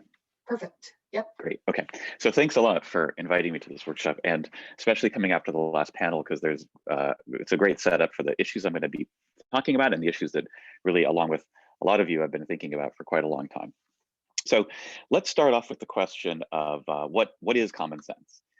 The classic definition, certainly the one I learned when I was getting into the field, is something like this. It's heavily bound up with language, as most of the people here have been working on. It's not the only thing you could mean by common sense, but certainly one thing you could mean is it's all the background knowledge you need to understand and use everyday natural language in all the everyday ways human beings do, whether it's reading the newspaper or reading Wikipedia or whatever it is. Okay. If that's what you mean by common sense, now the question is, then how are you going to get it? And the challenge is that most of this knowledge is, though it's bound up with language, it's just not something that anybody ever talks about. The whole point is that it's what you need to understand in order to talk, so you don't even need to say it. And how are we going to learn this? Well, there's been different approaches, of course, but one that is in the background of, or in the foreground really, of this workshop and the discussion is looking at some approach to statistical learning of the implicit structure of how language is used. And as models for statistical language models have gotten larger and larger scale, this has seemed increasingly promising, that even though the models aren't in any way particularly built to have common sense, just by learning the implicit distributional structure of how language is used, effectively that definition of common sense will pop out or emerge. And then the question we're all asking ourselves is this all we need? Do we just need to keep scaling this up? I'm not going to make a strong argument that that isn't going to work ultimately. Honestly, I don't think it is. Instead, I'm going to talk about an alternative answer that I think is at least as promising. It's harder in some ways, but much easier in other ways. And it's the approach that we and other people here, including like Dave Ferrucci, I think we're broadly in agreement of how to, what we should be doing. And we might just differ only in small ways on how we might do it. Maybe not even that much. So this is to look to the way humans actually come to common sense. And that means looking at how humans come to language. So let's try to learn not the implicit distributional structure of how language is used, but the conceptual structure underlying human language and how we learn it. And then in so doing, learn common sense the way humans do. Now it's harder because you have to know something about how humans do. But in addition to the great strides that engineering has made in the last few years and the last few decades, the basic science of human cognitive development has also made great strides. And the work that we've been doing on the computational modeling of cognition side is heavily influenced, informed by, and in interaction with the science of infant cognition and early childhood learning. And I think one way to sum up the insights here, which if you want to read more about this in an AI context, I would refer you to the BBS article by Brendan Lake, Tomer Ullman, Sam Gershman, and myself on this idea, is that building on insights of many researchers, we're especially influenced by our colleague Elizabeth Spelke, as are many others in AI these days, but Renee Bayer-Jean, many others, Gergely Chibra, many others who have studied cognition in very young babies. So babies younger than 1 year who basically don't know any language, certainly aren't producing language, and barely know a few words. But what they've uncovered is that from about as early as you can look in studies that maybe start from 2 and 3 month olds, human thought is already structured around a basic understanding of physical objects and substances, intentional agents, and their interactions. And you could think of these as intuitive theories of physics, of objects and their dynamics, some kind of intuitive analogs of forces and masses, and intuitive psychology, where agents have behavior that's caused by their desires, their beliefs, their plans. This is a notion of common sense, what we call the common sense core, that I think is at the heart of what I think is this at least as promising route. Okay, because we know from our science that some version of this is there as early as you can look, and probably built in genetically as the result of just the ways our brains and our bodies are built. It's shared in many ways with other species, but it's really enriched and extended massively in humans, both as the basis of probably distinctive human capacities that lead to language, and then even more so in really interesting feedback and bootstrapping loops. Once we have language, once language comes into the picture, these are the things we talk about. And thus, when we talk to each other, we learn more and more about the physics of objects and the mental states of other people. And then we learn more and more about concepts that let us learn about things that go even beyond these core domains. Okay, so that's in a sense our best thesis, I think, on where we start. But if you really want to look at this human developmental route to common sense, right, you have to say, okay, well, first, how are we going to reverse engineer that? And then how do we go beyond that? So a lot of what I'm going to focus on here and what our group has been focusing on is how do we capture in the form of some kind of models of the intuitive physics that you might see like in this 1.5-year-old playing with blocks or stacking up cups, right? So we're trying to say, what is the model of the physical world, of the world state that underlies the images that he's seeing and the dynamics of the objects that, the state transition dynamics, the physics, if you like, that he can use to predict what's going to fall over, what's going to happen when he picks things up. It's not the same, being able to predict is not the same as planning, and that's a separate hard problem. But as a first step, being able to know what might happen and if you don't do anything, and what might happen if you do this or that, that's, we think, the basis of our ability to grasp the physical world, literally to grasp things, and then to make plans. Or intuitive psychology, like this from the famous studies from Felix Wernicke and Michael Tomasello here. Ask yourself what's going on inside the head of another 1.5-year-old, the kid in the back who's watching the scene, who sees somebody doing something that they've never seen before, and in some sense literally is able to read his mind to figure out something about what he's doing and why and how to help. And you can see that by what happens when the adult stands at the side after, just watch it again and think through online what's, put yourself in the perspective, if you like, of that child. You see this guy banging the books into the cabinet and you want to know, well, what is he doing and why? And then now he stops, and being a naturally helpful sort, what do you do? Well, if you figured out he seems to be wanting to have some goal that has to do with getting inside that cabinet, you open it up, and then you see the shelf, you step back, you look at what he's holding, what he's doing. You can see from the way, oops, I'm going to turn off these very cute but slightly distracting videos. You can see from the way, like at this key point, watch how he steps back, makes eye contact, and then looks down to the hands. And that's, an outward correlate of what we think is going on inside the head of intention understanding, and then even forming some potential joint plan. If I've helped you out appropriately, are you going to do what I expect? So we're building models of the sort that I'm sketching out here, which are basically sophisticated kinds of probabilistic generative models of the physical world and of agents' behavior that we think underlie these core common sense abilities. But that's just the first stage, and it's mostly what I'm going to talk about here, but I just want it to be clear that if you look at the full swath of human cognitive development, these are the main kinds of achievements maybe of the first year or so. But then after that, let's say between 1.5 and 3, the main achievement is using that knowledge to learn language. That's the most important thing that, say, any 2- and 3-year-old is learning. And then once you have language and the basic, enough syntax and semantics and pragmatic understanding of how language is used, then you can use language to learn everything else, whether it's by reading or talking to people, and thereby access the full sweep of human knowledge that builds culturally across generations. So this, I think, is the route to human intelligence in very broad strokes, and the human-like route to building machine common sense. But that's, to us, again, it's going to start with the starting point. Now, you could be asking, and again, this is what many of people in I think this community have been exploring, and in some of my own research with AI colleagues, it's not that I don't think this is irrelevant, but you could be asking, why not, why not take the large-scale statistical approach and just scale it up beyond language to all these things, perception, physics, agents. If that has been promising in language, and we also know how promising statistical models in computer vision have been done recently, maybe that's what we need. Do we really need to understand what children are doing, or can we just build like multimodal large-scale models? So in the BBS article, this was 2017, which is like ancient history and modern AI terms. We talked about how attempts to do image captioning, while they can be quite successful within the domain of data sets that they're trained on, when you unleash them in the wild, if you like. So here is a state-of-the-art image caption system from just a couple of years ago, deployed on sort of interesting photographs. What they describe is not unrelated to what you see, but really misses the point. And we think, again, that's because these systems that just as many of us believe the statistical structure of language doesn't just give you the concepts, the statistical structure of how you relate one complex information source, language, to another, images, the challenge in some sense is even harder there to expect a generalizable conceptual structure.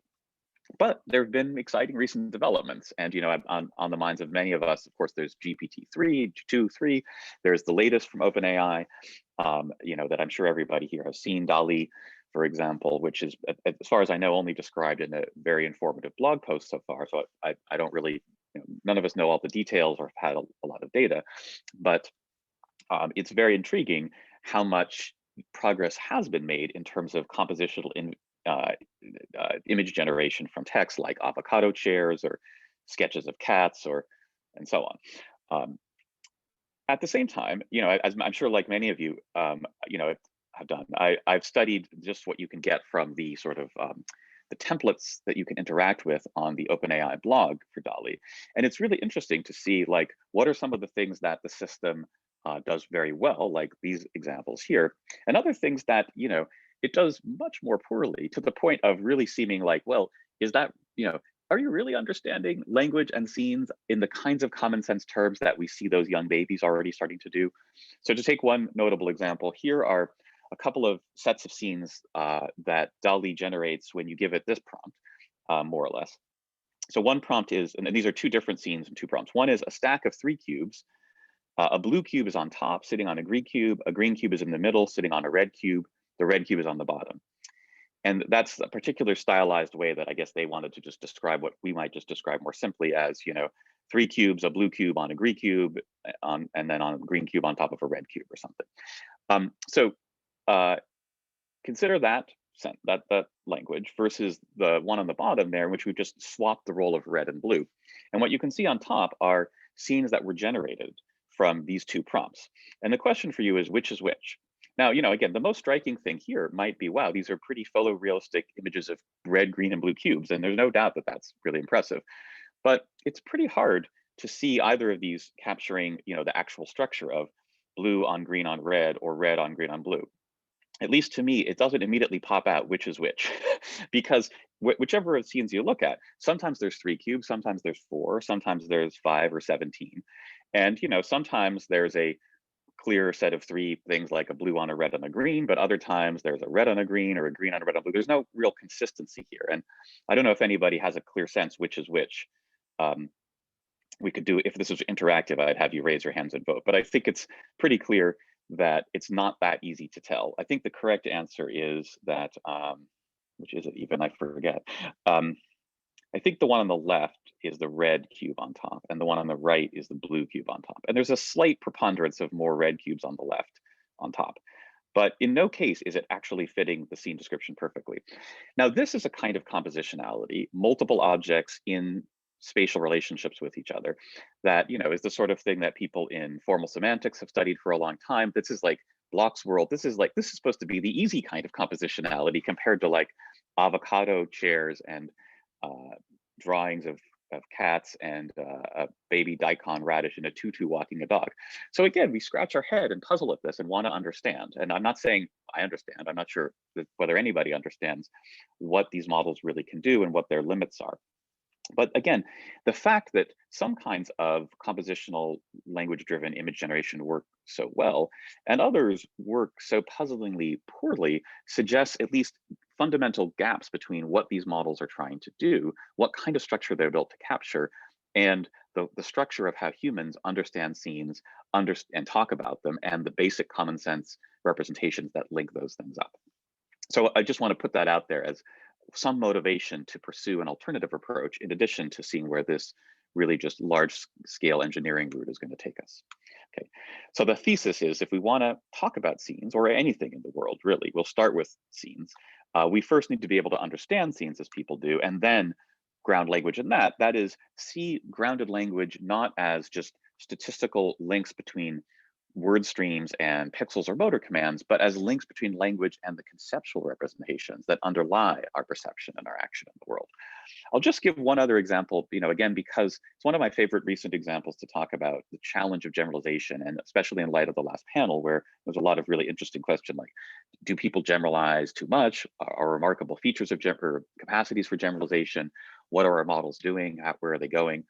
And I'll give you one of my favorite challenges in common sense scene understanding, what I think of as a fundamental challenge in generalization that reflects the way human scene understanding can generalize to new environments, not just new objects, but new environments that are in some important ways vastly different from our training environments, with essentially no retraining or fine tuning, which means we as humans just see the structure in these scenes out of the box. Okay. And to illustrate, I want to consider basketball. Okay, so I'm not a basketball expert. I think it's fun. I played it a few times, and I'm sure in this room there's a range of basketball abilities and familiarities, some of which far exceed mine. Okay, but I think all of us can look at a scene like this, which is a typical basketball game viewed from a typical viewpoint that you might have if you've sat at courtside and never played in the game. And you know what's going on because you know something about basketball. There's players, there's a ball, there's a goal. One person's trying to get the ball in the goal, another person's trying to block it. There's some other people interested in the activity and so on.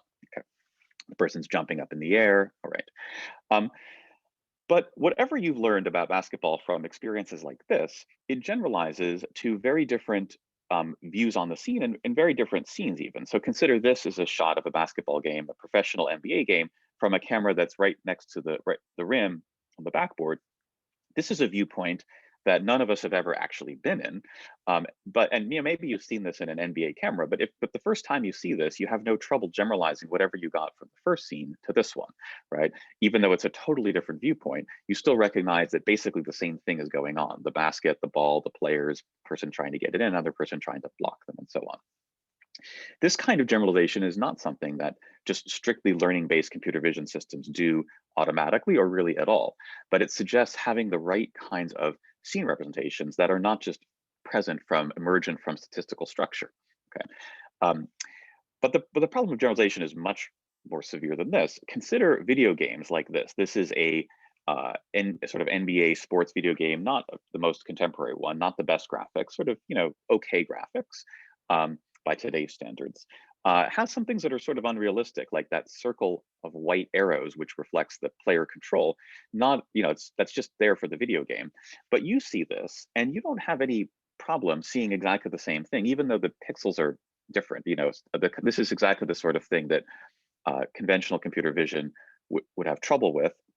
And that white circle, you know, could have all sorts of adversarial effects. You know, instead of being a person, this could now suddenly become a giraffe or something like that because of that white circle. Or maybe it's a skateboard or a giraffe on a skateboard.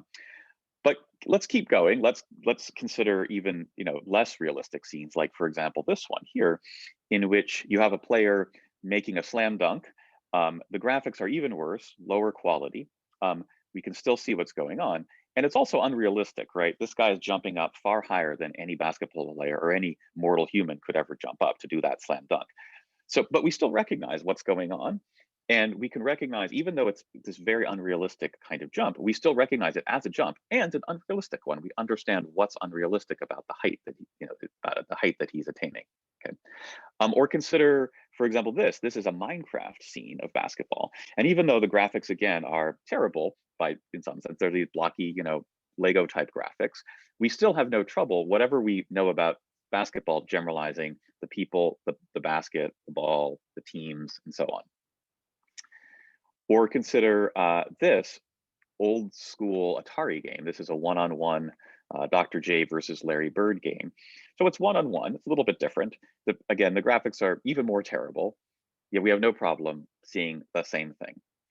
And even more, and this is my last image here, the actual original classic Atari, the 2600, the one that deep reinforcement learning has made such progress on.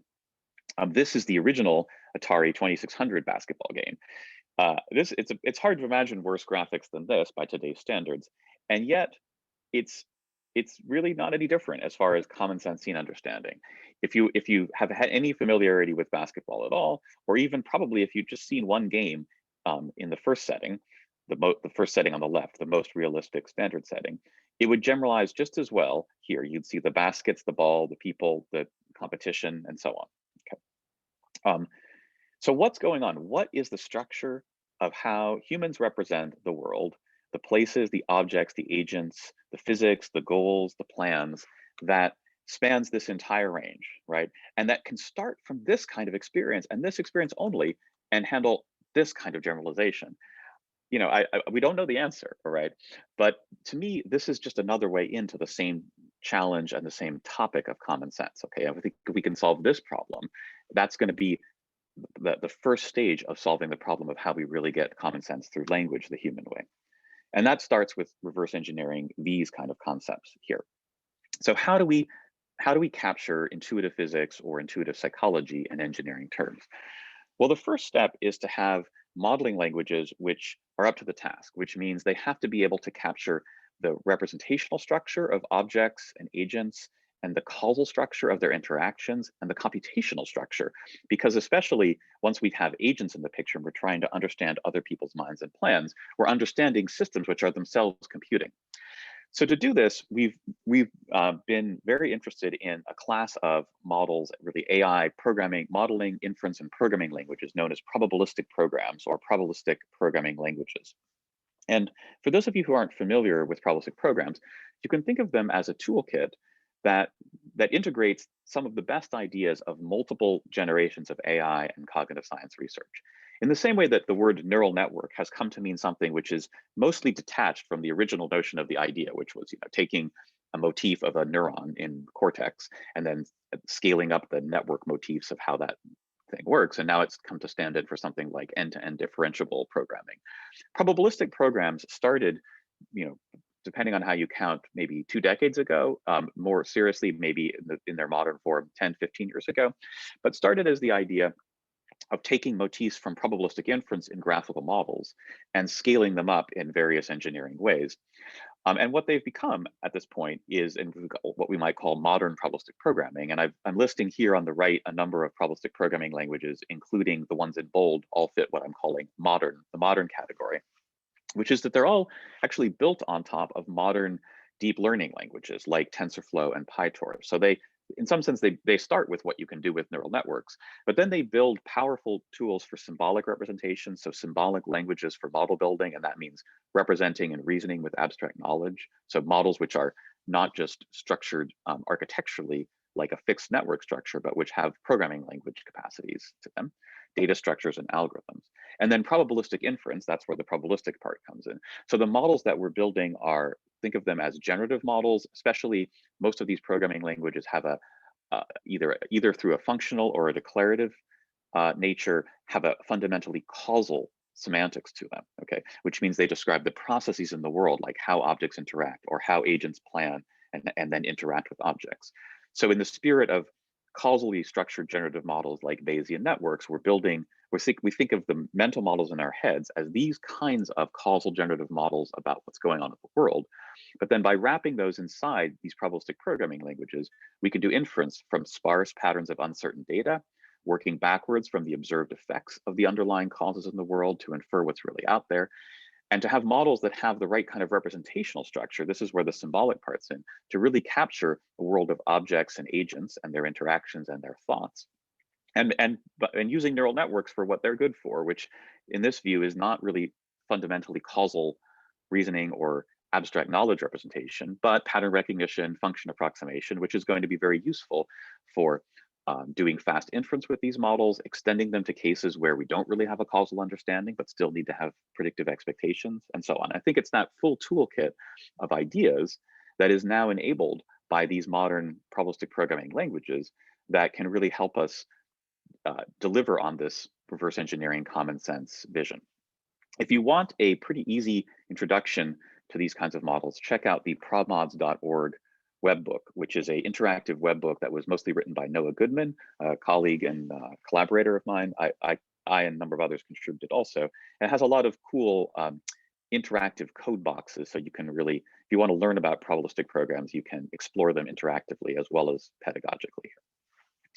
I would also refer you to the last of the languages on this list called Gen, which was developed by Marco Cusimano-Towner and Vikash Mansinga at MIT in the probabilistic computing group that Mansinga runs, which is, of all the current modern PPLs, the one that's closest to the sort of set of modeling and inference capacities that we're trying to use in the work that we're doing here. And we increasingly do a lot of collaborative work with Vikash and Marco and others to try to take them, the ideas I'm talking about here, and scale them up in various engineering ways. Another key idea, in a sense, the kind of probabilistic programs that we're interested in working with here is inspired by game engine programs. We call this the game engine in the head because we want to distinguish it from other important ways that people are using game engine technology in learning-based AI at this point. So what do we mean by the game engine in the head? This is the idea that the kinds of programs that are in modern game engines for very fast ways of simulating approximately graphics, the way light bounces off the surfaces of objects to render images, or physics engines, the way objects might bounce or collide or slide when they're just moving on their own, or when somebody picks them up or throws them or drops them, the way water might splash when you drop something heavy into it, so that models the interactions of the particles of water as well as the solid object. These, or I should also mention game AI, which are basically very simple kinds of perception and planning algorithms that can be used to model the non-player characters in video games. The idea here is that these sorts of tools, which let a game designer create a new game and a rich, immersive, interactive experience relatively easily without having to program all that stuff from scratch, because it's like a basic built-in stuff about how objects interact with substances in the world and how agents might work and so on, that these might be some kind of first rough approximation to what is built in the common sense core, the kinds of things that infant researchers have uncovered and suggested are there very early in babies. So to put this, just to illustrate this a little bit more concretely, the idea isn't the way game engines are used, for example, in a lot of reinforcement learning systems where you train like an RL AI in a game engine environment, and then you're going to deploy it into the real world and you have a sim to real transfer problem. The game engine is the training grounds. Here, the game engine is what is the model of the model in the head, or the model of what the kid has in their head of the world. So that when this boy here looks at this stack of wooden blocks and the bird on there and says, well, I wonder what might happen if I roll the ball towards it, and then can imagine what is possibly likely to happen, namely hitting the blocks, they'll fall over in some ways, and then the thing on top will fall over. I'm sorry. That's the idea, right? It's a rich, compositionally structured mental simulation engine. So what we've done in work now going on for about 10 years with a number of colleagues is, for example, tried to use this set of tools to model intuitive physics, what we call the intuitive physics engine, which starts with a game-style physics engine. And the particular details aren't important, and the way we've implemented it are almost surely wrong in most of their specifics, right? We're not claiming that the details of today's game physics engines correspond precisely to the way the mind works, although there are some intriguing parallels, as Tomer Ullman has written about in this Trends in Cognitive Science paper that's called Mind Games. If you check out, it's one of the references on here. But to a first approximation, some of the kinds of representations and sort of physics engine hacks seem to have something to do with the way humans can intuitively mentally simulate complex physical interactions. And then we wrap those dynamics models inside a probabilistic programming framework for inference and learning. And that enables us to model a wide range of intuitive physics judgments in, for example, classic kinds of blocks world scenes, where you might have a very traditional kind of question, like here's a stack of blocks like the ones shown on the left, and how likely is it that this stack of blocks is unstable or will fall over? So we can do an experiment where we might show people 50 or 60 different block towers varying in their subjective instability and have people rate on a scale of 1 to 7, or maybe just make a 2 alternative forced choice judgment. But we can get some graded measure of their confidence that this tower of blocks is very stable or very unstable or somewhere in between. And the judgment there is what's shown on the vertical or y-axis of that inset plot, the scatter plot there, this one. Each point is a different stimulus. Along the x-axis is prediction of one of these probabilistic approximate physics engine models. So we basically approximately reconstruct the 3D scene using a kind of inverse rendering or inverse graphics computer vision algorithm. Okay? That gives you only an approximate location of the blocks in 3D. And then we run physics forward a few time steps. And again, it might only be an approximate physics. The forces might not be exactly right. But that's enough to get a rough idea of whether the blocks are going to move or fall and how many of them will fall. And then we just do that a few times, and that gives you a very rough, call it Monte Carlo, but just a very rough stochastic sample-based estimate of the amount of instability in the scene. That's what's plotted on the x-axis, and these two are very highly correlated.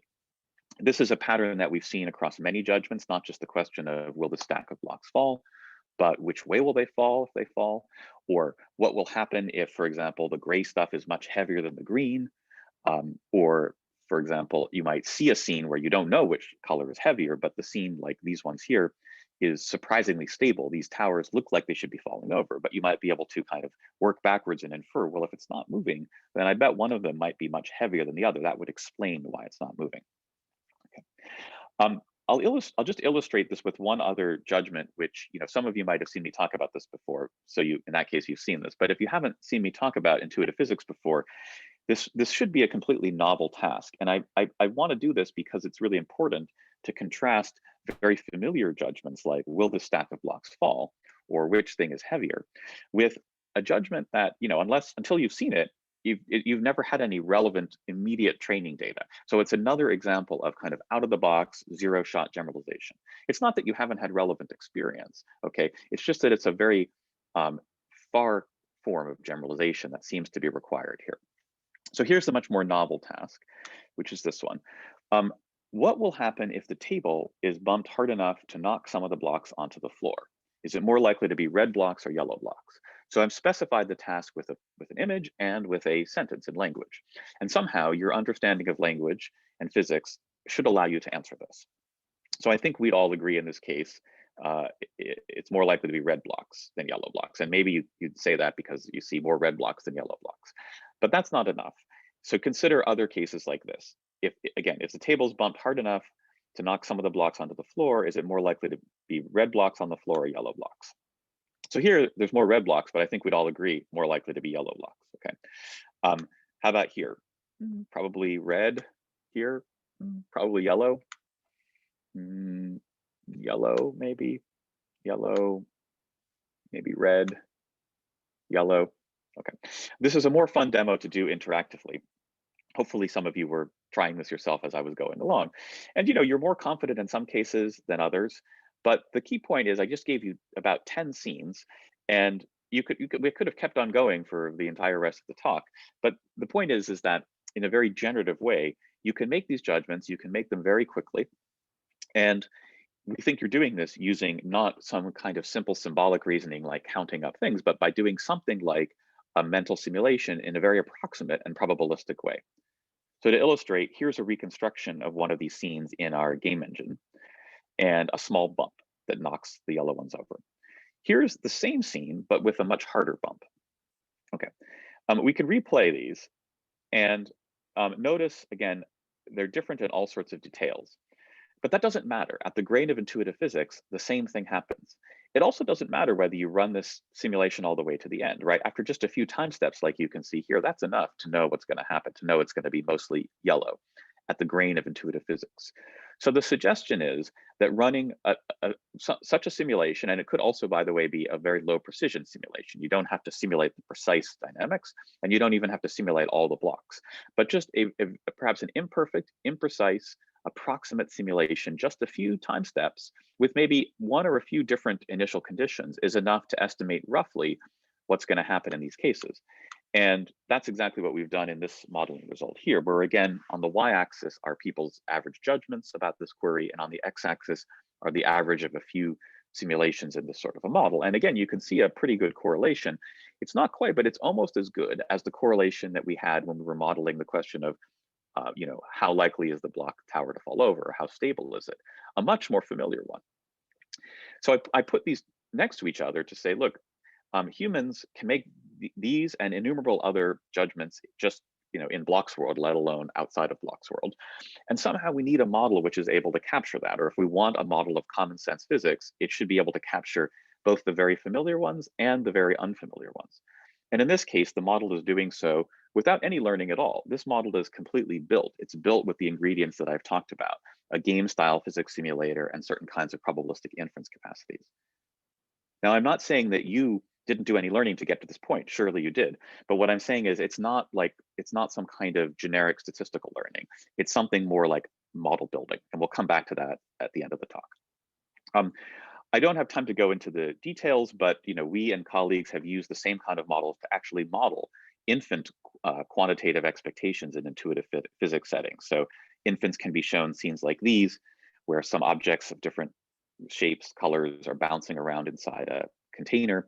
After a certain period of occlusion, one of the objects appears, and it might be more or less surprising depending on the dynamics of the scene, how many objects there are of different kinds, where they were at the point of occlusion.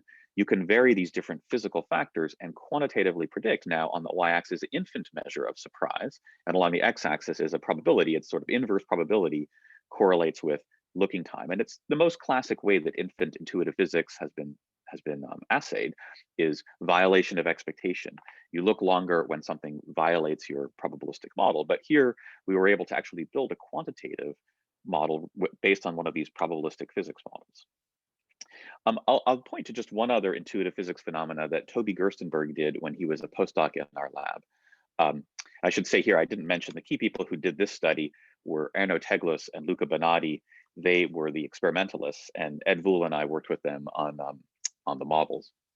And I also didn't mention, I'm very sorry, the work before on the block modeling, that was primarily done by Pete Battaglia and Jess Hamrick, who are now both working on related things at DeepMind, where they're pursuing really interesting hybrids of neural and kind of symbolic probabilistic approaches there. So it's really interesting to see where they've gone with some of these same ideas. Now, Toby is a recent assistant professor at Stanford, but when he was in our lab a couple of years ago and continuing in some collaborative work, he studied effectively causal inference in a dynamic intuitive physics perception setting. And I point to this because I think it's so important. I mean, as many of us know here, that the semantics of verbs and many other interesting ways we express common sense knowledge and language depend on our ability to represent counterfactuals. Now, what Toby did was to try to realize these, study them perceptually. So he gave people these dynamic scenes, like think of this is like an overhead scene of a billiard table or an ice hockey table.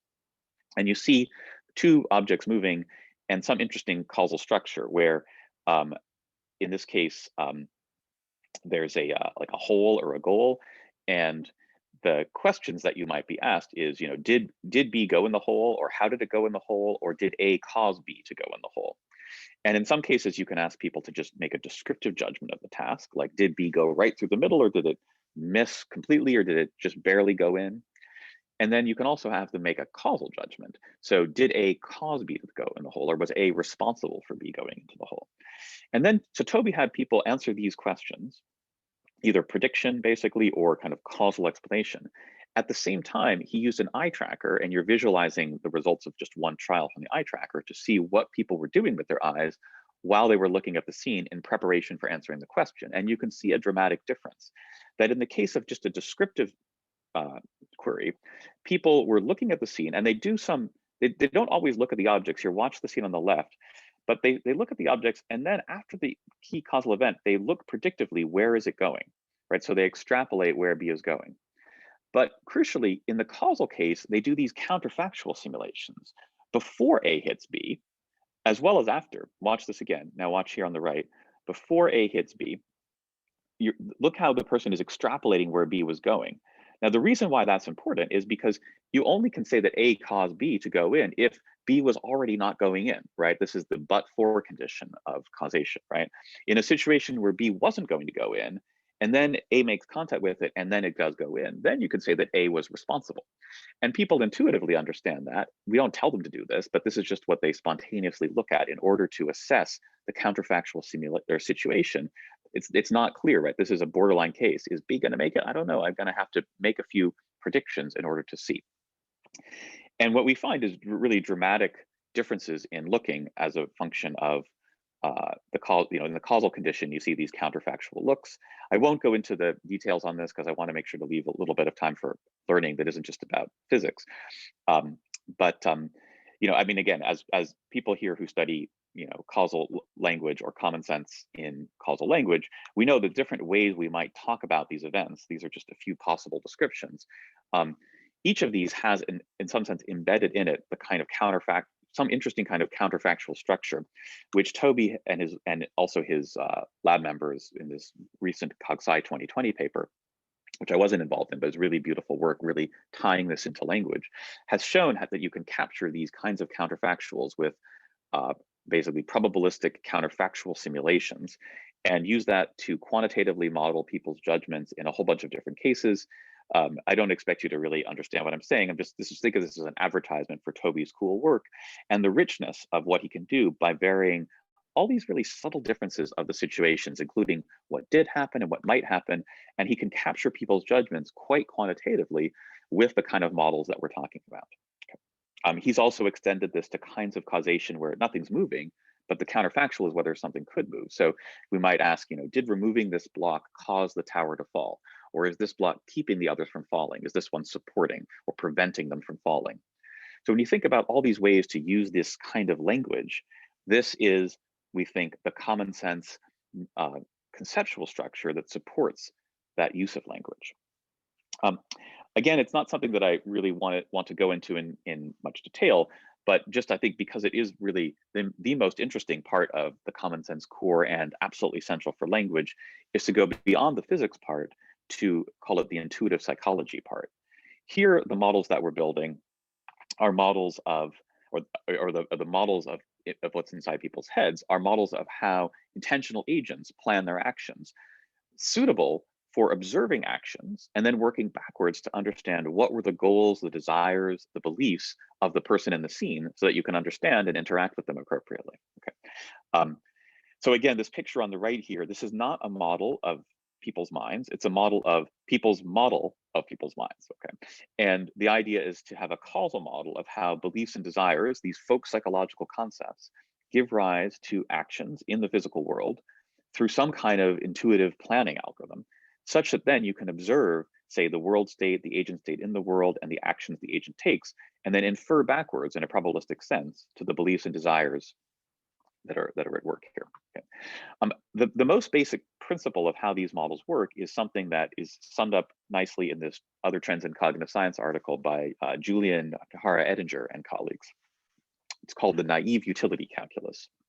And it's just the idea that, again, the basic ideas of expected utility theory that have underlied the way that we think about rational agents and building agents in AI, notions of cost and reward and maximizing expected utility, at least approximately as best we can in some kind of maybe boundedly optimal way, that these ideas we think are actually quite intuitive, that they are, as scientists and engineers have drawn them out, they are trying to elucidate what are effectively structures that are already in our heads, that there are intuitive notions of rewards for certain states, which we think of as goals, costs for action, and that we intuitively understand other agents as trying to maximize their rewards minus costs effectively.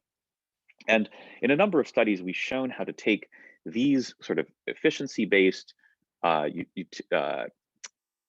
planning models, basically things that we can build these on POMDPs, or partially observable Markov decision process planners, or we could build them on more sort of probabilistic version of classical planners like PDDL planners, and some recent work from Shen in our group. But regardless of how the planning system works, the idea is that an agent is trying to take efficient actions on balance to achieve their goals, and then you can work backwards, understanding that principle of efficiency to figure out what goal, as well as what set of beliefs, maybe true or false, would best explain what they did. So in this is one example of this kind of model in action from Chris Baker and Julian and colleagues, what we call the food truck studies, where you see an agent in this simple overhead map again, come out of their office. Let's say this is a hungry grad student who comes out of her office, and this is the office building here. On this part of campus, there are several parking spaces where food trucks come, back when people used to do that sort of thing. And here, the two parking spaces in this scenario are these two yellow squares. There are 3 different trucks which come to campus on different days: the Korean truck, the Lebanese truck, and the Mexican truck. And on different days, they're in different places, or you might see different parts of campus where there are different geometries, okay? On this particular day, in this part of campus, the Korean truck is here, and the Lebanese truck is over here, but our student can't see that. She can only see what's on this side of the wall. And now we observe her taking a certain sequences of actions. This is what we observe. She goes past the Korean truck, around the corner where she can now see the other side. And at that point, she turns around and comes back to the Korean truck. So the question is, what is her favorite food? Korean, Lebanese, or Mexican? And if you think about it for a second, your first response might be Korean. If people mentioned system 1 and system 2 a bunch earlier today, your system 1 response might be Korean. But if you think about it for just a moment, most people decide it's Mexican, which is interesting, right? Because Mexican isn't even in the scene. But only that could really explain what she did, because otherwise it would be a kind of inefficient thing to do. All right. Not only that, you can infer that not only did she think, or did she prefer Mexican, but she must have had some belief that Mexican was possibly or even probably there. So people judge in this experiment both what she likes best, as well as what she thought was behind the wall. And her initial belief most likely was that Mexican was, more likely than not to be there. Otherwise, why go out of your way like that, right? So people make those judgments, and I think you can too. And our model captures that by doing this kind of inverse planning with, it's a POMDP, so with partial observability. We know the agent doesn't know what's on the other side, and they have to gather information, and that's part of the model. I'll just ask you one other question here, which is, what emotional experience do you think this person had when they got to their side and turned around? Probably you'd say something like disappointment, right?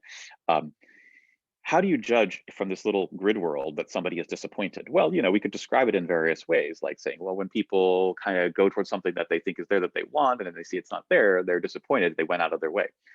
But if we want a fully general model of emotional experience, such as disappointment or satisfaction, frustration, and so on. We think that, and it's in some other work that we've been working on with Rebecca Sachs and some of her students, we think you can build that kind of model of what emotion concepts are on top of the same things, okay? Something like disappointment being like, a sudden drop in the expected value of the agent, okay? I'm not saying that's what disappointment really is, but actually we can model people's subjective understanding of disappointment in scenarios like that. And these models, again, are quite quantitative. This isn't just one scenario, but we have very good correlations across a wide range of these scenarios, maybe even better than the intuitive physics situations. We can also extend these to more sort of realistic video type contexts. And I won't go into the details of these things, but by building on robotic action simulators, we can capture, and also by making these models multi-agent. So we can look at actions like this, which again, might be rather inefficient actions, but which we might be able to recognize as somebody reaching for something in an unusual way because of an obstacle, and somebody else trying to help them. And we want to know, what makes a scene like this look like helping, or a scene like this look like kind of the opposite, not helping, but something like hindering. So we take the same models, we ground them in a 3D model with physics and graphics for visibility. We recursively nest them in the sense that we say, well, what it is to be helping or hindering is to have a utility function that depends on your expectation of another agent's expected utility. So helping is to take another agent's utility as a positive contribution of your own. Hindering is to have a negative utility. These are the abstract concepts, like the golden rule in folk ethics. These are the abstract concepts that underlie what it is to help or to hinder, built on top of what it is to want something, right? Or to try for something, that we think can capture the conceptual structure of both intuitive psychology and more generally the kind of social cognition that we feel and talk about. So just to wrap up this main part of the talk, and then I'll just say a little bit about prospects for learning. If we want to know what do words mean, essentially, right? What are the common sense concepts that language is really about? What does it mean to cause or to help, to support or prevent, to make something happen, to almost do something, to be responsible for something, to launch or to catapult? This is other work that we've been doing where we use these physics models to capture these kind of tool use or object-based multi-object plans. To believe or want something, to be surprised or disappointed, to be helpful or cooperative. Of course, we don't really know what these words mean, but we think that by grounding them on these kinds of representations, it's going to be essential, and it's going to add something that just pure statistical models, whether it's language or language and vision, aren't going to get to on their own. Okay. This is mostly all I have time for. I mean, I'll spend a few minutes just, again, flashing through a few things that are mostly just advertisements for recent work that people in this community, some of you might know about this, others just might want to check this out. It's ways we've tried to use this to come back to the issues that I think this community most cares about. So for example, with some students, we've worked on what now is a quite popular domain of grounded language, visual question answering in richly simulated worlds like the Clever domain, where with a few colleagues like Keishin Yi, Jiajun Wu, Chuang Gan, and more recently Jiayan Mao, as well as senior authors like Antonio Torralba, Pushmeet Kohli, we've built various kinds of what we call neurosymbolic grounded language models, where we take what are very standard conventional neural computer vision models like mask RCNN type models for object detection, or this was done a couple of years ago. So our neural language model was stacked LSTMs, but you could do the same thing with transformers. But what we're doing is not building an end-to-end system. Rather, we're using the neural models to parse into symbolic conceptual representations of scenes and language meaning of the sort that we've been arguing are there in our core common sense understanding, and then sort of glue these together to answer questions or to do other grounded language tasks. The original work that we did on this from NeurIPS 2018, achieved really strong sample efficiency and generalization, but relied on basically building in all of this conceptual structure. More recently, I mentioned Jiayan Mao. He had, starting with a paper in iClear 2019 and extending to with many of the same colleagues to a paper that was just accepted to be presented at iClear 2021, what we call neurosymbolic concept learners, which take the same basic architecture, but in this case are using distributed vector space representations of meanings of the basic concepts, but in distinct visual and language context. So there's sort of like embeddings of red and green or square and round as visual concepts, as well as embeddings of the concepts behind language. And again, I won't go into the details, but I would say check out the neurosymbolic concept learner paper for how you can learn in effectively an end-to-end, only weakly supervised way, what are these visual and linguistic representations. Now, there's still a lot built in here, and I think that's really important. The basic kind of symbolic architecture of scene representation and semantics is built in, but the particular representations of specific concepts can be learned. Okay. It can also generalize in a powerful way, at least within to more complex scenes and sentences, and maybe even a little bit to real world images. And the most recent work that I mentioned, which builds on this cleverer data set from last year's iClear, which just kind of extends the same idea to a dynamic setting with physical interactions. Here, now we're starting to be able to ground some of the more interesting aspects of language in counterfactual analyses of the physical dynamics. So we might take a question like in this scene here, what would happen if the cyan cylinder was not in the scene. So watch this again and ask, what would happen if the cyan cylinder were not there? We see what does happen, right? First, the red ball hits the cyan one, which hits the metal one, okay? But suppose the cyan cylinder weren't there. Well, we can parse that into a program-like representation. This is the neural symbolic part that has as in it one of the basic functions of a counterfactual evaluation when you remove something from the scene. So here's now, we can now use our intuitive physics model to evaluate the counterfactual, to reconstruct the scene without the cyan cylinder. And what we see is that the red ball hits the silver metal cylinder. And so that allows us to say, okay, yes, the red rubber sphere would collide with the metal cylinder, basically. Okay, so again, this doesn't, I don't want to say this by any means solves any of the hard problems really in grounded language. It's more of like a proof of principle or like a baseline that something like this could be built, right? That we can parse language into a conceptual representation that can evaluate a counterfactual on an intuitive physics mental simulation model. And in the most recent iClear thing, increasingly parts of these concepts now are starting to be learned using that same kind of end-to-end learning approach. Okay, does that solve the problem? No, but I mean, again, I think I want to put this out there to motivate the community to think about this sort of approach. There are, like the other things I hope I've talked about here, we're really just raising more questions than I think we're answering. But questions like, how could you learn more of the actual like logical forms that are built into the system? Or how could you learn more of the physics engines? And here I'll just leave you and leave us with what I think is just the really hard problem of learning that this whole approach is trying to, I think, motivate. If effectively the real learning that we think happens is not, I mean, learning of common sense is whether it's learning the structure of language and the concepts behind language needed to do what I was just showing, or how you extend and grow your intuitive physics engine beyond whatever is built in.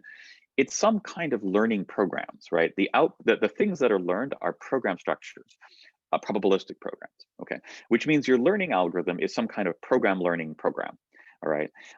You could call that, if you're a neural net person, you might think of that as like architecture search, but again, to me as a probabilistic programming person, what I mean is you have to learn the structure of the probabilistic programs and really whole probabilistic programming languages which describe domains of common sense thought.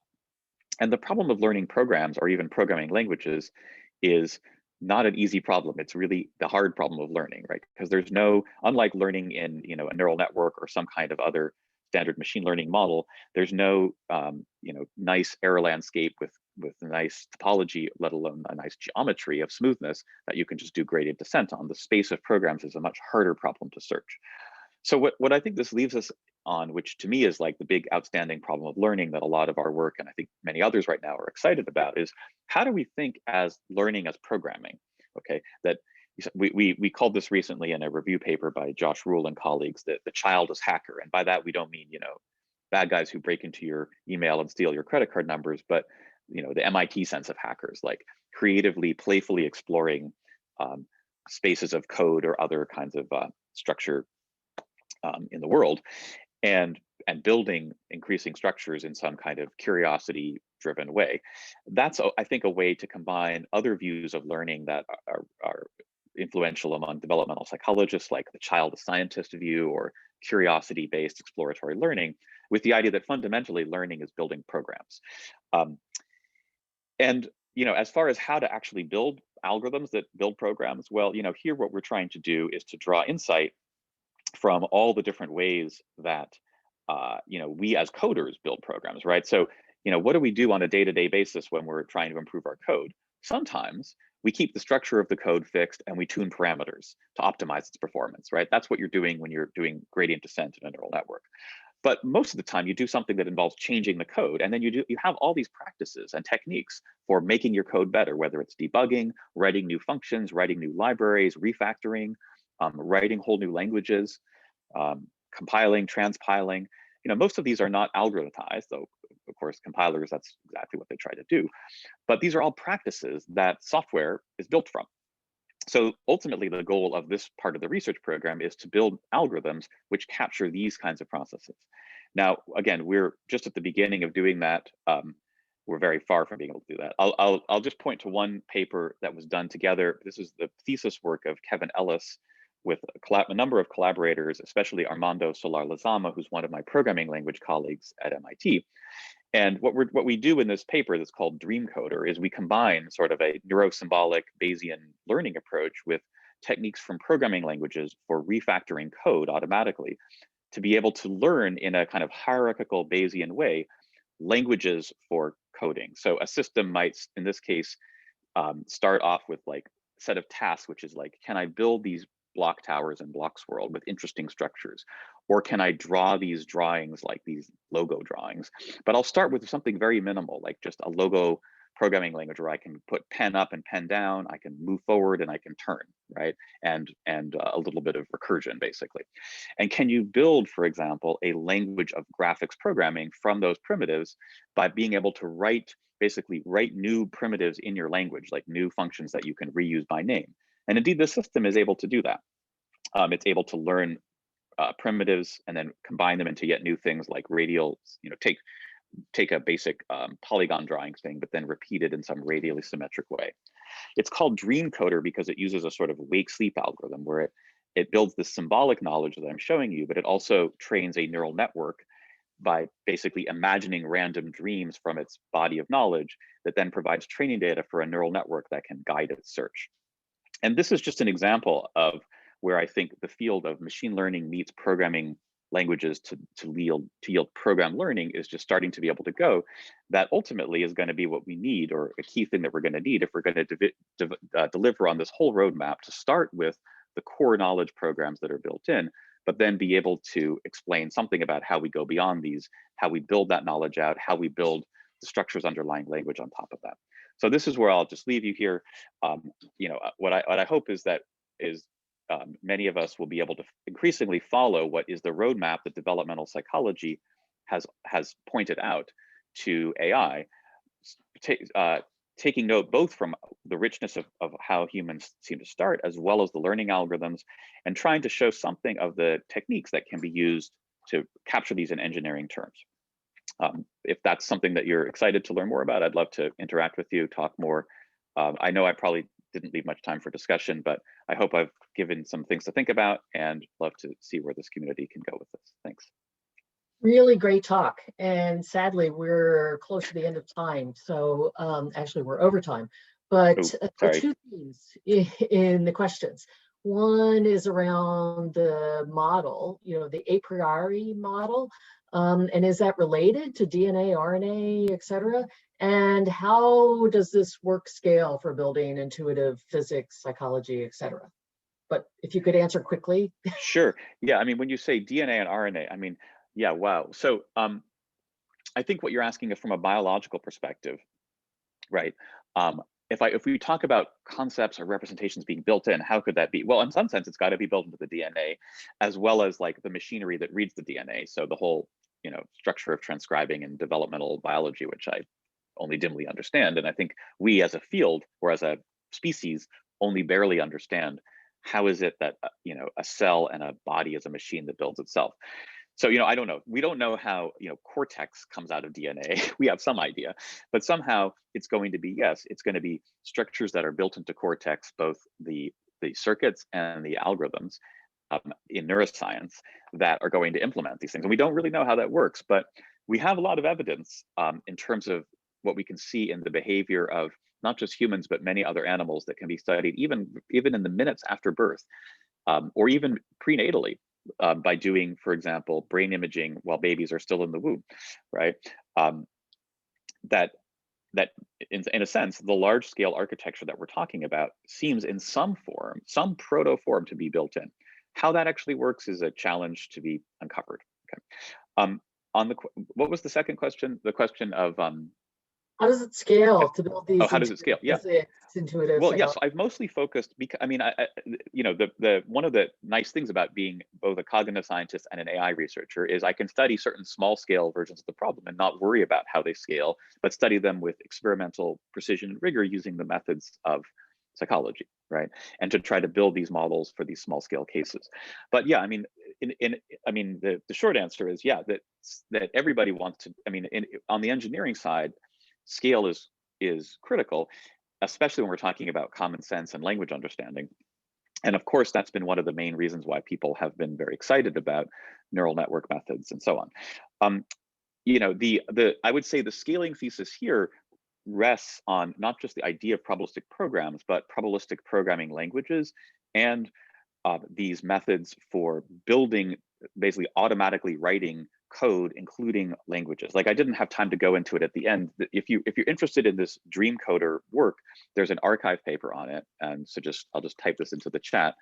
So check out the paper on archive with Kevin Ellis as the first author. But what you'll see there is, I mean, again, this isn't meant to be by any means a complete answer to scaling, but it shows how you can start off with a very simple language of effectively a simple kind of language of probabilistic programs, and then try to build that out iteratively, growing your language. On the pure engineering side, when I mentioned, I'll just put this also into the chat too, the GEN probabilistic programming language from MIT's probabilistic computing group. This is a language that has been built to scale in an engineering sense, in the sense of like you can build really large scale models of the sort I'm talking about and do scalable approximate probabilistic inference in them of the sort that should be suitable for like robotics applications or augmented reality, virtual reality. So, you know, these are in some sense different kinds of scaling theses. There's like, how do we build these things at scale? And then how do we have autonomous learning that can try to grow beyond what we initially write? And, you know, we're just at the beginning of seeing what that would look like. But those are some of the ideas that are out there that we are trying to work with, because, you know, you're exactly right. If that's the question you're asking, this may capture in some limited form or in some small scale form that we can study in the lab how people think, but to be able to turn into AI, you're going to need these kinds of tools. Great. I'd love to ask more, but we're over time. I'll grab the Rocket chat and the other chat log and send it to you. And if you are here for our wrap up, I'm sure that people would follow up. Thanks very much. What time is the wrap up? Remind me, Debbie. The wrap up is at 14:55 Pacific time. Actually, it's probably going to 15 Pacific time. I'll try to. Okay, cool. I'll try to join. I have to go do something else in my lab for a bit, but I'll try to come back for that. Awesome. Okay, thanks. perfect. Thanks. Yeah, thank you. Thanks, everyone. Thanks, Philip. Thanks. Thank you. And with that, I'll yield to the next moderator. Thanks, Deborah. That's me. So we come to the final paper session, part 3. We have 3 papers, 2 long papers, 1 short paper. So we'll start quickly. If the first presenters, Alessio, can start setting up and sharing the screen. His paper, Zero Shot Object Interaction Recognition via affordance graphs. Well, we thank Alessio for his talk, and we thank you very much. So yeah, if you can please stop sharing. Yeah. Okay. So the next talk is given by Enrique. So if you can please share your screen. Exploring and analyzing machine common sense benchmarks. So Enrique, please go ahead. All right, thank you, Pedro. Hello, everyone. My name is Enrique Santos, and I am a research scientist at Rensselaer Polytech Institute. And this work was developed under the DARPA Machine Common Sense program. Okay, so although there is no single agreed definition of common sense, most of them take into account that common sense is the shared human ability of understanding and judging everyday matters. So in machine common sense, we use tasks to benchmark AI implementations by challenging them in diversified aspects. So for example, a task might focus in social interactions, while another task may focus in numerical estimation. And even within the same task, we may find samples evaluating different common sense aspects, for instance, time and space. But one question is, what exactly are these common sense aspects and why they are relevant? Well, there is a lack of consensus of what this metadata should be, right? So currently, this metadata is limited and largely presented in an unstructured format or completely not present. And this metadata is relevant because the lack of it is preventing us as researchers in machine common sense of fully assessing both tasks and AI implementations with respect to their soundness in evaluating common sense. So that's why we believe this assessment can support answering questions from multiple stakeholders, as we see in this slide. So this specific work as a first step is supporting answering some of these questions or insights. And for that, we need, first thing is a common vocabulary for both data and metadata about the elements of this machine common sense ecosystem, and the modeling based on common sense dimensions for that. We want to focus on data that is publicly available, and that includes open benchmarks, open systems, and their training and testings against open question sets. And result of this would be the display in a unified dashboard with browsing capabilities as well. So under the DARPA MCS program, the common sense benchmarks are being categorized in terms of dimensions, and they include question type, topic, and reasoning type. And this table provide an overview of the first year's benchmark choices. And for now, we have been largely focusing in the benchmark related dimensions. We have been experimenting with some of these dimensions related to systems, most interpretability, but it's out of the scope of this talk. Okay, so we have surveyed a number of common sense benchmarks, and they are largely from the first year. And we have started to collect some definitions we could use for creating a common benchmark modeling. So I bet this is not new to many of you in the audience, but I want to expose these constructs to motivate our modeling. So as you can see, the tests are varied. They explore diverse aspects like social interactions or objectives. And based on the findings of this survey, we have modeled these results as an ontology, which we call the machine common sense benchmark ontology. We have extended the schema.org high-level terms to further describe benchmark structures and their constructs. So for instance, you can see the modeling of questions, observations, hypotheses, solutions, and so forth. In addition to this, we have this part of the ontology that presents a number of terms that can be used to categorize the samples of each benchmark. So far, these categories are largely extracted from the psychic benchmark because the psychic had that categorization available as metadata. Okay, so we have used this ontology in an ETL pipeline to annotate multiple benchmarks with the available metadata. So we have a converter in the middle, which takes the data sets as inputs, and we generate an annotated JSON LD file, which gets fed into our MCS benchmark browser tool, which we develop under the scope of this work.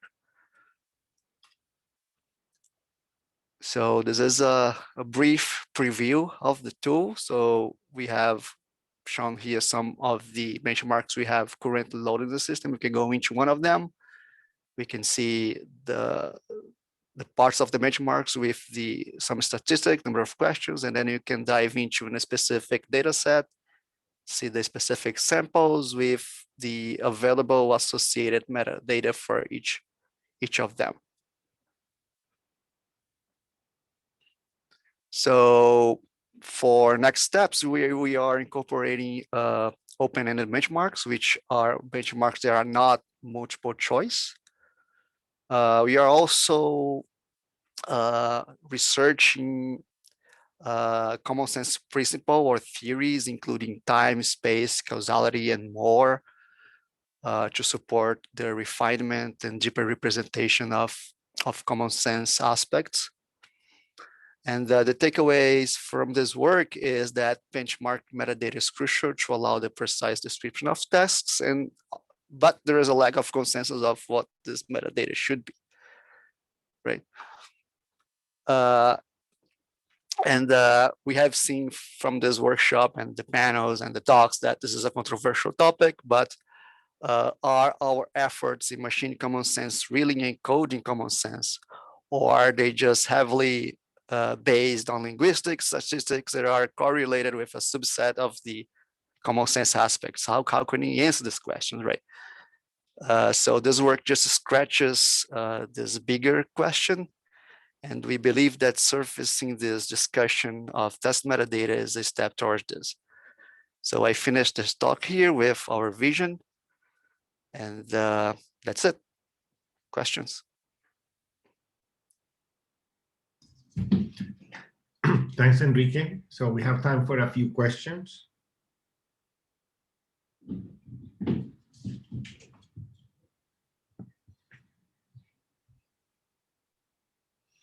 So I'll ask a question. So are you envisioning some way that, for instance, people who develop benchmarks could sort of easily submit, the benchmark so that it could be kind of incorporated into your library? Yeah, one idea that we had before was to provide some sort of annotation tools to help in this process, together with an standardized formalization of the metadata. I'm not really sure if we are going to pursue this direction at this moment, but this was an idea that we had during the course of this work, yes. Okay. We have time for one more question if somebody wants to ask one. Otherwise, we go to the last paper. Just to add on to that, we would love to see people submitting benchmarks with some metadata about what the benchmark is good for and maybe what it's not good for, so people could figure out when to use it and how to use it. And we think part of the solution might be the community figuring out what kind of metadata is useful.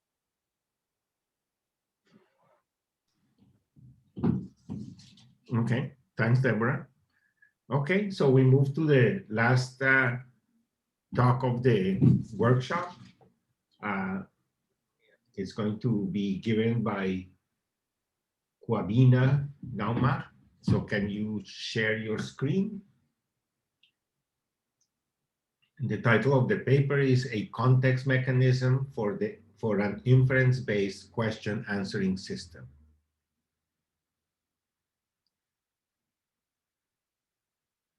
We can see your slides, but we cannot hear you.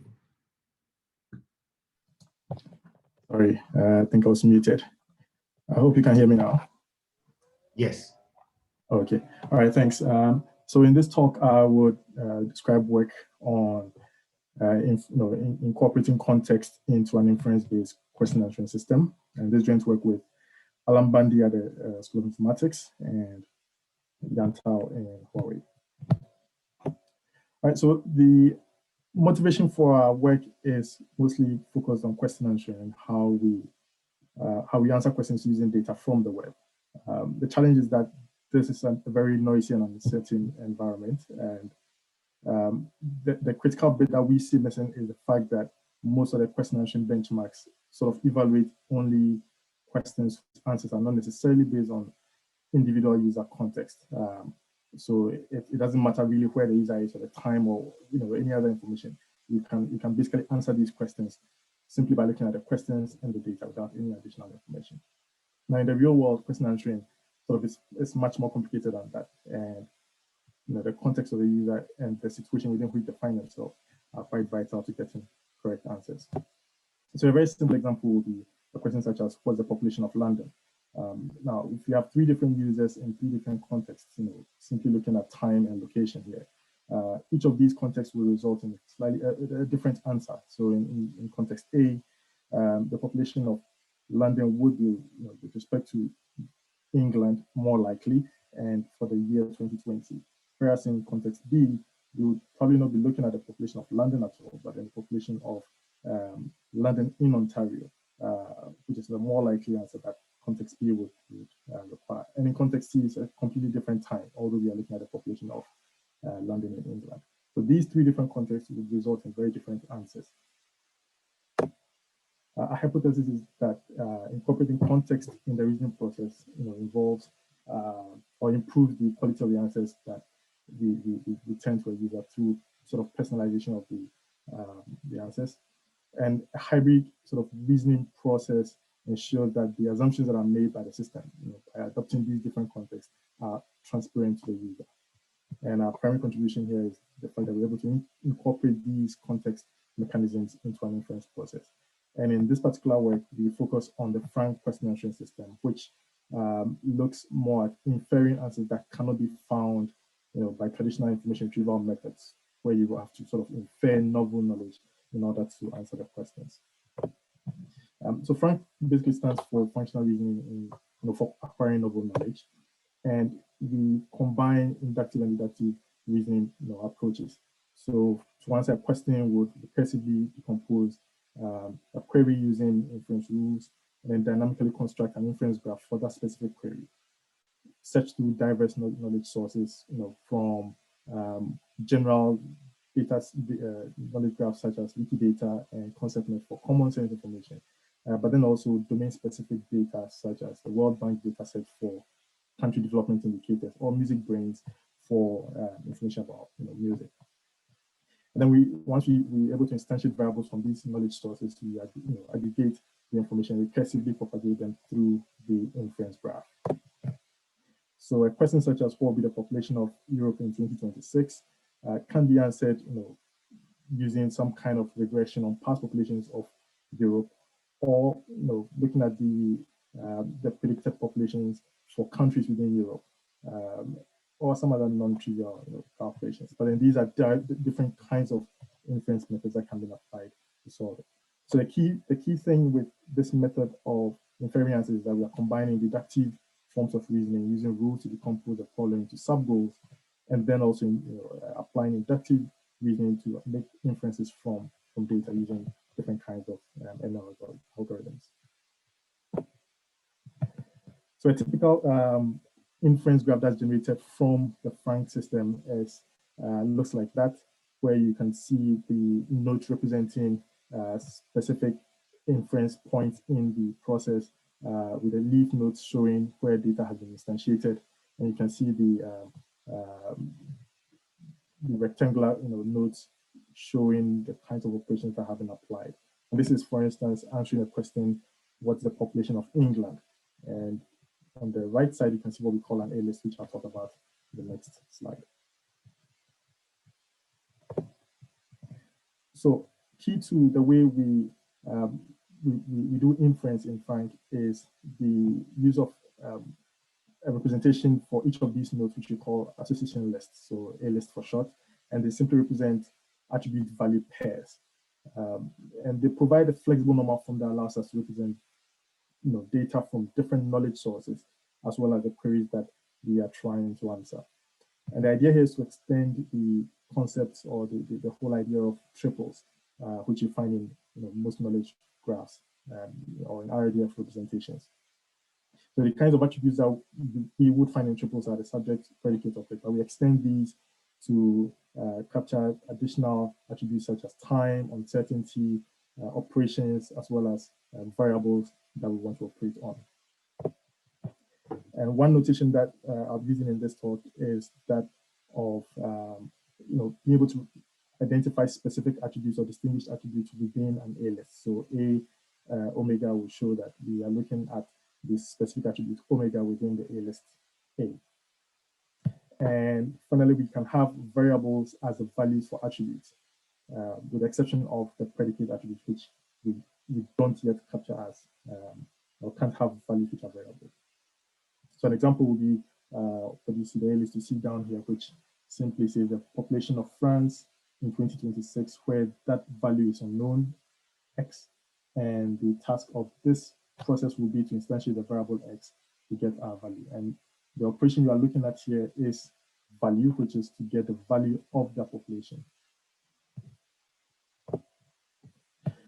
Now, when we talk of context, we are looking at information about the user situation within which they submit the query. So it could be the device type they're using, whether it's a mobile phone or a computer, the location, the date, time, their preference for speed over accuracy. So there are a wide variety of things that a user might be interested in with respect to the question that have been submitted. And these are things that we want to keep in mind or incorporate into the inference process to make sure that the answers we are going to return are relevant to the user.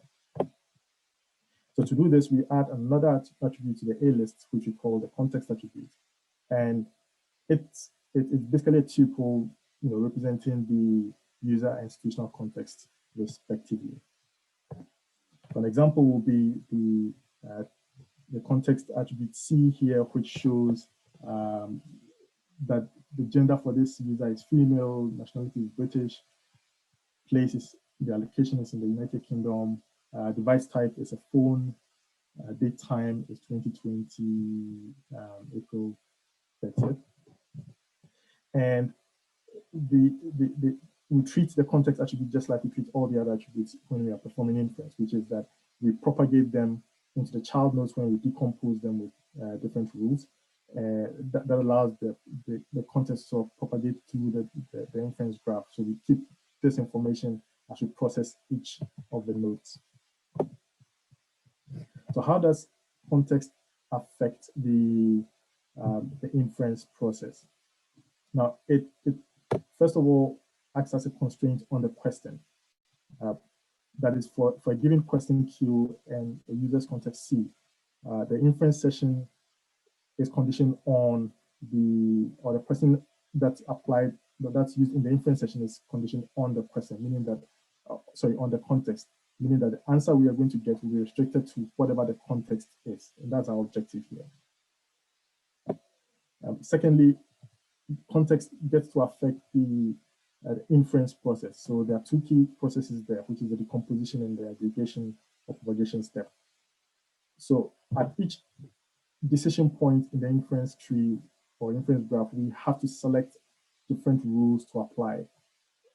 Given a specific context for an A list that is being decomposed, we condition the selection of that rule on the context of that A list, which means that if the user, for instance, is interested in, or if we realize that the user has a stronger preference for a specific kind of process, or has preference for, say, more accuracy over speed, we would choose rules that provide that level of accuracy compared to a more a different process which might give us a rapid answer but might have a lot more uncertainty.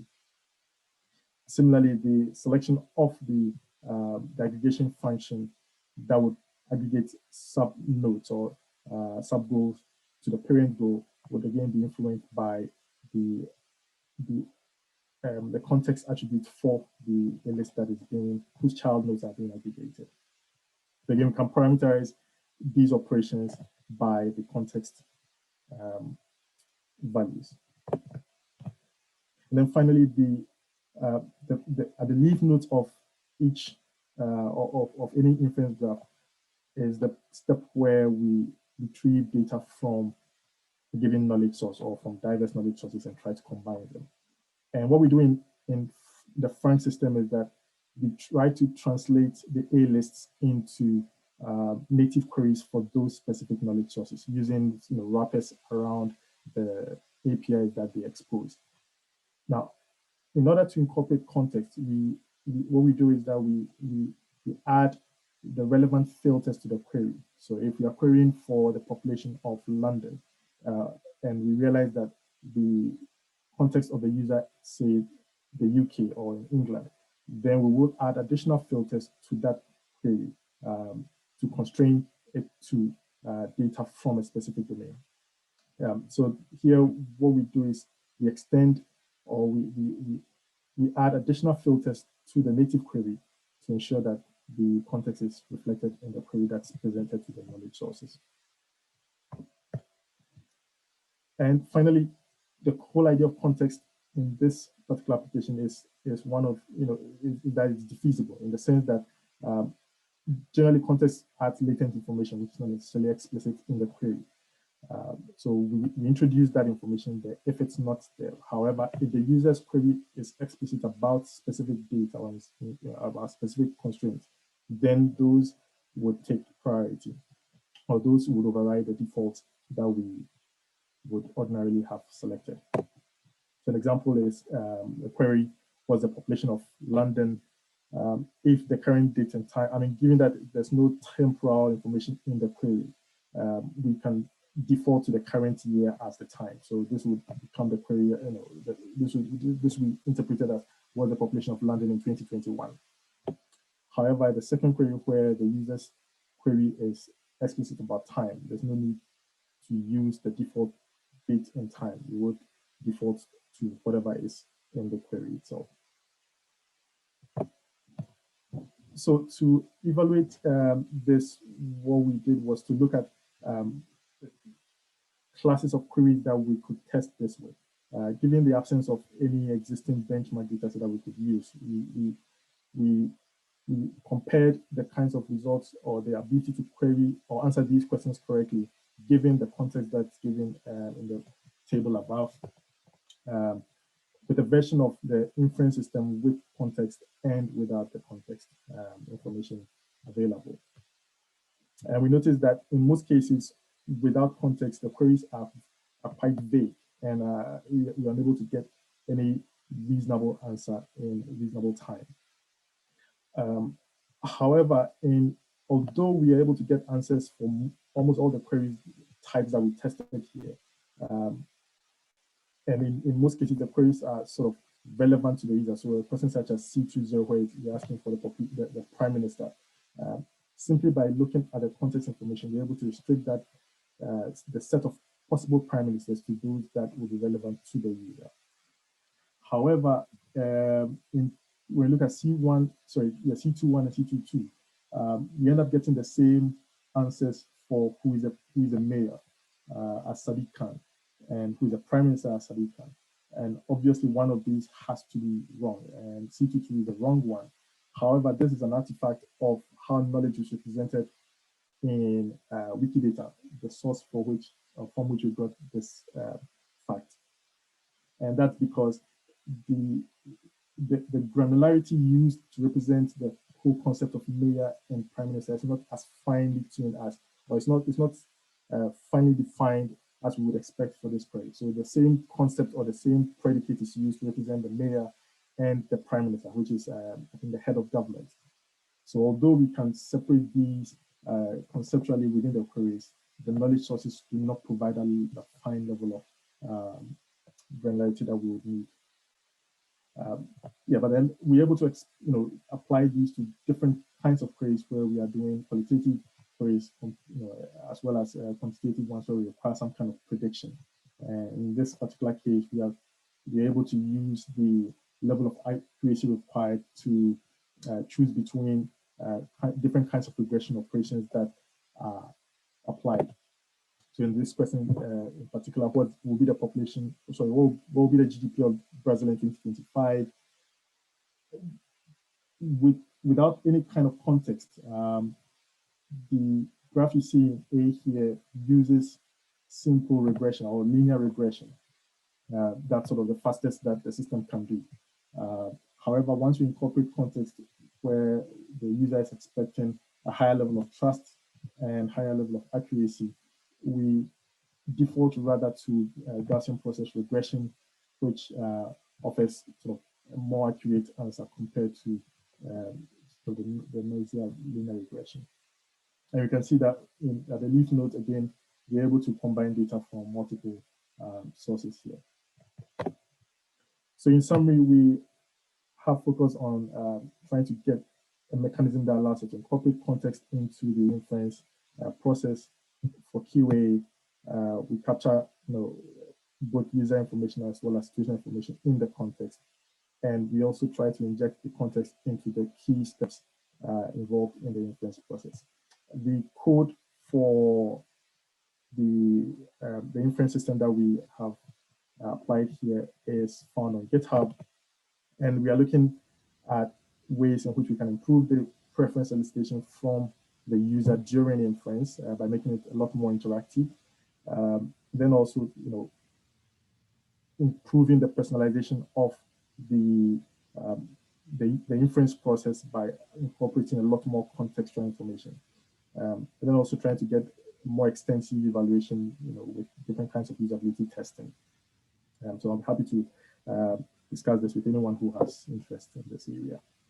Thank you very much. Thank you. We have a question in the chat, in the Rocket chat. I'll read it. From Camtrack. How does the system perform with competing or non-deterministic contexts? Yes, so at the moment, we will try to incorporate as much information into the inference process as we can. If it's competing, at the moment we wouldn't have any way of choosing between the context unless there is some additional information that allows one to override the other. However, what we don't expect to get the answer right always, right? The idea is that we try to expose, like I said, whatever decisions the system is taking in the inference graph. So you as a user have the ability to interrogate what the system has done by stepping through the different, inference decisions that have been made. And one of the things we are hoping to do is to identify some of these conflicting decision points. So if they are diverging, if a decision that has been taken will result in sort of a divergent graph where you have two separate inference processes that are happening that you can't merge. We want to be able to retain that in a separate way and sort of highlight it to the user that at this point, you couldn't merge information from these two sources. But then you can decide which of them you think would be a better one to use.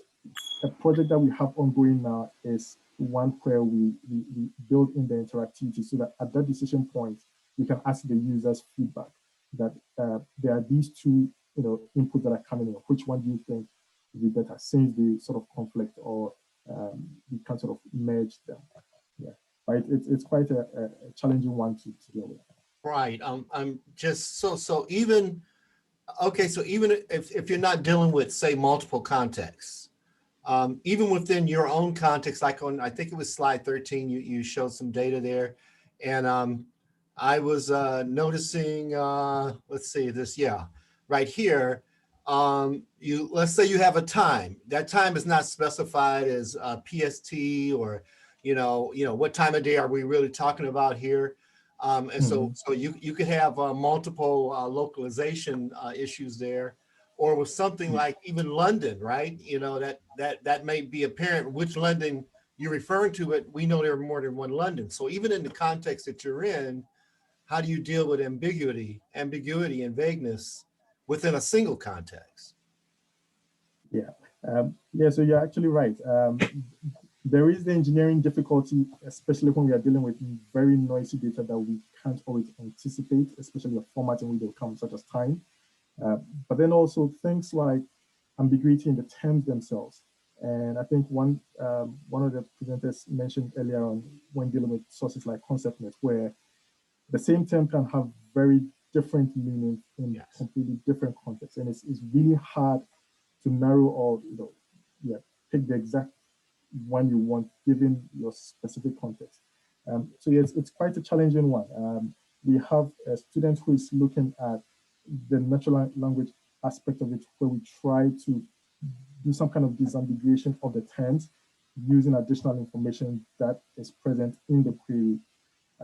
But we think the best approach to this is to do it during inference, where we can interrogate the user and ask for help, in the sense that you can't automate all of these things.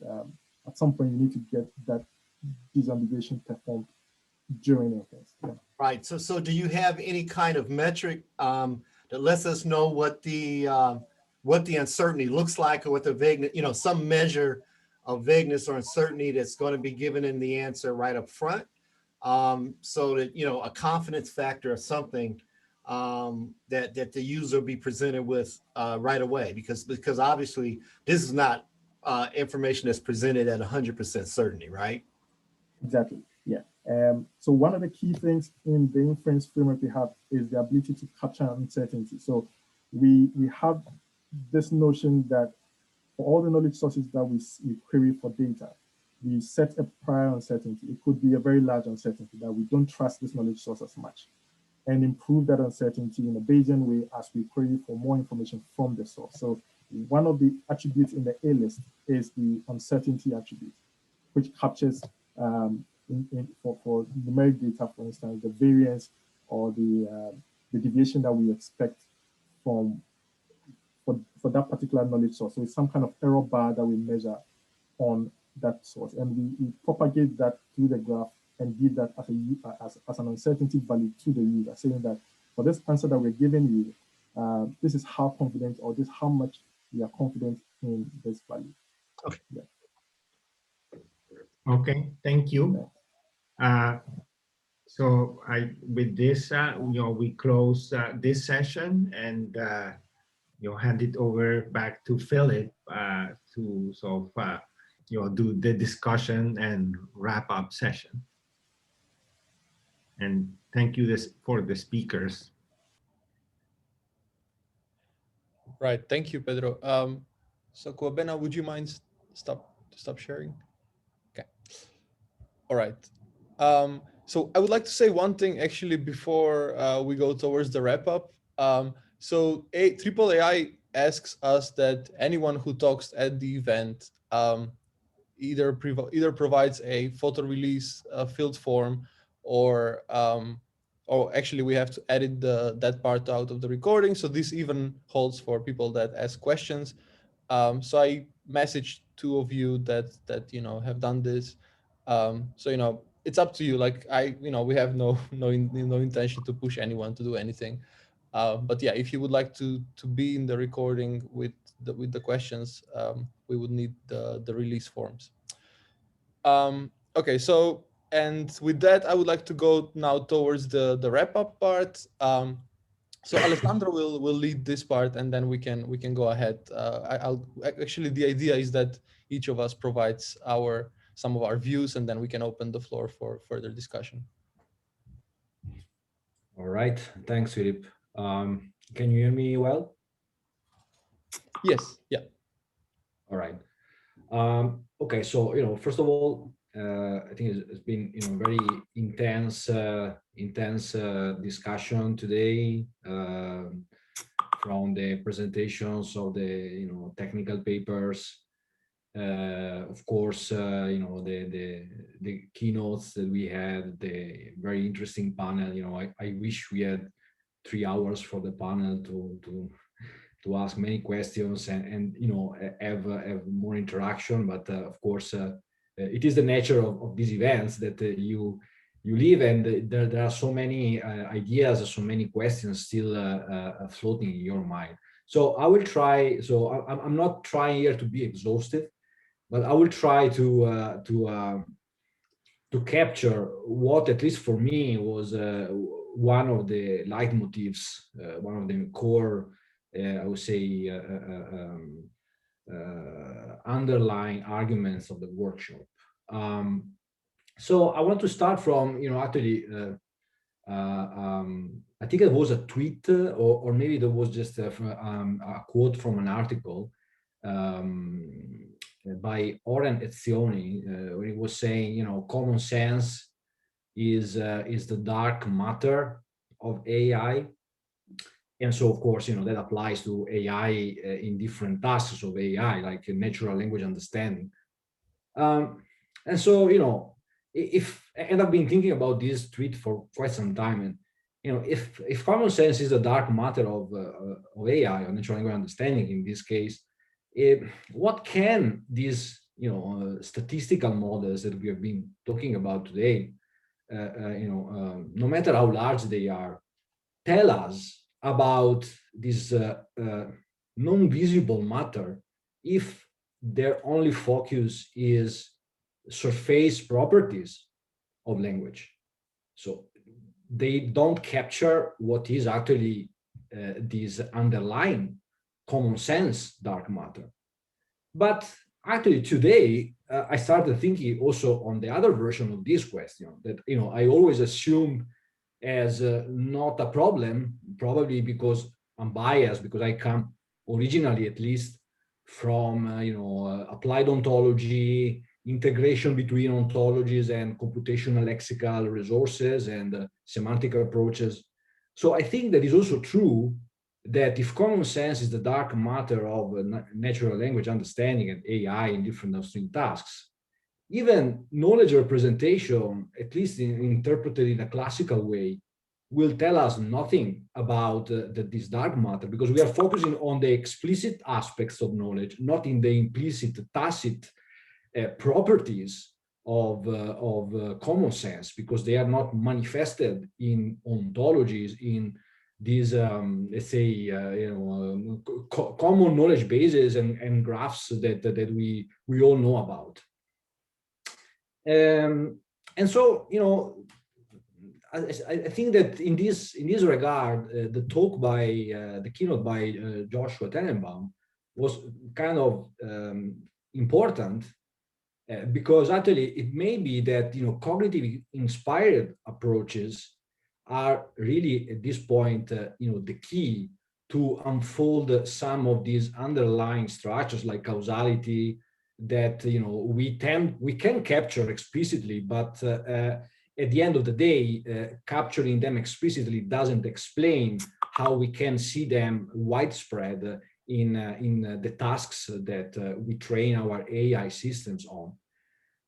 And I'm not only actually talking about focusing on learning in children, but in AI there is I would say a sub-discipline and a group of interest even in AAAI on cognitive architecture research. So the capability, so I would say the focus on trying to model cognitive aspects of human intelligence that can then be replicated at the machine level, both in terms of knowledge representation and in terms of learning. So I'm going to stop here, but I just wanted to to give you a little bit what I've been thinking about since the start of the workshop. And yeah, not with no intention to be exhaustive, but I think I hope at least is some food for thought and discussion.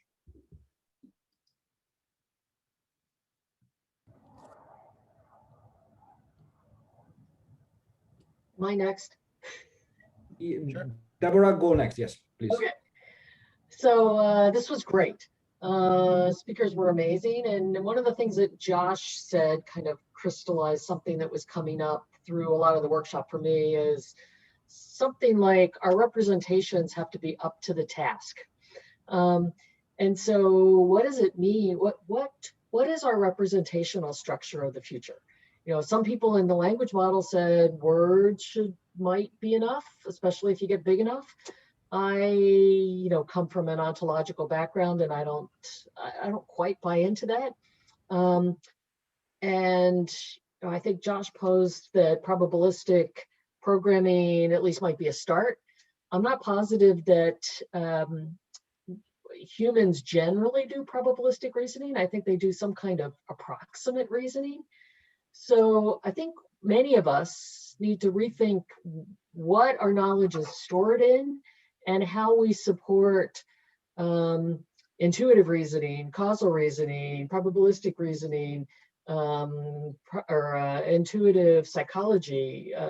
So kind of all these different kinds of reasoning, and how we do that at scale and in some kind of time appropriate manner. So I guess even though I've been in knowledge representation now for 4 decades, kind of longer than I want to admit, I think we have to kind of think about it again and think about some kind of fuzzy-ish, probabilistic-ish hybrid reasoning, and the representational structure is appropriate for that. So I'll leave it there. Thanks, Deborah. I think we can continue counterclockwise, in my screen at least, with Pedro and then Filip. Okay, thanks, Alessandro. I was struck by one of the topics of the panel, where the idea that the language models exhibit this of parrot-like behavior, where they just say something that is what everybody says, and then what Yejin said about basically the sort of idea of common sense of trying to sort of justify what you said. And so, if we have a system that can give the right answer almost all the time, and then can justify it a few of the times, maybe we're not so bad off. And then we just need to learn how to justify, or how to make the system justify the answer. And that seems kind of unsatisfactory. That maybe I can also parrot the justifications and kind of go one level deeper and still not have common sense, but appear to have common sense to even more people, because I can give the justification that everybody gives for that same answer. And so that sort of left me thinking something's kind of missing, and that there's something about the justifications that is not just that it seems like a reasonable justification to most people, but in fact it's a correct justification. I don't know what the solution out of sort of regressing that to more levels where you can sort of parrot justifications, and maybe one can actually do that with language models and build a system that sort of appears to have common sense, and maybe that's enough. This was kind of a intriguing thing for me.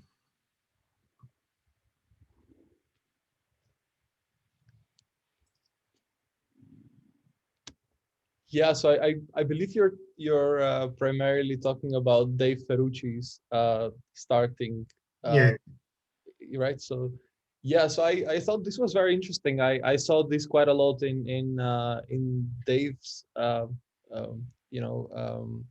way of talking about common sense and just the overall sort of machine intelligence.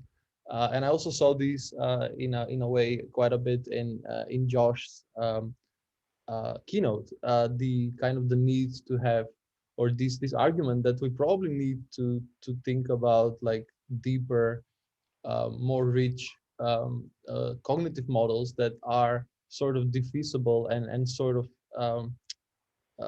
coherent with themselves, or basically they kind of stay faithful to what they say over time. So I thought this was one interesting observation about this sort of consistency of argumentation.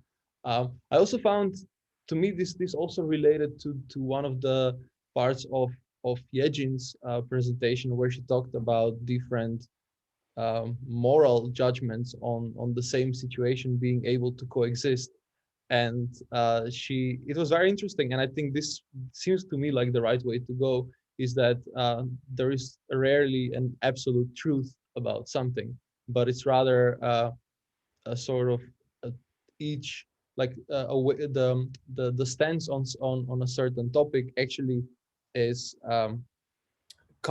supported, or actually is triggered by a rich viewpoint behind that. And I thought that her, I believe 12 or so different stance attributes are quite an interesting pointer there. And this reminds me of, I think also there was something in this direction from, of course, Josh's presentation had a lot of these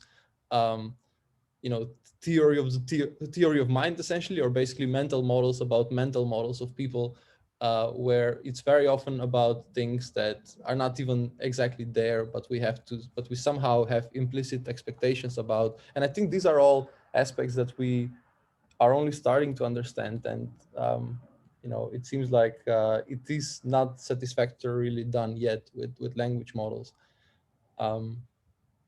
Right. So I think those are some of the key takeaways that I had on this note. Yeah. I mean, I had another takeaway that is kind of the influence of the, you know, machine common sense community on the rest of the, say, semantic web, where, you know, there's all very different ways to represent knowledge. You know, there's, you know, I think the traditional, so ontologies and knowledge graphs is kind of fine-tuning this of very symbolic and logic representation. And we're seeing from the, you know, common sense that, you know, basically all the big ontology that we need on top of the innumerable instances that we have maybe should be represented in a completely different way. And the idea that, you know, we should develop ontologies maybe should be sort of looked at, maybe we can sort of adopt the sort of common sense knowledge graphs, which are really very different beasts, and try to graft them on top of things like Wikidata.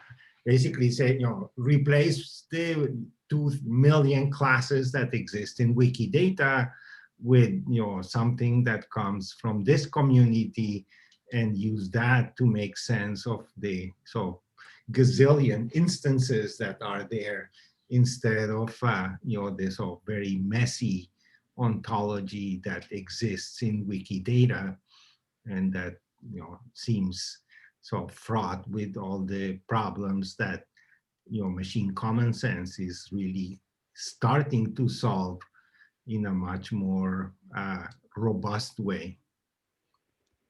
And if I can add something to this comment by Pedro, earlier when I was mentioning cognitive approaches, I actually forgot to mention cognitive linguistics. So actually, I think in one of the last papers, I think by Alessio, there was a mention on affordances, so the representation of this type of conceptual knowledge. But let's talk about, for instance, conceptual schemas, Gestalt schemas, works by Talmy, by Fossonier, Langacker. There's pretty much no work on extending computational lexical resources, and I include here graphs and also lexical with this type of information. And I think, especially for common sense, being able to distinguish, being able to parse a sentence by looking at figure ground, causality, of course, and other type of schemas may reveal additional information that now is not captured by classical approaches.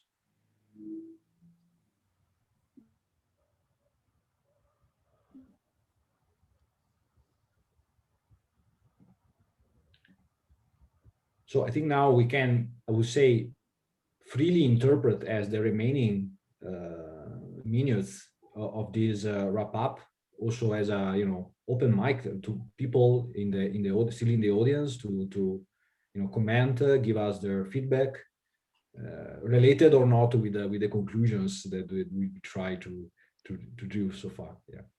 So please.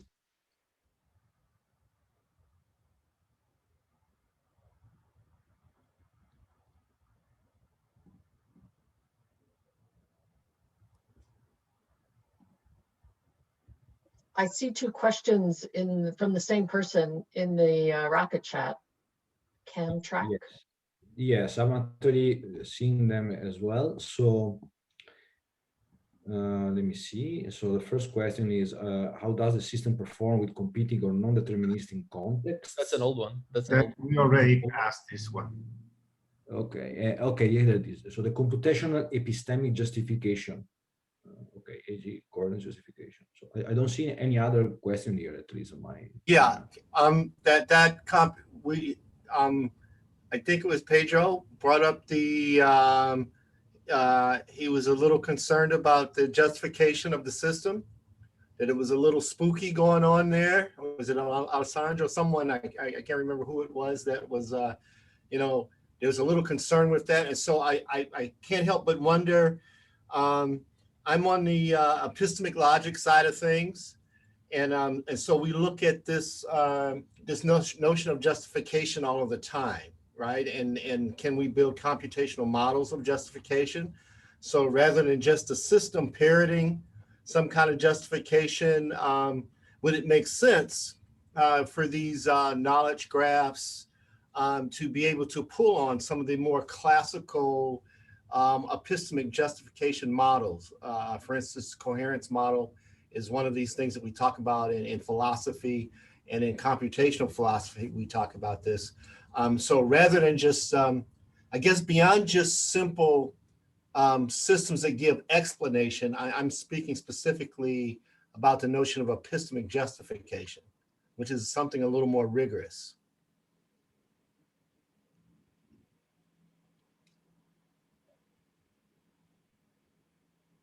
Okay. What anybody wants to comment on this? It's not super clear to me, you know, how would you, so how do you distinguish in this context the justification, the epistemic justification from the explanation? Because of course, you know, when we talk about explainable AI, we are considering these days a way to unfold what the AI algorithms have processed in a human understandable or readable format. So in the case of the epistemic justification, you would like also to unfold the underlying logical structure of the argumentation? Well, yeah, because at the end of the day, unfolding it, however you choose to look at it, is going to, those things are going to boil down to assertions, and they're going to boil down to propositions in one form or another. You know, if you want to boil down to some kind of rule, you want to boil down to some kind of proposition. However you choose to represent that final result, that thing has to be logically consistent, and it has to be supported by other notions in the same domain. You know, the old school classical definition of justified true belief. You know, we've heard of that thing. It's a very, very old kind of a concept. Well, there, if a system that gives me a bunch of propositions, however they're derived, you know, whatever kind of learning methods are used, at the end of the day, those things have to be rational, or they have to have an epistemic justification to them. It can't just be an explanation. Some explanations are not rational. And like you said, someone could have a stock, you know, a stock justification that's just parroted, that it might be meaningless or gobbledygook, you know, at the end of the day. It's just some political or marketing statement that's thrown in there as justification. I'm talking about something a little more rigorous that ties together the coherence of the statement that's being made in the context of the domain a priori or posteriori knowledge, if I might use those terms. Sure you can. And I think I'm not sure if this is linked to you know, your question, your comment, but at the very, I think, you know, one of the questions, one of the points of discussion after the first keynote by Yejin Choi was, you know, do we really need so is it still relevant to talk about the logical structure of the knowledge that we inject? Isn't language enough? Isn't, you know, the way we formulate these rules or this declarative knowledge in linguistic forms enough? And so, and you know, I don't have an answer to this. I see why the debate these days is going to that direction, because of course of these amazing results that we see in language models. But even from the standpoint of you know, thinking about, you know, removing, so if we remove the language out of the reasoning, so is anything left? Because some people these days think that there's nothing left. So there's no logic that we really need to inject into the system.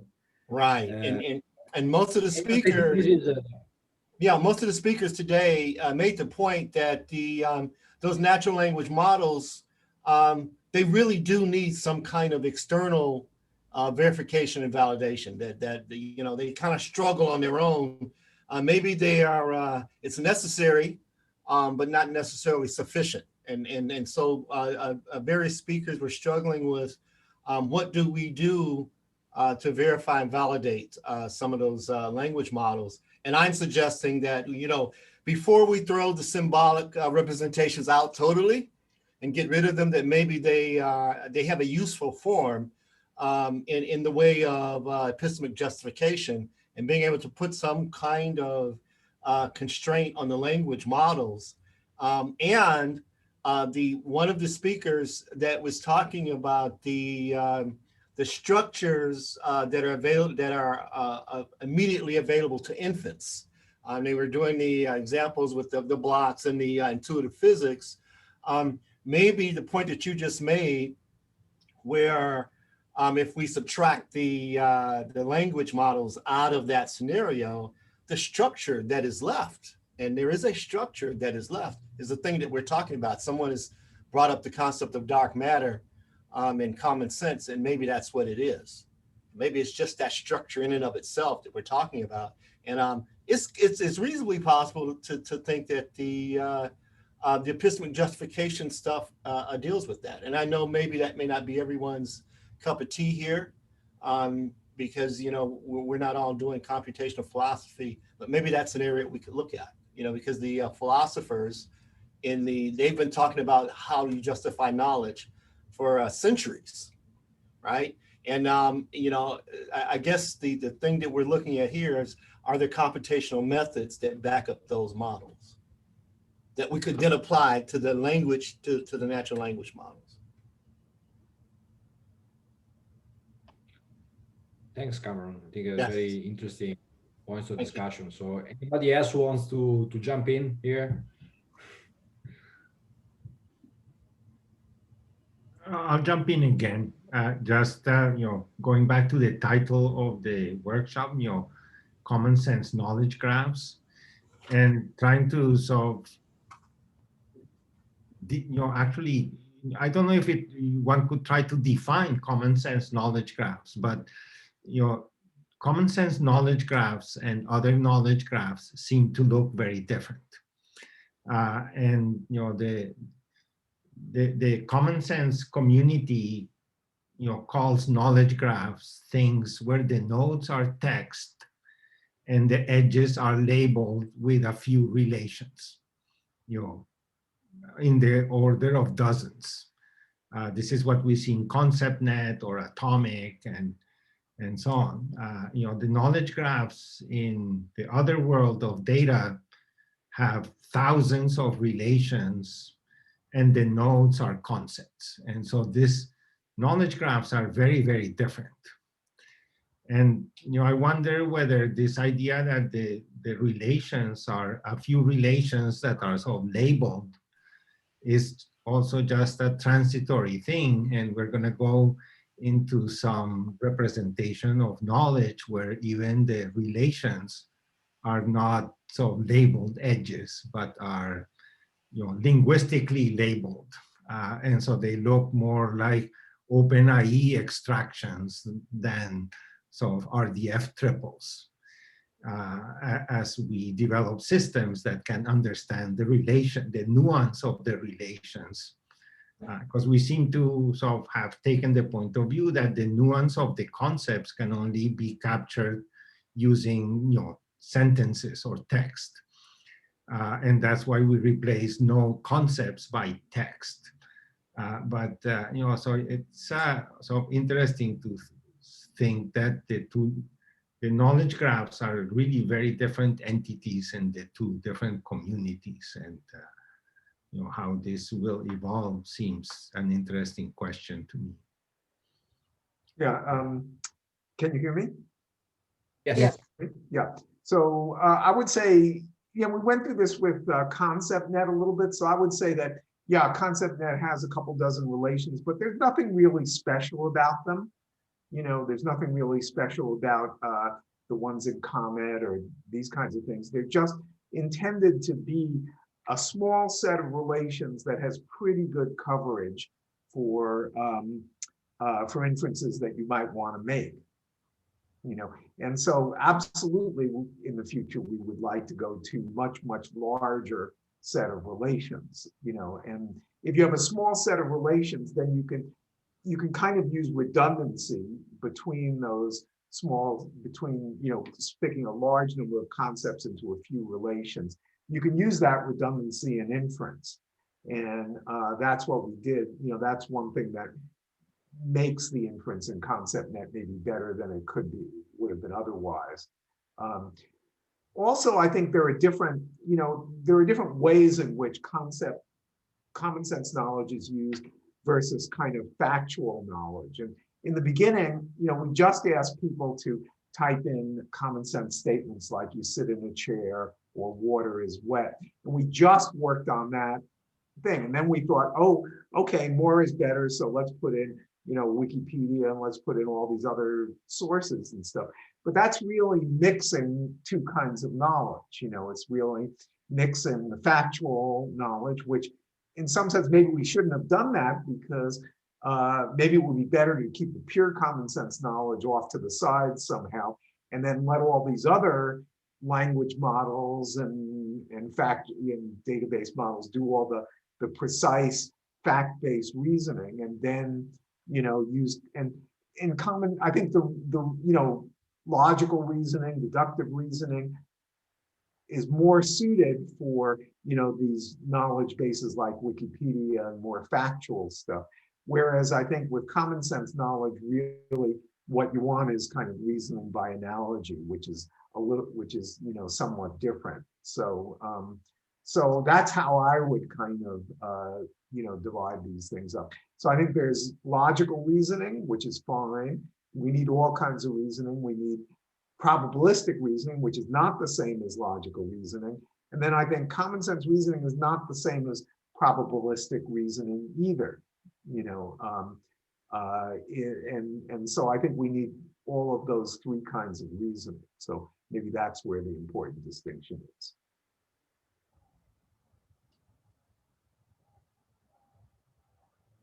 So one of the comments in the Rocket chat is about negation relations. And one of the things that Yejin brought up was contradictions and counterfactuals.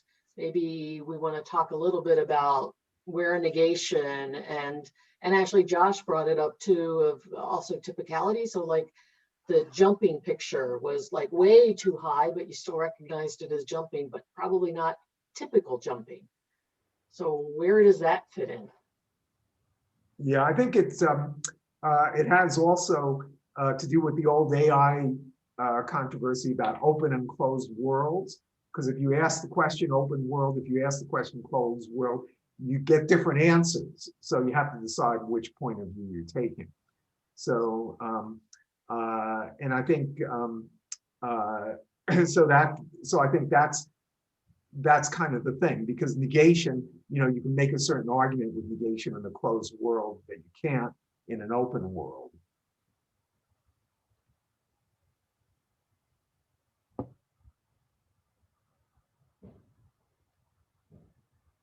Maybe just a little comment on the negation.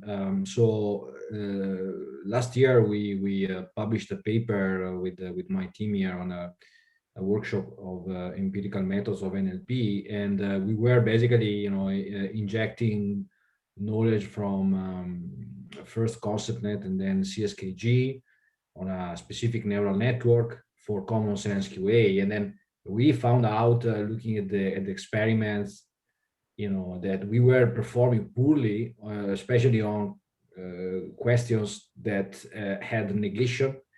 And why? For many reasons, but first of all, negation of what? Sometimes you have the negation of the full sentence, the negation of an event that hasn't happened. So categorizing the type of negation, it was one of the first problems. And the second problem is that, of course, again, as you know, as just been said, you know, open versus closed world. How do you possibly incorporate the knowledge of what is not true?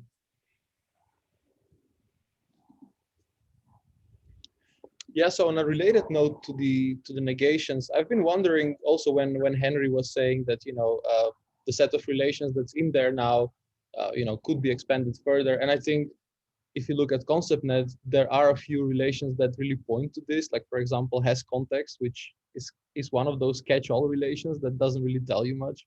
And for example, when we were looking into Wikidata, we found, you know, relations that correspond to has context, but kind of make it much more specific. Like for example, the profession of something is one context, or, you know, the genre is another context. So my point of wonder here would be, you know, what are some families or what are some types of knowledge that we don't see in ConceptNet or in this common knowledge graph right now, that we would like to go for? And I guess negations is possibly one, which is somewhat captured in ConceptNet, to be fair, but I feel it's obviously not exhaustive. Then I assume affordances would be one item that we have that we don't capture at all actually right now, I would say. Like so for example, in CSKG, we capture sometimes, we use the new property called may have property to say that, you know, for example, I don't know, a wall may have property white or gray or whatever. That would be sort of defining the domain of possible values. And so I think those are some, ideally something more about, well, I don't know. I guess those are some that we are missing.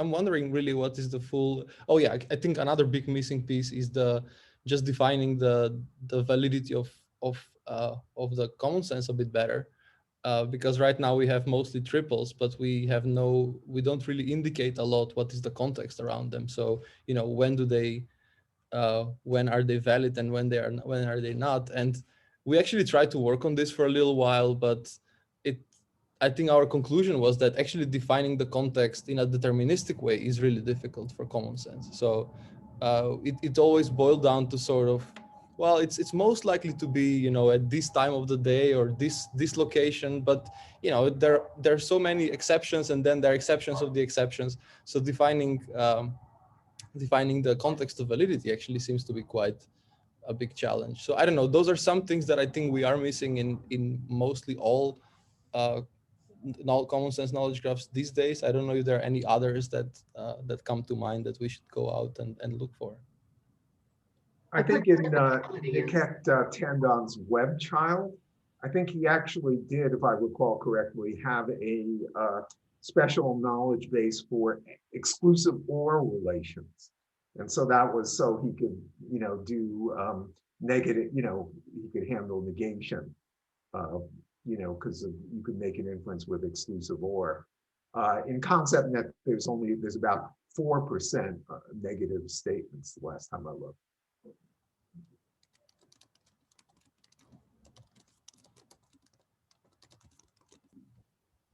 I added typicality into the Rocket Chat thing because I think that's not at least broadly represented.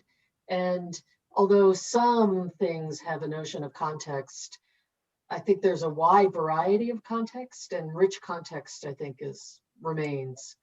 But Ken Forbes brings up psych and microtheory. Ken, do you want to say something there? Sure thing. So interestingly, a long time ago, OpenPsych was put out. They have 4 different versions out there that you can still download and use. We've been building on that. We use it every day. It has microtheories. It has a lot of higher order knowledge. It's got a really rich ontology, great microtheory structure, disjoint the statements, tons of those.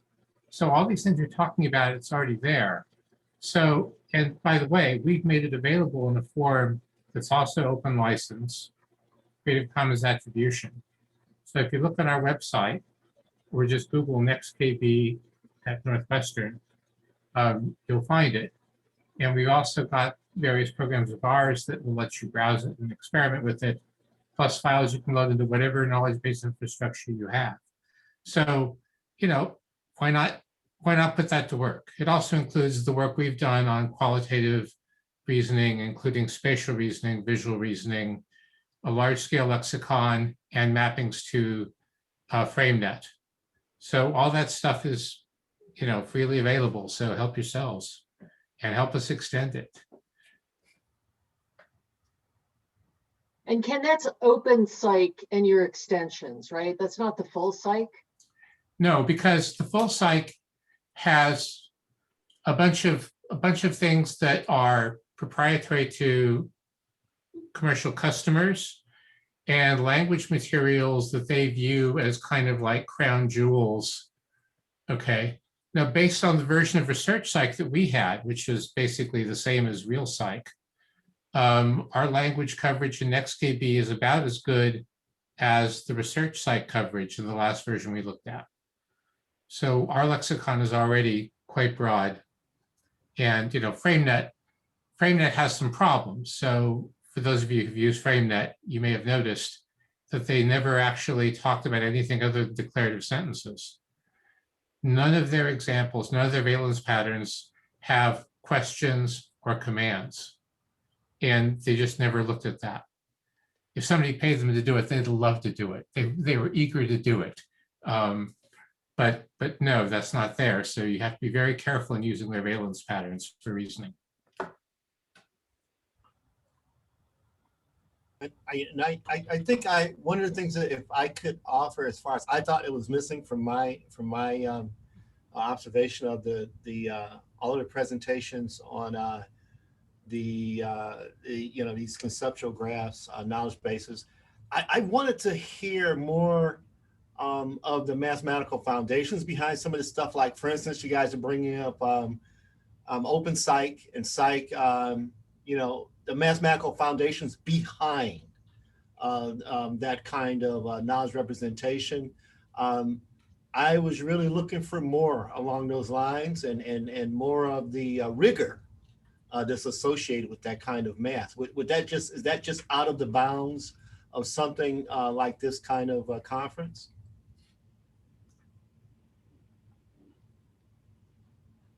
Well, okay, so let me try that. So if you think about a large knowledge base, yes, you're going to have stuff that's radically inconsistent across microtheories. Right. So for instance, research psych has the Marvel Comics universe, the DC Comics universe, Lord of the Rings. And so if you have a version of the knowledge base that doesn't use microtheories properly, for instance, this actually happened to us. We were asking about a military problem, tactics problem, and it suggested Frodo Baggins. This is not what you want. So you have to, the reasoning when you're doing it across microtheories makes life a little bit more complicated, and doing standard verification and validation at scales where you've got millions of facts, right, is rather daunting, right? Right. Oh yeah. So I guess the notion of if we mean the same thing, I'm thinking of algebras, microalgebras. That's what I tend to call those things. And you have multi-domain algebras that you're dealing with, and you're having to validate and verify that. I understand the computational complexity involved in that, and I guess I want to hear how that's characterized. Just the subject matter. We seem to deal with it at the graph level, but not much of the mathematical foundations for the graphs that were involved. Well, there's not in the ontology world more broadly, not common sense ontologies. Right. There are people whose life is merging ontologies and proving ontologies consistent. Right. They've done a lot of great work on that, but they've really tightened down the logical specification to make that tractable. Right. I think for most common sense reasoning, that's not really going to happen. It's not going to happen. Fair enough. I have a question. So actually I have a question that's on the opposite end of what Cameron asked. So have you guys applied NextKB for reasoning on downstream tasks? Like, have you, what? I don't know, have you tried to apply NextKB or OpenPsych on like a downstream reasoning task, like, I don't know, question answering or whatever other? Yeah, so in fact, we've done analogical QA training. It's used in a kiosk that's used to help people get around the computer science department. So it's kind of a daily use application. The analogical QA training basically gets you near state-of-the-art performance with basically much less examples, okay? And we get that in part because there's this nice ontology you can map to. The next KB ontology is also used in our sketch understanding software, which is actually deployed and people are using it in classrooms. They draw their sketch. It gets compared by analogy to a teacher's sketch. And all those representations are automatically constructed by visual reasoning and produced into that ontology. So it is in daily use. Right, but okay. I mean, that's great. Actually, I'm really happy to hear. I was marginally aware of NextKB. I was not fully, deeply aware. So how does it relate to tasks like the ones that we're discussing today? Let's say linguistic tasks, or visual tasks, or any tasks at the intersection of the two. Visual tasks. What does it require? What is required? So visual tasks, we are state of the art in a bunch of visual problem-solving tasks. In fact, our Ravens model is better than most adult Americans at Ravens progressive matrices, right? So visual, we're in pretty good shape. If you think about what the contents, you look at Wikidata, what is that? That's a lot of ground facts. We've not bothered adding a bunch of ground facts because we'd like to slurp those from other sources. For instance, Wikidata and Atomic. So Atomic has a lot of interesting information that we'd like to distill in there. Okay, I finally got a student who's starting to work on that. The part that's missing that was not in OpenPsych that is in ResearchPsych is a lot of axioms for reasoning. So classic example, can planet Earth run a marathon, right? That's something that you don't know explicitly, but it's very easy to reason through. Planet Earth is inanimate. To be the thing that's doing running of a marathon, you have to be a living being. And so no, the planet Earth can't run a marathon. And it's those axioms that are both missing from OpenPsych. I miss them terribly. And there's one of the reasons why I came to this and to the tutorial was hoping that there'd be some nice resource out there where people have focused on gathering those things up. As to the best of my knowledge, there isn't one. And I think that's probably the biggest gap. Just a little note. So from the wrap up, I think we are already in the happy hour, tentative happy hour. I don't know if you have a drink with you, but you may have. I still have water from today. And so also we downsized considerably to 23 people.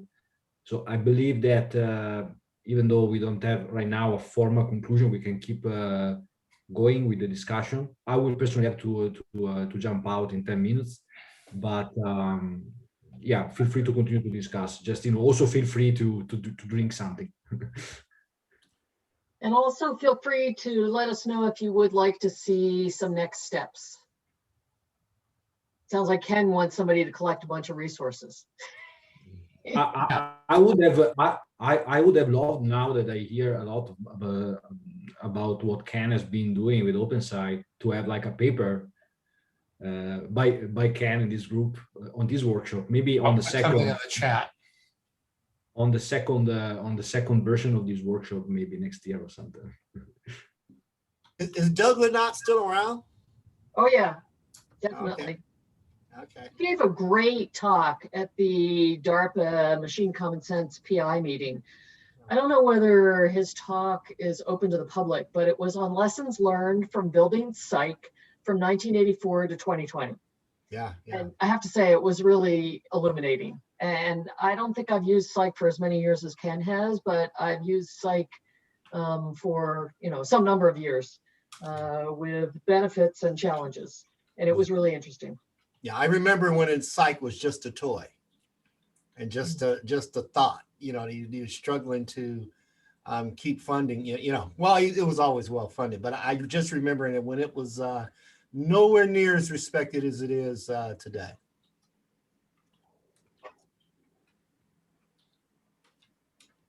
You know, this is a good question. Somebody asked this question in the chat. Oh yeah, okay. So Alessandro, are you going to set something up? I think we can think about some form of continuing this discussion. I mean, over Slack maybe is one tool. I'm not sure if it is the only one, but definitely, I mean, if there is interest and momentum, we should keep discussing, because that's one of the goals of workshops like this, right? Also, my small biographical note. My first conference ever was FOIS in 2001 in Maine, in Algonquin, and there Doug Lennart actually had one talk. I think it was a keynote, and I first presented my paper on integrating on Dolce and WordNet. So, you know, back in the day, that, at least for back in my day.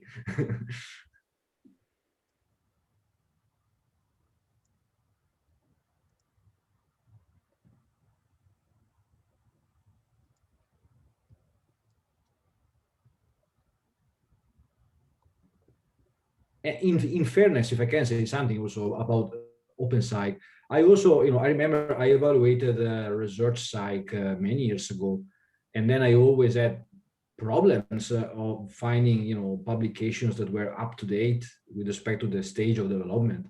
I understand that most of these is also due to the fact that there were a lot of you know, expansions of OpenPsych that were driven by industrial projects or government projects. But I think that is, in a sense, at least in my view, a little bit of a downside. You know, part of the problem is that publishing content in computer science is not a thing you do very much, right? In biology, you say, well, here's an organism and here's how it works. If you say, here's a theory of a piece of common sense, it's not so exciting, right? Dan Weld once joked that we should start a new journal called Content, but it is very much against the grain, because in some sense that's just data, right? It's not process. We value algorithms more than we value representations. I don't know. In some of the natural language processing environments that I've been in and out of, some things like lexicons and thesauri, ontologies, they're considered proprietary and